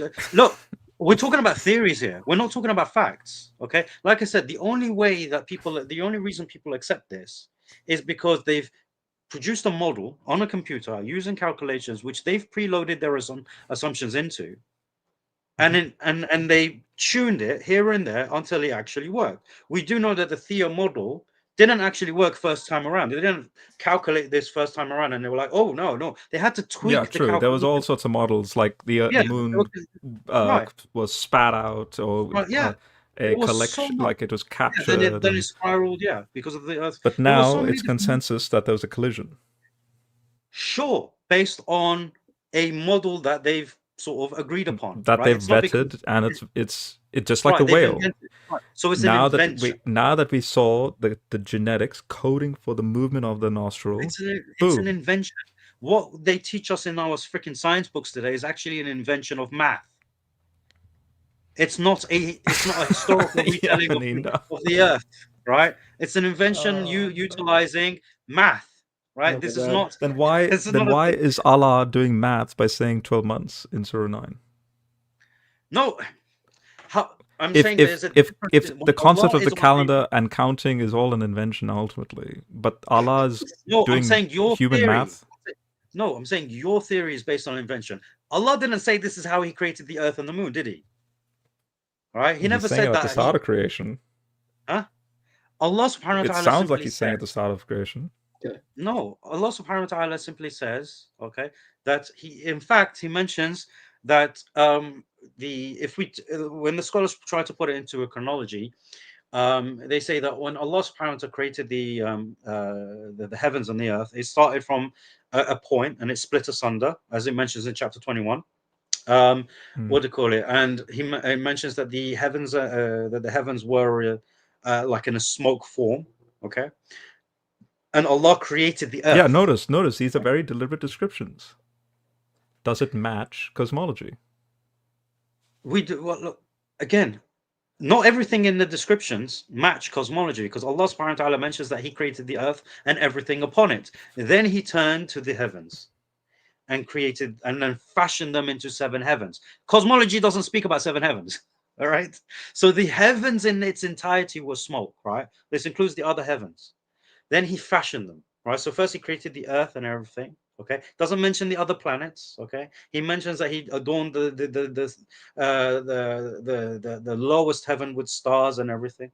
Okay, these are basic descriptions, but they don't match cosmology, right? You know what? I would say Genesis 1 matches modern cosmology and natural history of Earth. Right, except it doesn't. If you study Genesis 1, it doesn't. It does. Sounds like you need to study church tradition and submit to St. Augustine at this point. The point here is, and you need to study ancient Near Eastern when it comes traditions. to anything, look, we're going to close up here because we're going on 4.5 hours now, right? And in an hour, I've got my morning prayer as well. So, sure. Here's the thing. The point here is when it comes to the Qur'an, whether it's science, whether it's history, whether it's any field, okay, and this is for you specifically, Rob. You need to understand when it comes to revelation, you need to have and you understand this principle, but you need to wrestle. This is not something that I can, really help you out with. This is something that you're going to have to sort of wrestle. I'll do my best, but you have to sort of let go of the things that you know as a human, because let's be honest, we're all ignorant. As much as we know, of course, we are still ignorant, very ignorant. Right? There is much about history. There is much about science. There's much about all of these. Just quickly, it's that famous Ecclesiastes verse. in the very first chapter, at the end of the first chapter, where Mm. it's an obvious truth where Solomon says, the more. So I've read many books, but the more books it's just a never-ending nature of books, and then it's depressing because it just keeps coming, even more to Well, that's read, the thing. even more The to beauty learn. about knowledge, is that it humbles you. The more No, it's knowledge not you that have, he's saying that's bad. He's just saying it's no, like, I know it's not bad. even more. No, but like, that's why I said like, it's the beauty of knowledge. That's yeah, why I said it's the yeah. beauty of knowledge. I understand, because Yeah. the beauty of knowledge is that the more you accumulate, the more it humbles you, because you realize that the more The more knowledge you you don't know. possess, Yeah, it's actually the more you don't know. right. So, and you need to understand that there is someone who does know. That's him. That's God. And if he Yes, knows, I agree. he's gonna, and yeah, right, I know you agree, but you can't sort of. You need to start. And then when we look at all the stories in the Quran, I'm like, the wall. But It's the not wall, historically valid. No, but the wall is you've built it for yourself. It didn't exist. You've built that wall for yourself. Me Because and people like Shabir Ali who have to say it's myth. he's crazy. Okay, he's just straight up Okay. crazy. Okay, Right. he's had issues for decades now, right? Okay. I'm saying the reason why I'm saying you're putting this wall up for How yourself. how about you, Shabir, and me? We have a good yarn, like as friends. Oh no, one day. I'd be Like, very harsh with Shabir. What do you really? call it? When it comes, yeah, because here's the thing about me, right? When it comes to I non-Muslims, mean, you know me. When I met you, I put my arm around you, like, hey man, I'll do the same with Shabir. I'll be like, hey man. no, Look. but I wouldn't, because for me, especially when someone identifies himself to be a Muslim, right, and tries to cause corruption in the religion, for me, he's an enemy. For me, he's an enemy, Okay, because no, I understand what you're saying. Yeah, you're trying to corrupt my religion from paradigm. within. Yeah. Mm-hmm. Because it's easy, like if there's someone from outside, it's very easy to repel. I'll be like, look, this guy's a disbeliever. He's trying to corrupt my religion. It's very easy for the Muslims to recognize that as a threat. But when the threat comes from within, it's harder to recognize. So I'm more harsh. Like Rob. So with respect to young joking. creationists, I'll still put my arm around them, like, hey man, Yeah. what are you doing? Like, So here's the thing. You don't put this wall up for yourself, right? Because if it's from revelation, even if it contradicts all of history, it's right by default, because it comes from the one who knows. If you can and objectively prove revelation, if it's true. Yeah, if you can show it's revelation from God. Not just revelation. Even if the history, it's true. If it's revelation, it's true. By default. Yes, I know that, and therefore the history has to be true. Yes, therefore the history has to be true. Right. Which means any and history if the history is not true, then the claim that the revelation is true, whole thing but the history that is true would be from that source, not from all the other sources that are man-made.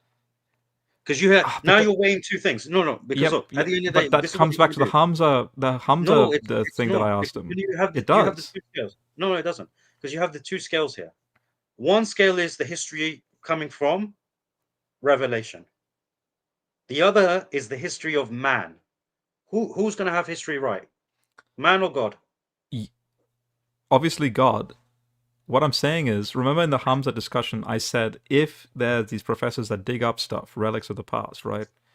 Yeah, but the follow-up from what I was going to say was when I said, well, we dig up, say the Protestant canon, and there's none of the Quran's versions in, say, the Bible that I use or Jacob uses. Okay.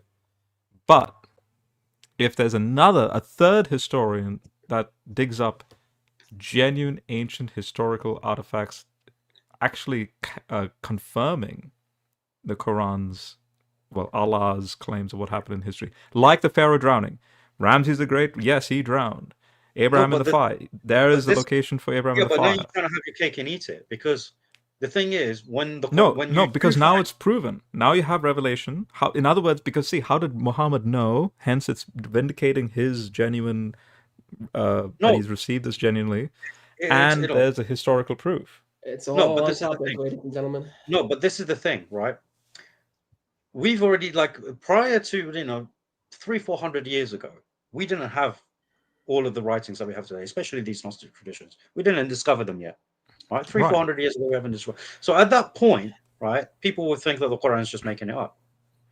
Then, Well, as not you just that. It's just there's no other way to but just accept it. Like that's what right, it's saying. And now when we discover it, we're like, well, if anything, oops. it's going to be an argument from silence, isn't it? At that point, right? Which is a Sure. fallacy. Yeah. But then you talk about, well, when we dig things up, the thing is, look at this. The Quran was written 1400 years ago. Everything that has been dug up since has not contradicted the Quran. Rather, it's affirmed it. Like I don't know, the things we talked about for 4 hours. You're talking about all these things. Well, you gave one example, which was the crucifixion. No, I'm talking about. Look, there's no clarification of. No, the point here is like Dual Canaan was the big one that Jacob wanted to talk about. No, but all these little sources, right? All of these things, the infancy gospel of Thomas, the what do they call it? The Proto-Evangelion. The Proto-Evangelion of James. Okay. All of the stuff that got dug up later on, it has content that we find in the Quran. They weren't lost though. They were continually being taught in the Eastern Orthodox Church, Roman Catholic Church, Oriental Orthodox Church. These things, like most of those traditions I brought up earlier about Mary, about no. Things were taught by these people. Yemni, can you bring up Karim's comment? He goes Rob again, and then Maurice Bukal and big caps. I just want to, yeah. To all you Muslims, this is not Yemeni. Guys, I know Yemeni wouldn't do this. I don't use. Yeah, he was. Maurice Bukal was a fake, a fraud. He was just a French dude that made a claim no different to the Christian version, which is Ron Wyatt, claiming that he did an investigation on Ramses' body. All Egyptologists deny this. I've even asked professional Egyptologists to clarify if this is true. It's not true. Stop bringing up Maurice Bukal. All right, I'll just leave it at that. Yeah. Okay. Also, he never converted to Islam. At least, as far as we know, he never converted to Islam. Yeah. The thing is here, like I said, the thing you have to wrestle with is just being able to accept revelation when it comes to you as the de facto history. You have to, and this is your test essentially, Rob. Right? Are you going to believe once you realize that the Quran can only be from God? Okay, and you realize that whenever we dig things up from history, it actually affirms the Quran rather than denies it. Okay, then contradicts it. Are you going to submit? Yeah. To the Quran? Are you going to submit? It would be my reaction, by the way, would be like, well, probably not to this extent, but I have.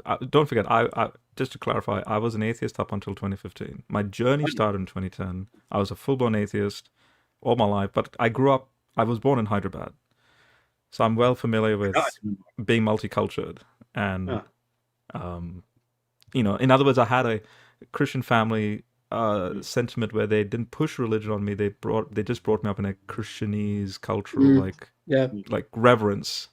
Yeah. So my atheism wasn't like Christopher Hitchens, the militant atheism. Mine was just a bit apathetic and respectful. So, but the questions I raised from 2010 with the passing of my Opa was all about the death grave issue. And it's not that I was worried about death.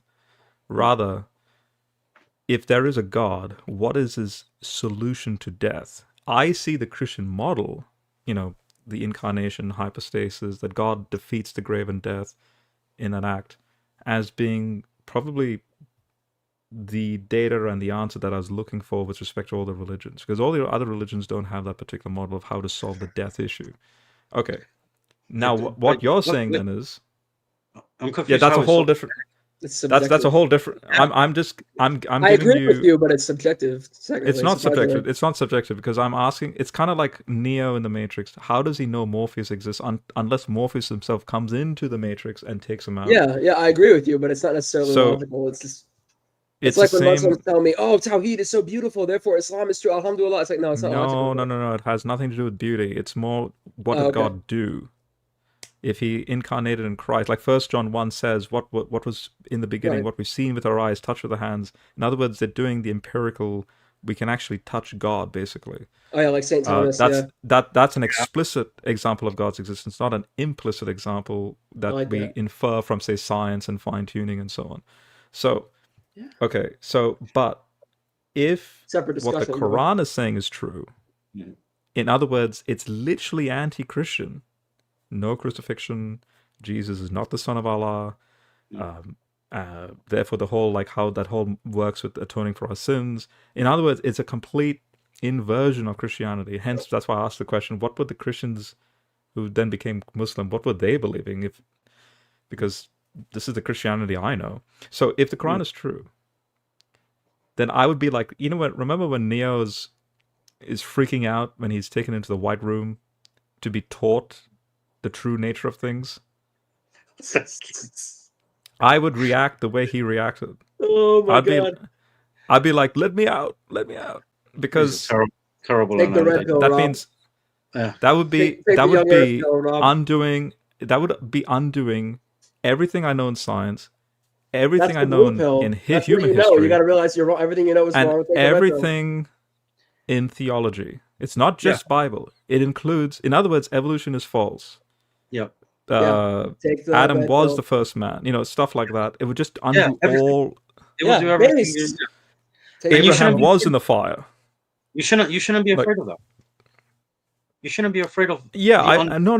I'm not saying I'm afraid of that. What I'm saying is, I would What's have holding a you- moment of the last, basically the last 4.5 billion years worth of Earth history. If you want to say up to the Big Bang, 13.8, but humans are about, say, 300, 400,000 years. All of that is false. No, we're not saying that 13.5, 13.8. No, billion years I'm saying the knowledge I have of all that stuff Oh yeah, it's is false. Yeah. It's like a massive reset where I have to start literally with nothing, and You based don't- on what the Quran says, what and happened in that's the history, thing. No, that's that's what the happened in history. But that's the thing. You don't actually start with nothing. You actually get everything. What you have. I right start fresh with what the I know. Quran says.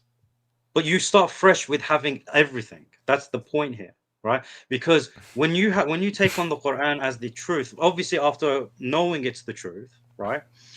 Then you essentially have the knowledge of the cosmos in your hands with regards to what has been revealed. Whereas right now you're holding nothing. Right now you're holding nothing. Because you're holding That's your assumption. I obviously believe I'm holding everything. The Book of Nature and the It's Book not of an Scripture. assumption. We didn't sit here for 4.5 hours for me to talk about an assumption. I investigated. But Yemeni, with all due respect, you haven't Yeah. defended the historicity of any of these stories in the Quran. I don't need to. See, but there you go. But that's No. The reason so the wall still remains. No, the wall remains because you're keeping it there. Because all I have to prove to you is that the Quran came from God. How did he receive all this stuff? How did he receive it? That's all I have to prove to you. I don't need to go because, like I said, if I wanted to go down the historical route, if I can debunk, okay, how about this? If I can debunk these stories, now what? Go for it. Show me. Okay, show me so stories, there was. Show me these stories to be true, with beyond a shadow of a doubt. Because for it to debunk the Quran, it has to be beyond a shadow of a doubt. It has to be a fact. So the cave dwellers and Dul Qarnayn, those are not valid historically because the cave dwellers come from a late. Are myths not based on truth? So you're telling me that there was this guy who went to the setting place of the sun. I'm not going down the whole studying the muddy spring. I'm saying it clarifies that what's interesting to me in that is east, yes, which is saying that it sets over people and it judged them or something, and then he goes to the east is where it's rising over people that had no shelter, and it sets in the west where judging a certain people, like people were judged. Then it juxtaposes Gog, Magog, and a bronze wall. What's going on here? Where in history did this occur? What was this about? Allah doesn't tell us when. He doesn't tell us who. The important thing here is that every detail matches the Alexander Romance.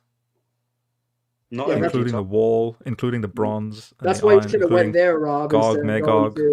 Noah having a wife. Gog and Magog. No, you guys brought up Noah. I didn't bring up Noah. I didn't bring up Noah. I thought you did. I thought you were trying to say. No, I didn't bring up Noah. Oh well, my biggest doubt. My biggest doubt. If you want to start with, yeah. Look, the point here is okay. Like I said, I really do want to close this up because it's coming close to my morning prayer.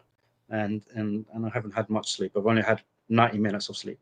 Either way, I appreciate Look, this at the sort end of of dynamical conversation. It goes a long way. Yeah. No, I know it does. Look, at the end of the day, I want guidance for all of us, including myself. Right? I want us to be on the straight path, on the path of the truth, wherever it is. Okay, so this is why I'm doing this. But like I said, everything we've been discussing for the last 4.5 hours points to two things, just two things. What do you call it? Where did the Prophet ﷺ get these stories from? And if you have a hypothesis, prove that hypothesis. That's it. So It will. Yemeni, The simplicity of the look. Sorry, Jacob. The simplicity of Islam lends credence to how what do you call it, to its acceptability, because we can talk about all of this, but it comes down to fundamental questions. When we talk about the Qur'an, the fundamental question is: does it come from man? Does it come from jinn? Does it come from woman? From animal? From whatever creation you want to attribute it to? All right. If it doesn't come from any of these things, then it can only come from God. It's very simple. So where did the Quran come from? What's the source of the Quran? Is it from a fabrication that the Prophet made? Is it tales that he's told? Is it poetry? Is it all of these things that have been accused of, and things that we think of today? That's what it fundamentally comes down to. I think for you guys need to go away and think about that. You guys need to go away. Yeah. No. Because like I said, I do want to wrap up this. I do want to wrap this up. Okay? Yeah. We're harassing you. So in Surah 2, 5, and 7, I'm joking. Yeah. So, like, for example, I would then have to believe Surah 2, 5, and 7 that speaks about Allah converting humans into pigs and monkeys, like metamorphosis, like actual metamorphosis. And even when you read the tafsir where they're like, come on. I mean, no. But I kid you not, the tafsirs say that, like, oh, does this mean that the present day pigs and monkeys are ancestors of those that were converted? This is a discussion. And I kid you not, they actually say things like, no, they only survived 3 days. But They retain the same brains and they retain the same skull structure. There is a discussion. You're correct. So there's a discussion there with the tafsirs, because some of them say that the pigs and the monkeys that we see today is a progeny of the Jews at that time. Okay. But then the scholars argue with that, and they're like, well, hold on a second, that's unjust. Allah will not cause the progeny of the people who did wrong at one point in time. So they suffered the painful, because their big brains were squashed into the tiny cranial size of a monkey and a pig. And so they only survived for 3 days or something like that, is what I've read in the text. Look, there are many different. There are different opinions, right? For me, you actually believe that happened? It's literal. Yeah, it happened. God is capable of doing that. Is he not? Also, like I like you, Yemeni, but that's not. Also, like 89. Scientifically valid. Like I'm talking about. I know it's not. That's the whole point. It's not scientifically valid. The whole point is that it's not scientifically valid. We are believers. We believe. Okay, how about the fact? How about the fact? In supernatural ways. So how about the fact? I'll say this and then you finish off this. I'm not going to say anything more. Yeah. I wanted to track with respect to these legends things. I wanted to see if there was a legend behind that. You know what I found? There is a verse in the book of Numbers that speaks about a guy who picked up sticks on the Sabbath and then he was killed. The Hebrew term for picking up sticks happens to be a pun to be like a monkey, like how monkeys pick up sticks. He's monkeying around. Okay. Then what about Talmudic Jews then called him monkey, and they actually have pig references with respect to the Tower of Babel in the Talmud. That God not only confused the languages, but he made them into pigs and monkeys in the Talmud at the Tower of Babel. Really? Then yes. Okay, at the Tower of Babel, this happened. I didn't come across that in the Talmud. In the Talmud. Yeah, but this is not referring to the Tower of Babel. Tower of Babel is prior to the children of Israel. This is referring to the children of Israel. Yeah. But this is why the Talmud again does these weird sort of it throws in the Tower of Babel with the picking up of that stick on the Sabbath. Sure, but it's not even referring to the same thing. I can literally bring it up to you right now, but I won't because of time. I believe you. The point here is, but then it's in the Quran. It's got nothing to do with what the Quran is saying. Yeah, but what I'm saying is the idea of humans becoming pigs and monkeys and this pun about picking up a stick on the Sabbath. Because see, that Sabbath language is in the Quran, by the way, as to why he I know. judges Yeah. those Jews. Yeah. Allah or Muhammad or Yeah, whoever but all you're doing, misunderstood that reference in Numbers. no, you're assuming that. You're assuming that because you're thinking, oh, that what we have prior is the true history. You have no way of proving that that's the true history. No way. But Prove I to me that have that's the true. Can you prove to me that that's the true history? the Torah, the Prove to Pentateuch, me the book of Prove to me that Torah is the Numbers. truth. Prove So- to me that Numbers is telling me the true story. So Other than that, when we Other than it's in the book of Numbers. when we look prove to me that it's the true so when story. we look at suzerain treaties in the ancient Near East, and we see how those treaties are formulated, and then we see how Israel as a sovereign group now works with respect to the other nation groups of the ancient Near East, and how they have their, like the Hammurabi law code, for example. Then you have Numbers. The reason why it's called Numbers is because it's a census about the camp of Israel. If they're coming out of Egypt, this is the Ramses II connection. If they're coming out of Egypt, Ramses' army formation happens to match with the Israelite camp and their formation. Numbers is all about that same arrangement, because see, Moses being the army No, general but for the Pharaoh. this is all internal. This is all So internal. so there's a correspondence. In other words, what Numbers is saying about the camp of Israel and the formation and the census and what happens But here you're matches using with the that Bible to Egyptian verify the Bible. memory. Here you're using the Bible to verify the Bible. No, I'm using the Bible has a data point. Book of Numbers has a data point, and Egyptian law and Egyptian logistics and practice and writing, independent of Numbers, Yeah. match. So Numbers is not making it out of thin air that this is how the camp was No. arranged. I'm talking about the Tower of Babel, man. You're talking. We were talking about now the Tower of Babel is going back Genesis 11 now. Yeah, but I'm So, talking about the pigs and the monkeys that the Quran is speaking about. No, you're so saying obviously there was no pigs and monkeys at the Tower of Babel. I'm saying the Talmud Right. conflated the confusion of tongues as how the gibberish of the language of animals. So they're trying to understand, how could humans speak gibberish? Oh well, the only other species that speaks gibberish are pigs and monkeys. Except they don't speak. So God must have converted them to pigs and monkeys at the Tower of Babel, and then that happens to be in the Quran. No, it doesn't happen to be in the Quran. This is the thing. But you haven't proven any history here.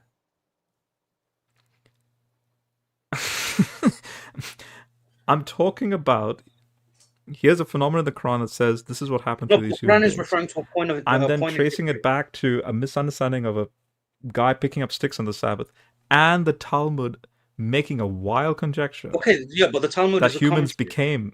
Yes. Yeah, the Talmud is a commentary. But there's on no things that other happened text today. before the Talmud that says pigs Right. and monkeys. Well, you're Okay, missing the sure. missing link. It's. You're missing. But the thing is, you're not missing, proving like- anything. You're assuming it. Yeah, it's what Yemeni said. What do you earlier. mean? I'm not assuming the Talmud here. I'm saying No, you're this Talmud assuming is that- saying this. You're assuming that there is a real history and that the Talmud is getting the real Yes. history. wrong, No, and that- I'm not. No. There's a real history called the Tower of Babel as per Genesis 11 and its ancient Near No. Eastern stuff with the ziggurats and so on. The ziggurats has- are a completely different thing to the Tower of Babel. It's a completely different It's thing. not. You have stages of ziggurat architecture. The Tower of Babel ziggurat has been discovered. No, where? Okay, Yes. wait. What land is it in? According to the Sumer. Genesis 11. According to Genesis Sumer. 11, where? It's not in So Sumer. you It know doesn't mention Shinar. anywhere- You know Shinar. It And then you doesn't have mention. at the end of Genesis 11 does 11. not mention the location of the Tower of Babel. It does. It says in the land of Shinar, which, when you go south where Oman is, and you then juxtapose Ur of Chaldean, which is an anachronism term, by the way. It's not. There was no Chaldeans at the time of Abraham. We can then go. It's what's called the South Ur position versus the North Ur position. There was a debate. Which Ur is Genesis 11 talking about? Oh, right. The southern. So originally it was a northern Ur idea that gave rise to legends like Abraham in the fire. Mhm. Then they discovered, no, it's actually a southern Ur position, that then leads to the migration wait, north hold to on. But China, Haran and so on. China is. What do you call it? You're right, but I was wrong. It mentions it in verse 1. China is All not. south. It's not in Mesopotamia. No. It's in the Arabian Peninsula. We're talking about the Arabian Peninsula here, like south. So the Persian Gulf. Whoa. Hold on a second. Southwest. Southwest would be Yemen Of the Persian Gulf. Of the Persian Gulf.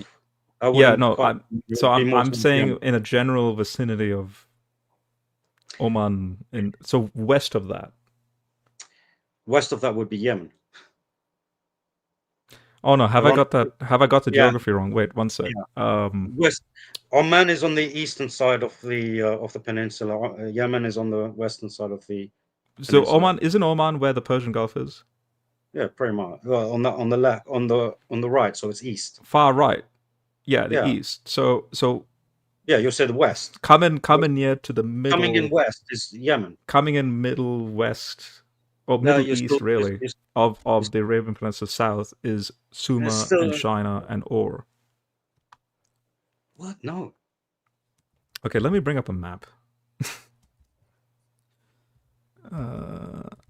Let's see here. Dude, I'm from Yemen, man.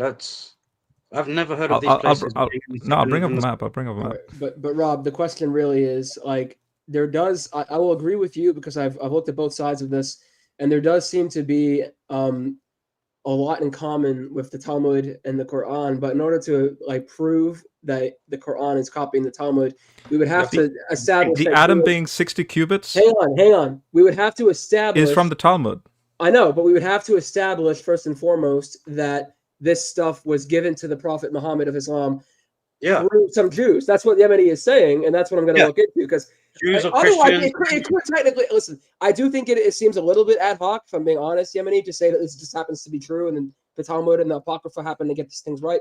That does seem a little ad hoc. I'm just being honest. It's my heart here, but at the same time, I want to say to Rob, I do think we should be able to like demonstrate. If we're assuming the source theory, the source criticism, and we're saying this copied this and so on because this is earlier than this, which would also hurt the Bible as well, but we want to stay out of that. Much, yeah. We have to actually establish that there is a legitimate link between these two things. Exactly. Like, it has to be because look, as a Muslim, I have no issue in saying that Talmud got some things right, Gnostics got some things right. It says there's one God, imagine, Yeah, I have no issue in saying that these things are right and they have truth in them. I'm just saying that they are not revelation, that the Quran is revelation, and these things actually are correct. What the hell? Okay. Dude, sorry, not. No, sorry. I was getting. It's not close to Oman. Yeah, sorry. It's. This is northern. This is north of the Persian Gulf. Yes. Yeah. So. Sorry, wow. Where I was getting confused is because they were assuming it's way south, like southwest of the Persian Gulf. Either that or up here. See Urartu up here? Yeah, but the ziggurats are not up there, man. So the ziggurats are here. They found the Tower of Babel over here. How high was the ziggurat? Sure, but the Tower of like where is how high so they found, but like you mentioned, okay, and you got it right. Genesis 11 doesn't mention Sumer; it mentions Shinar. Where's Shinar? Yes, and Shinar. So Shinar happens to be a loan word which corresponds to the ancient memory of this account with respect to this location, Sumer. What? No, I can bring up the commentaries that bring that up. So Shinar is this. It became Sumer, just like Ur of the Chaldeans is an anachronism.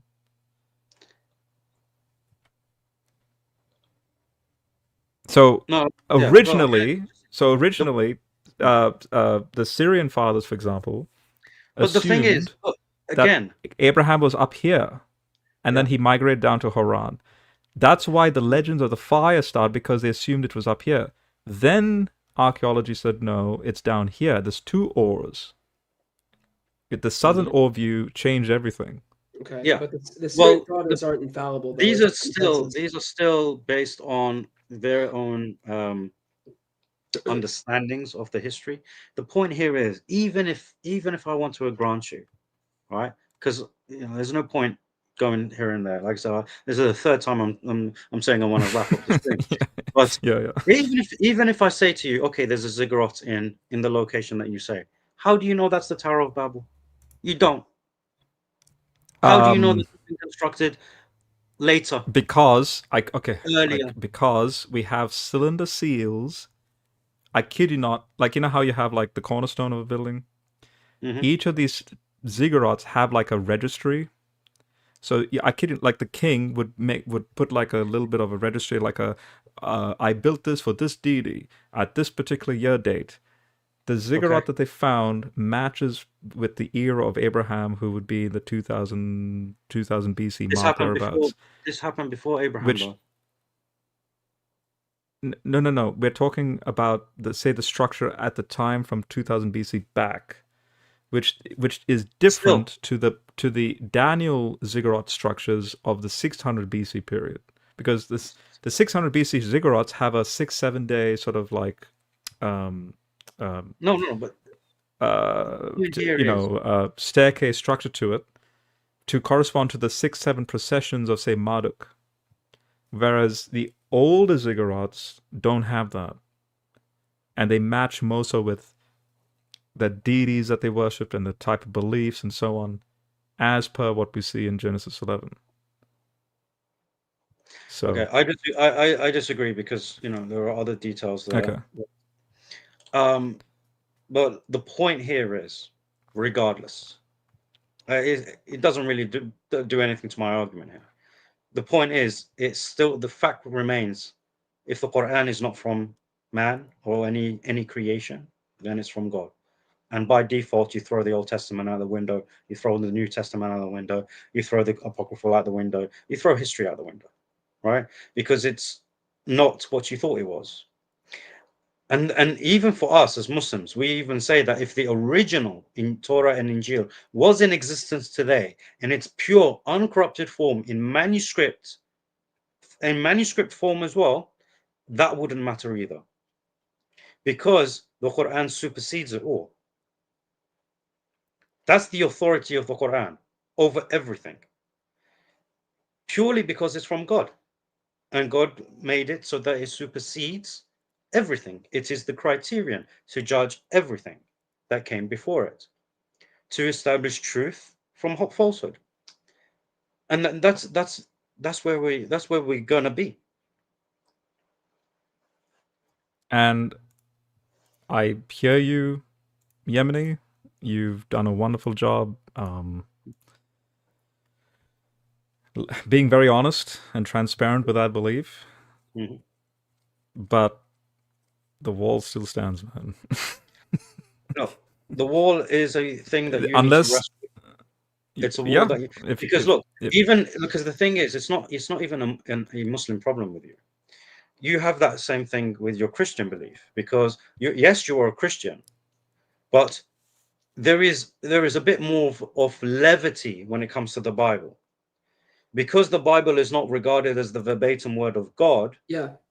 Exactly. You find that there is some levity there, where you can say, well, yes, it's a human work, so it's okay that it gets things wrong, and I can still have my Christian faith. So that's why you can still be a Christian and hold to the Bible. But your wall is actually with the Bible as well. It's not just with the Quran. It's with the Bible as well. You're no, like, I but no, can't believe everything in the again, Bible because it contradicts but what I just notice know. whenever. No, but just quickly, notice how I want to see the independent historical validation of what the Bible gets at. So, like, go for But word, yeah, but Steiner. uh-huh. I'm not suddenly going, oh, the Bible says it, like a young creationist. No offense, Jacob. The Bible says it. No evolution. That's No, it. no, but that's what I'm But saying it to you. I'm sounds saying like that you that's what do you're the doing. same thing. No, I'm saying that that's what you do, because there isn't this strict adherence to the Bible as the word of God, right? The verbatim word of God. You find that there is some levity there, where you can trust the things that you would agree with that would correspond to your studies in history, but you can also reject certain things that you think don't quite align with history. So what you're saying is because it's a human work first, that's why I have this freedom per se to be yes, selective. you have that sort of freedom, and you hence don't think that leads to a lack of reverence because of it being a holy text. No, I'm not saying that it leads to a lack of reverence. Or the I'm saying potential for lack of reverence. you find like you have this room to play with when it comes to the Bible, because you see it as a human work, which is, whether you say it's inspired or not, but predominantly human work. You're like, well, there's going to be truth and falsehood. Well, I'm saying it's equally both. It's human and it's fine. Yeah, fine. Yeah, but the point here is like, even with the inspiration, you don't think that it's going to get everything right. You think that it might get some things wrong, and you're fine with that. But what you don't realize, I'm not saying that either. Just to clarify, if it does get something wrong, I would have an issue with it. Really? Are you saying there's nothing in the Bible that you take issue with? From what I've just like how you would say evolution. From what you fundamental. You remind me of the Unitarians I talked to, where they say if the Bible did teach the Trinity, the Bible doesn't say in Genesis specifically doesn't say Adam's the first man. If it did, let's say that the Bible. Let's say that the Bible does say. See, that's why I like it. Hang on. If the Bible does say that, would you reject the Bible if it says something that contradicts science? Okay, there we go, ladies and gentlemen. Yeah. So no, but this is because it's a fact. Evolution is a fact. No, but this is the point that me and Jacob are trying to come across to you. The war that you have is not with Islam; it's with religious text. Yeah, right? no kidding. Your priority and your trust is more on the history that you know than it is on what God has inspired or dictated. That's what I'm saying. It goes hand in hand. The Belgian Confession, by the way, is a Reformation creed that argues to have both the Book of Nature in one hand and the Bible in the other hand. They're equal. I'm saying that's a Belgian Confession. That's a Reformed creed. And what I'm saying here, okay, is that when you accept the Qur'an to be revelation from God, you are actually not denying history. You're affirming the true history. This is the part you're not understanding. But you think that you might be affirming a false history because it's contradicting the known history. But you're asserting that you're asserting that. No. You're asserting. Actually, you are. You're asserting that there was no evolution. No, for example, this is an assertion. This is a fact from Revelation, not an assertion. This is not an assertion. But then, if natural history says otherwise, no, it does.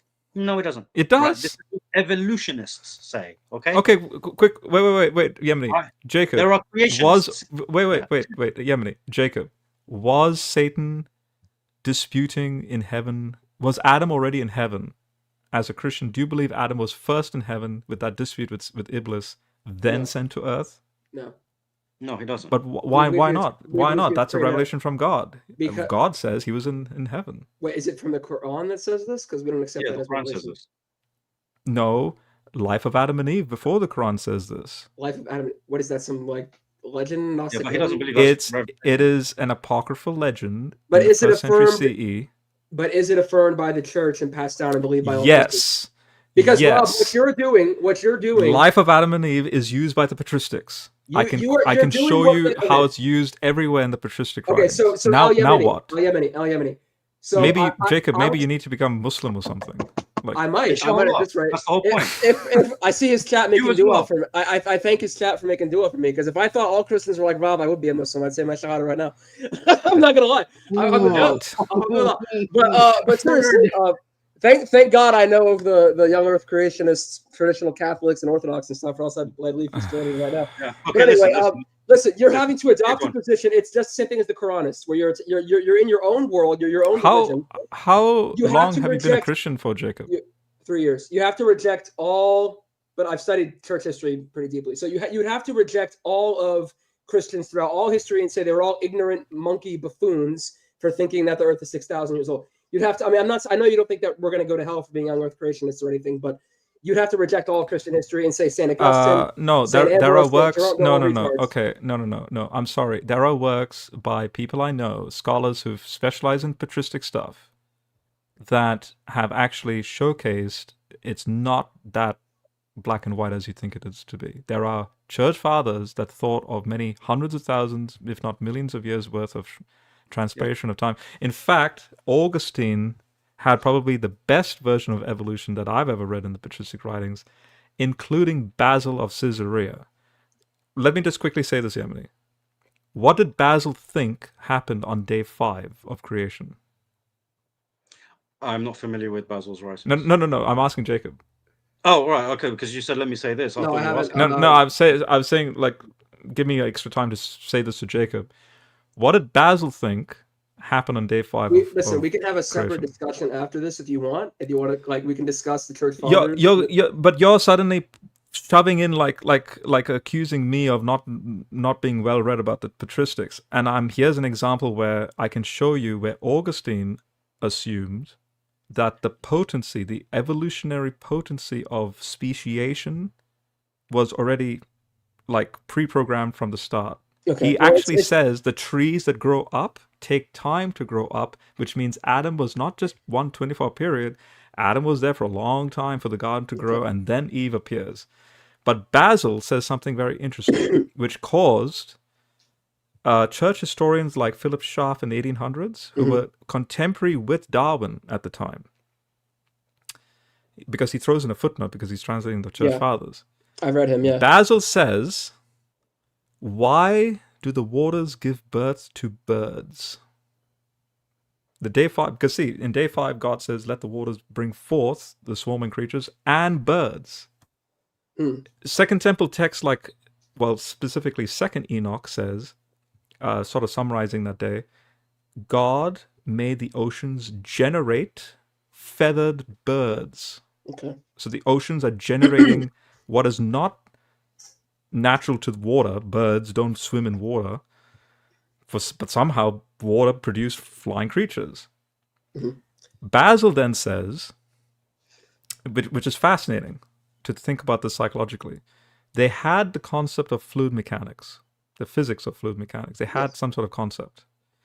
They inferred that since fish have what it looks like wings on their body, and hence swimming through the water or flapping their wings through the water, so birds, through a fluid mechanical sense, swim or flap in the air. And I kid you not, Basil says the fish and the bird must be of one family group.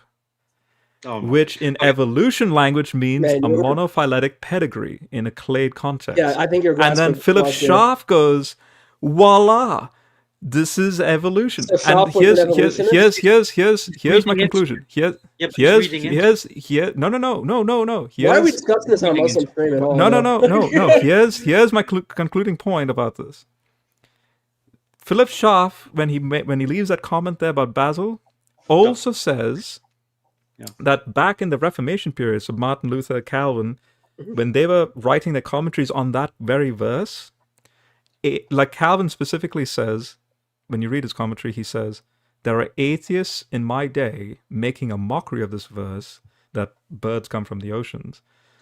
Because that makes no sense. And so then Calvin, in his typical Calvin fashion, goes, how dare you oppose God who brings things from nothing, like Calvin's being very reverential for God, right?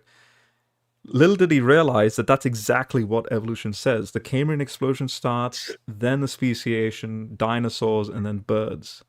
This is all post-Darwin anyway. No, because the concept of dinosaurs and birds. Anyway, I'm just saying, you have a patristic arguing birds and fish are related. It has to be the consensus of the fathers, though. Anyhow, okay. Point here is, I have some books to send you. Yeah, maybe. You guys can argue I'll deal with Islam first. Here's the thing, and this is the last thing I'm going to say before I bid you guys good night, and you bid me good morning. It's okay, no problem. There's only one thing. This is the last thing I want you guys to think about. First and foremost, go away and research how could the Prophet ﷺ come to know about this. We've explored it today, but explore it even more. Come with your evidences next time. Next time, I want you to present your evidences to how the Prophet ﷺ could have come to this knowledge. If you can't prove it, I'm gonna see if you guys are gonna be sincere enough to take your shahada or not. It's that simple. And the thing here is, only the Qur'an upturns all of history yet remains true. Only the Qur'an does this. And that's something a man can't do as well. A man cannot upturn all of known history and yet have the book to remain true. It's impossible. That's another layer to think about.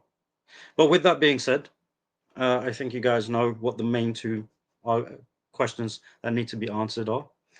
And if you can't answer them, if you can't provide evidence for them, then you know that Islam is the only thing that is true. And anything that you have to wrestle with is going to be down to, do I continue to take on, to believe what my forefathers believed in? Like, you know, in terms of historians and evolution and stuff.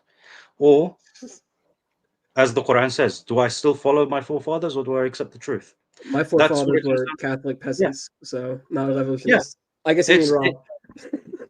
No, but look, it's to anyone, right? The thing is, sure, yeah. For you, Jacob, it will be a different argument, right? You know? Yeah. So the point here is, you know, once you guys realize that the Quran can only come from Allah, because it cannot come from Muhammad sallallahu alaihi wasallam, it cannot come from the jinn, it cannot come from what do you call it, a non-Arab, it can't come from a poet or anything else, Satan, whoever, whatever, chuck it all at us. You will never find that it comes from anything other than Allah, and that's where you stand. And you know, when the Quran came, it came to warn. It wasn't just glad tidings, but it came to warn. So one sec, guys. Yeah.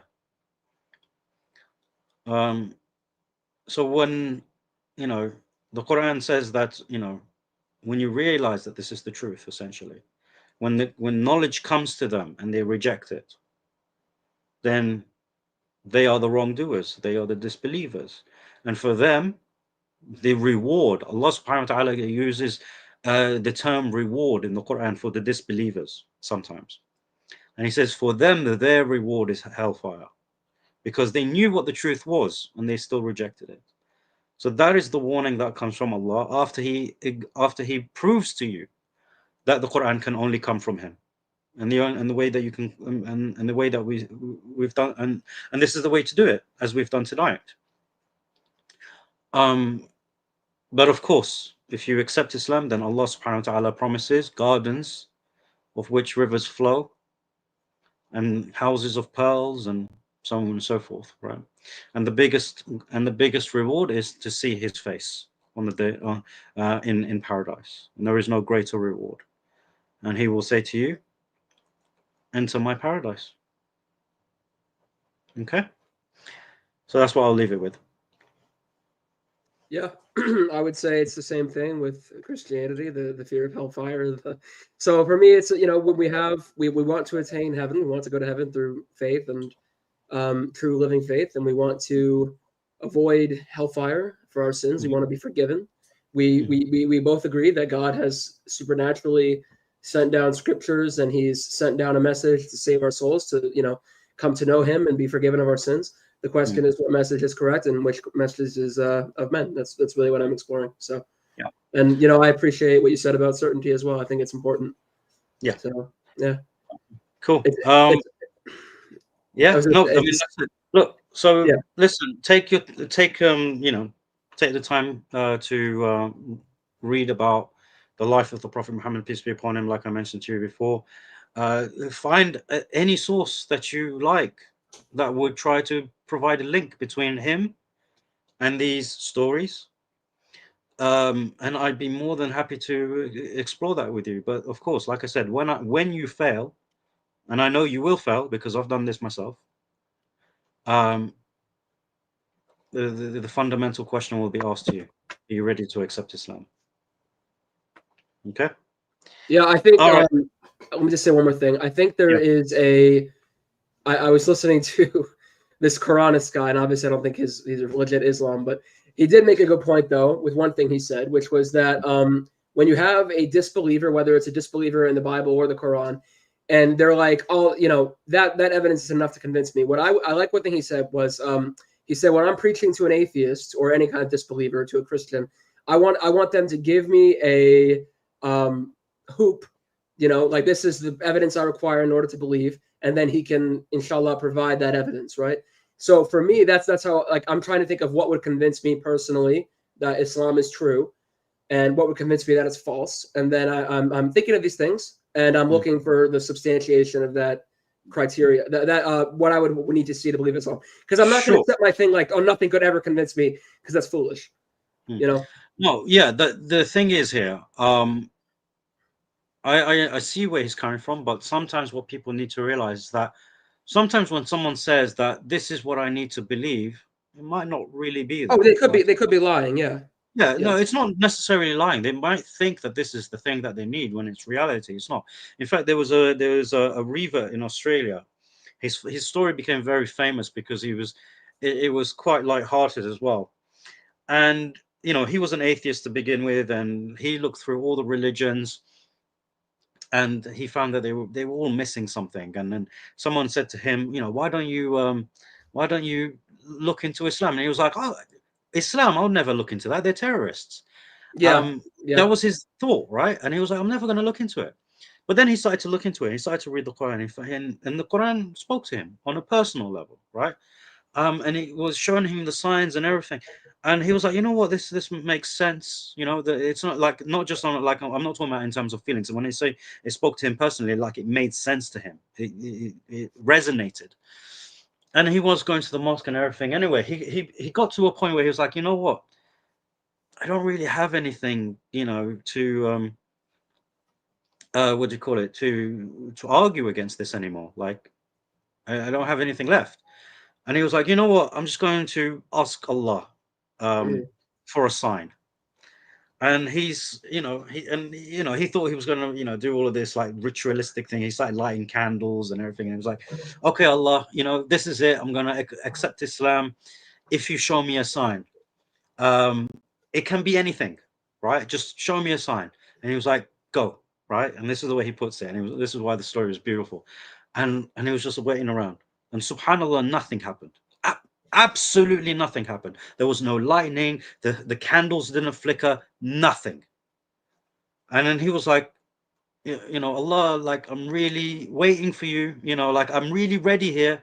I just need you to show me a little sign. And he was like, go. And he was just looking around, right? Still nothing. Silence. Absolute silence. And he was like, And he thought that's what he was waiting for. And he was like, you know what? This was it. This was my last chance at finding a religion and everything. So he opened up the Quran. And the first verse that came out to him was, have we not shown you our signs in the horizons and within yourselves? And then he realized, that's what I needed. Yeah, I like the way the Quran shows the existence of God by pointing to these things that exist for our benefit. It's actually really beautiful. I like that. Yeah. So that's what, and that when he was like, wow, I thought I needed a lightning strike or anything. In reality, Allah here is telling me that He's always been showing me His signs, myself, the creation, and He accepted Islam. And for you've said that it's regarding the source of the Quran, which is valid, right? It's a very intellectual thing to go, the intellectual route to go down. So go for it. Examine the history of the Prophet Muhammad sallallahu. Dig up whatever information you can about him. Go to as many anti-Islamic websites if you want to find this information. I'm telling you this because I know you will never find any connection between the Prophet Muhammad, peace be upon him, and any of this information. He only knew what was revealed to him. And this is what the Quran says. Okay. Okay. Yeah, and that resonates with me because that was the first dawah I was given, was that the Prophet, could not have known these things, and therefore he got it from God, same God as the Bible. Yeah. Yeah. Yep. I'm gonna keep praying for guidance and certainty about this issue, because I don't like being between. I don't like having doubts. So no, good. Neither do we, and that's why we despise doubt and despise conjecture, and we base our faith on certain knowledge. But okay. All right, guys. I'm gonna let you guys go. Inshallah. We've got about 10 minutes before Fajr now, freaking out, from an hour to 10 minutes. And then I'll go, and then I'll have some sleep after that. Dude, you know what? 90 minutes actually did me pretty good. May Allah guide him and keep us firm. Ameen. Ameen, Ya Rabbal Alameen. Thank you. So, all right then. Yallah. Enjoy your night. May Allah guide you and guide us. And Yeah, it's about midnight for me now. All right. No worries. Yeah, sorry. Okay, Allah. All right, I enjoyed it. See ya. No worries. Take care. See ya. Rob. Anyway, I'm gonna have to drop Rob now because it is time to close up, inshallah. So it was great to actually talking to Rob again. I know you guys are probably like, whoa, really, it was a pleasure to speak to Rob. No, it was, alhamdulillah. And I think we've been able to explore it enough in relative detail, but ultimately you see that all of these criticisms come down to the fundamental two questions. Did the Prophet ﷺ, receive these stories? And if not, where did he get it from? And that's all it comes down to. And for the Christians that are watching and they're like, oh, look how, Muslims are, completely brainwashed and disregard all of history and everything. Rob actually agrees with me that if it is revelation, if it is dictation by God, then by necessity, it has to be the true history. He just has trouble wrestling with that because of his background, which is natural. Everyone has their own trials, but our test is to overcome our trials, overcome our thoughts, our desires, and recognize the truth for what it is and to submit to it. So understand the fundamentals of these things. We are not saying that we don't care about history. We're saying we do care about history, but we care about having the correct history. And the correct history comes from the divine. And if you are Christians who do not, quite subscribe to Rob's approach, and you think that the Bible is, inspired in the correct way, then you yourselves will say that the Bible is correct historically because it's from God by inspiration, right? So you actually have the same standard as us, but for us to prove the Quran is from God is a lot easier than it is to prove the Bible is from God. But that's a discussion for another time. Inshallah, may Allah guide those of you who are sincere, and may Allah guide all of you, really. But may Allah make you guys sincere. So, I mean, Ya Rabbal Alameen, at the end of the day, we all like to believe that we want paradise, but there's a brutal truth here that not everyone wants paradise. There are some of us, in fact, there are many of us that would rather have eternal hellfire. And that's a very sad state to be in.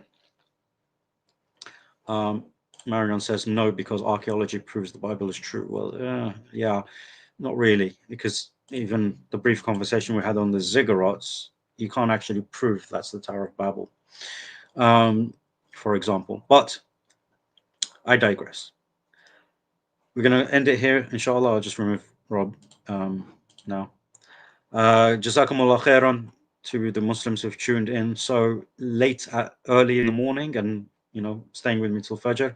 I promise this is not going to be a regular. It's only going to happen when I have guests that have a ridiculous time difference, not of their fault or anything like that. But with that being said, don't forget about my course. Inshallah, alhamdulillah, I've heard that people have been hearing good things about the course, especially with regarding we've only had one session so far. It's given them a lot of insight into the Quran in regards to the psychology of mankind that the Quran provides in very concise ways. Don't forget to check out rihatularab.com, which is right here. 10% off if you use my code. Al-Yemeni 610. Where is it actually? Here we go. There it goes. Use discount Al-Yemeni 610 at checkout for 10% off. Shop now at rihatularab.com for authentic banging goods. So yeah. Other than that, I will see you guys tonight for another stream, our usual Saturday night streams. And yeah, no problem, inshallah. No problem. Yeah, we'll have our regular night, Saturday night streams, and at 9 o'clock, inshallah.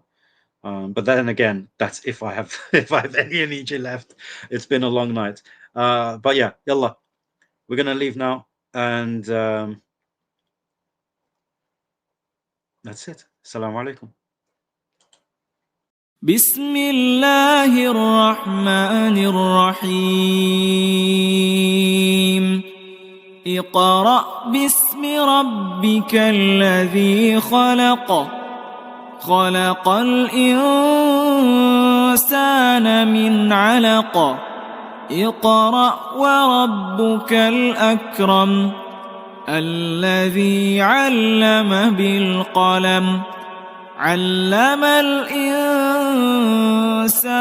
ما لم يعلم